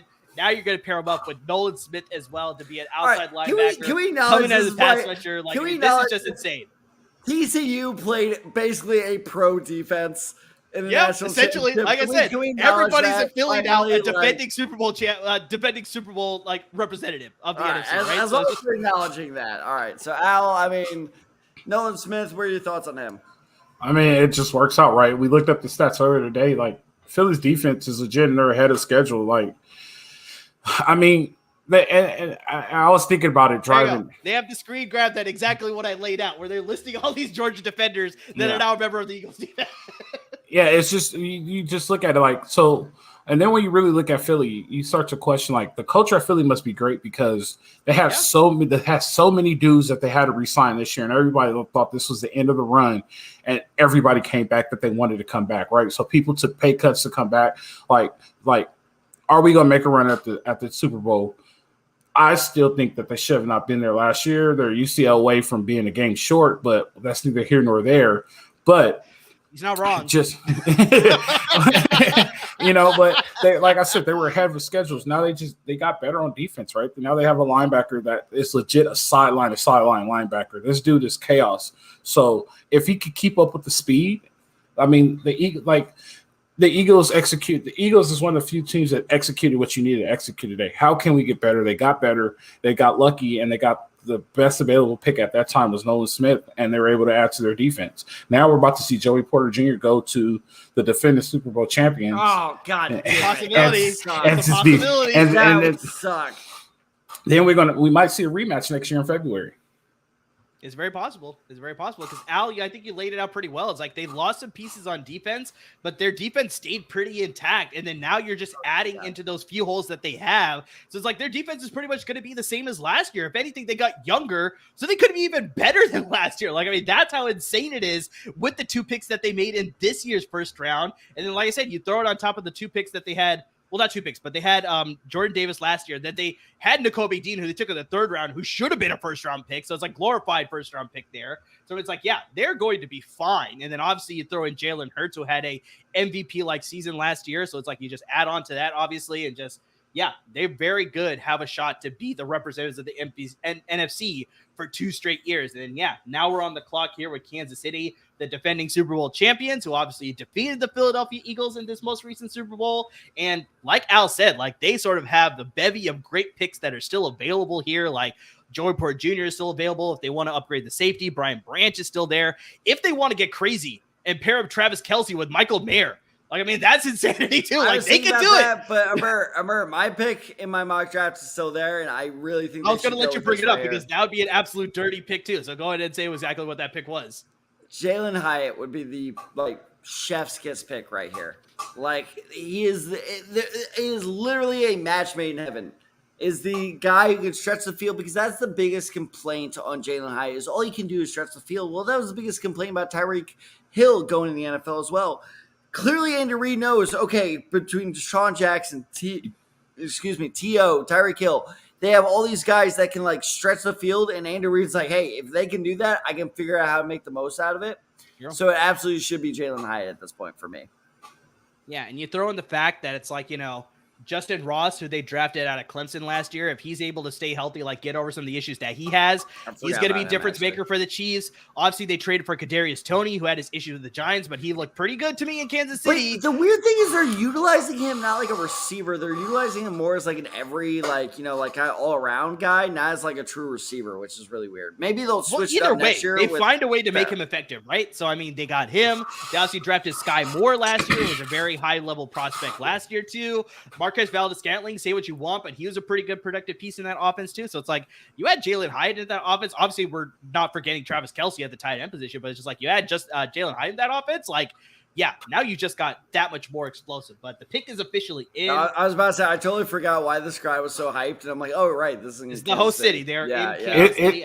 If I'm not mistaken, didn't they sign a receiver this offseason too? I don't not know. Looking at their notable.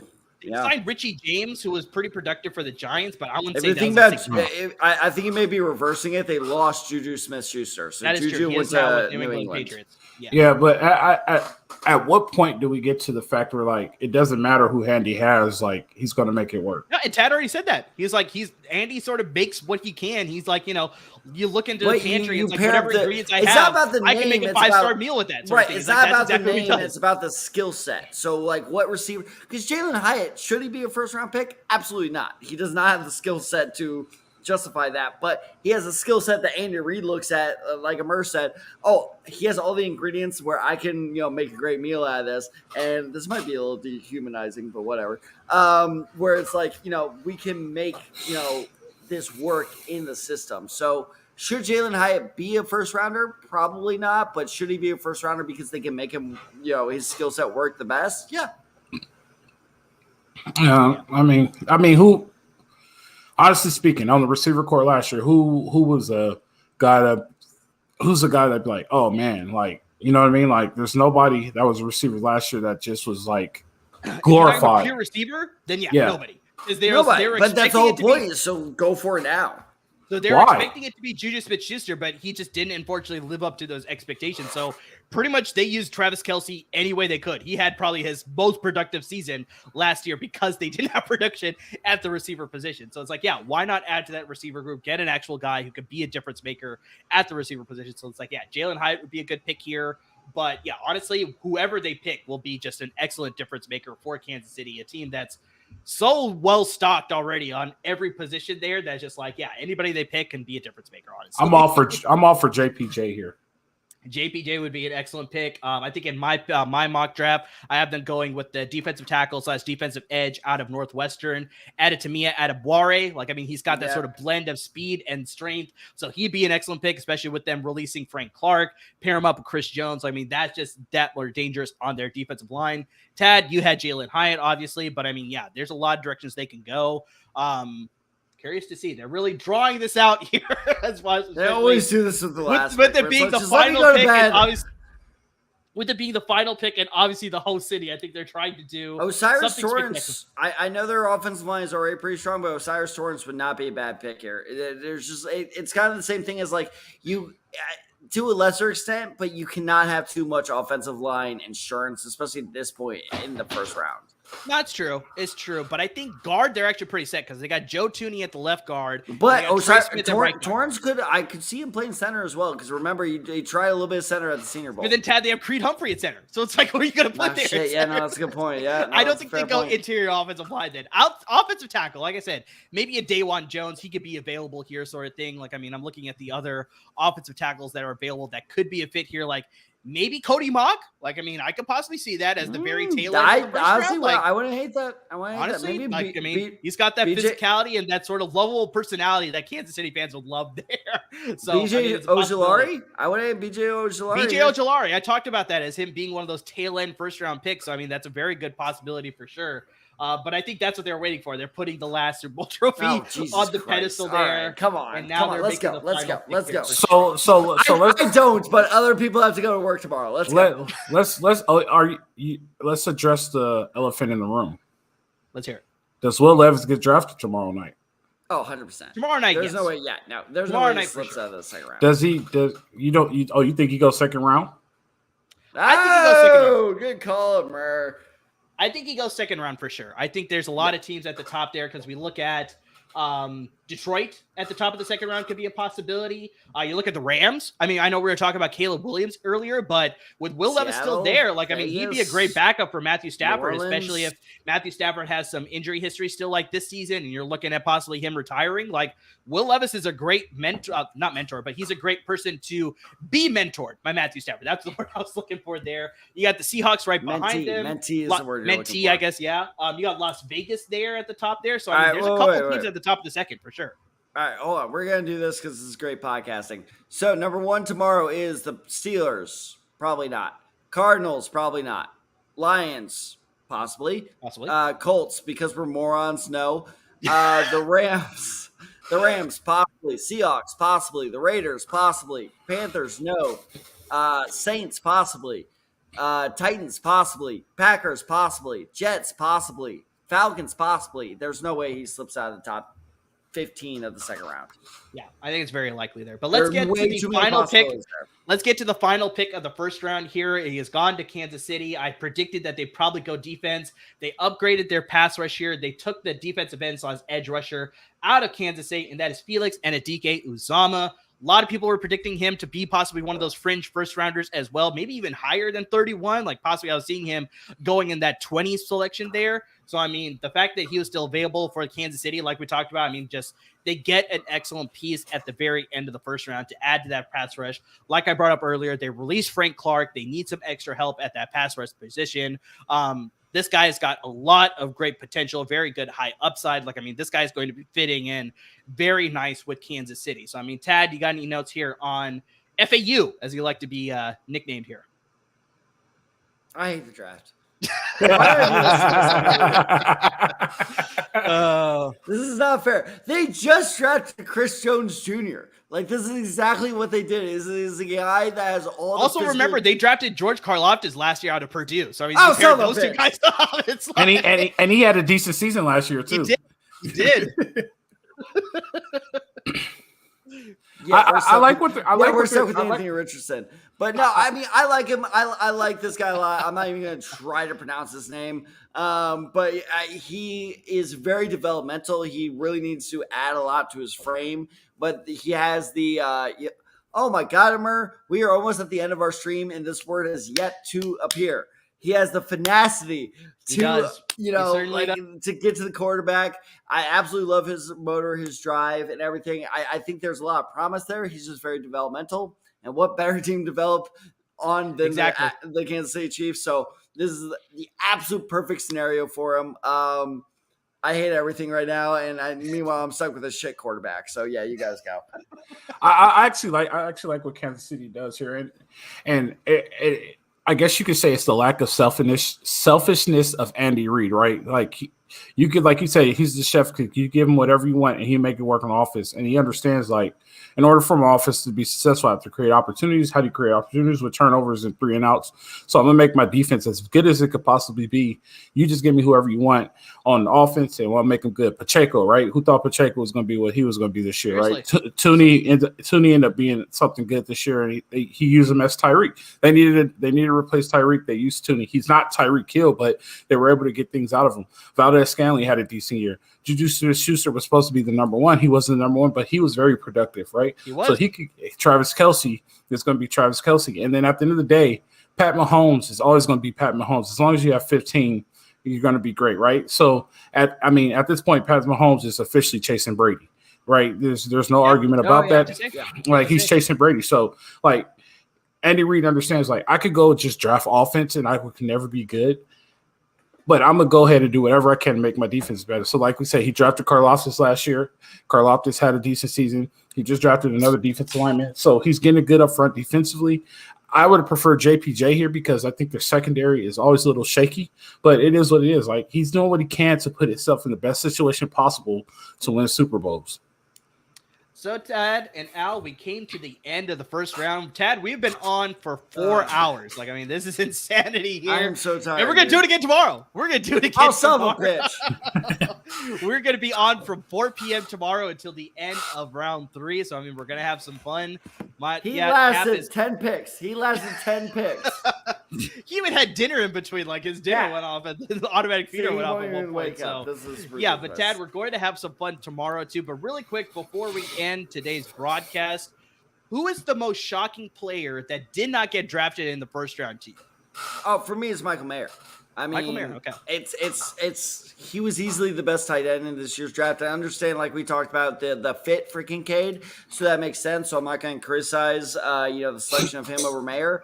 But the fact that all these other teams, especially Cincinnati, who has that, I understand they signed Irv Smith Jr., but I mean, come on, Michael Mayer versus Irv Smith Jr.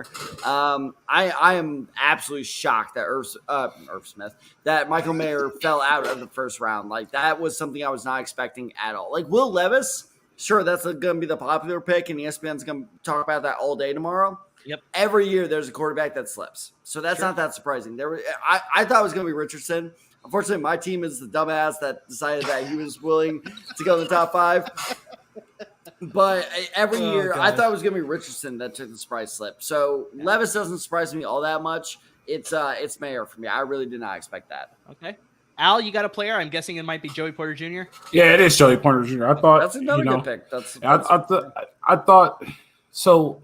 The kid from Mississippi State, I think Joey Porter Jr. is better than him. Joey Porter Jr. is also he's also long. Joey Porter Jr. is long, right? And the thing he's about more Joey, physical too. Forbes' tackling ability sucks. Well, yeah, 100%. Joey Porter Jr. will come up and hit you. Think about it. Why he doesn't make sense of why he slipped to me is because Joey Porter Jr. could both be a cover 2 corner and he could be a man corner. So got that flexibility. Yep. So the question is. And we'll never know, and hopefully we can find out. But what caused the slip, right? And the main question is what caused the slip, right? So why did he slip? And is it that bad to make him slip into the second round? I mean, it's now it's a steal, right? It's a great deal. We're now getting a Porsche for a Toyota price, and 100%, I'll take it every day of the week. So. No, that's fair. I think you guys both bring up two excellent prospects. I think for me, I think I might side with Michael Mayer just a little bit more because, I mean, when you're looking at his tape, I mean, he looks like the prototypical tight end that you want at the next level. Like, I mean, he's displaying the great blocking prowess. He's a pretty good receiver as well. He's not that receiving threat that Dalton Kincaid is, but I mean, he can get the job done. He can move the ball down the field. He can be a crucial red zone threat as well as a chain mover, especially on crucial downs. So the fact that he slipped in the second round when most people, I think pretty much everybody, Tad, it's safe to say, projected that Michael Mayer would go in the first round. Like, I mean, there was no doubt about that one, right? I'm not seeing high cap. I'm not seeing a single mock draft in the past couple months. I'm so sorry, guys. I'm not seeing. It's great. I think he knows the first round is over, so he's like, "All right, now it's cuddle time." All right, yeah, now it's us time. No, I haven't seen a single mock draft in the past couple months. It's a good end. It's a good end to 4 hours. Here. Right, he's probably settled down. No, I haven't seen a single first round mock draft that has not had Michael Mayer in there. Yeah. I don't think anybody was expecting this. To answer your question, Al, I think I don't think it's anything that Joey Porter Jr. did himself that led to a slip. I think he's just the unfortunate victim because I knew there was going to be someone this happened to. Is this cornerback class is just so deep? Somebody was going to take the shot. That was going to fall. Now, I thought, and like you said, I thought it was going to be Forbes. Forbes was actually my pick to fall to the second round, and everybody would be like, oh, my God. I'm shocked it was not Forbes and it was Porter Jr. instead. But like you said, honestly, it might work out better for him because he's going to go to a better team now. So we'll see how that goes. But I'm not shocked at Porter's fall, but I'm shocked that it was him. Like, it was basically like a crapshoot of pick your corner that's going to fall. A corner was going to fall. Yeah. All right. So like we talked about earlier, we've been on for 4 hours today, but we're definitely going to be on tomorrow for both rounds 2 and 3. It's going to be probably at least 4 hours again, maybe a little bit longer. Don't you put that evil on me, Rick Bobby. It's going to be fun. We're going to have some more guests on. Maybe Al's going to make an appearance tomorrow as well. But we got some other folks coming on. Yep, maybe we'll see another appearance by Cap as well. So that should be good times. But a little bit peek behind the curtain. We actually had a sign-up sheet to have guests on. And I think we had Al projected to be on for picks 6 through 10. Al, you're the I think he was here for the entire first round with the exception of great. 5 picks the entire draft. So we appreciate you coming on, Al. You're a great insight as far as everything that was happening here. Yeah, 100%. You're more than welcome to come on tomorrow as well. But yeah, we appreciate you coming on this for today 1 for sure. Yeah, just let me know what time we're coming on. I like being with you guys. The chemistry is great. Just let me know what time you need me to come on. 4 o'clock, I might be a little bit tardy, but just send the link and I'll jump in. No, like I said, we got 4 hours. You can come on at any time. We got playing time, my man. We'll let you know. But yeah, to everybody who tuned in, even though the draft live stream is over, we'd still love to hear your thoughts about this fantastic first round. I mean, we had a lot of great trades. We had some surprise picks. We got some upset drama with Tad and the Colts. We want to hear your thoughts on everything. You see our Twitter handles coming down below. You can hit us up. Please interact with us. You can find my handle, I'm Inside23. You can find Tad's at Tad94. You can find the show handle at the Desai Guys. And of course, we're on Instagram at the Desai Guys.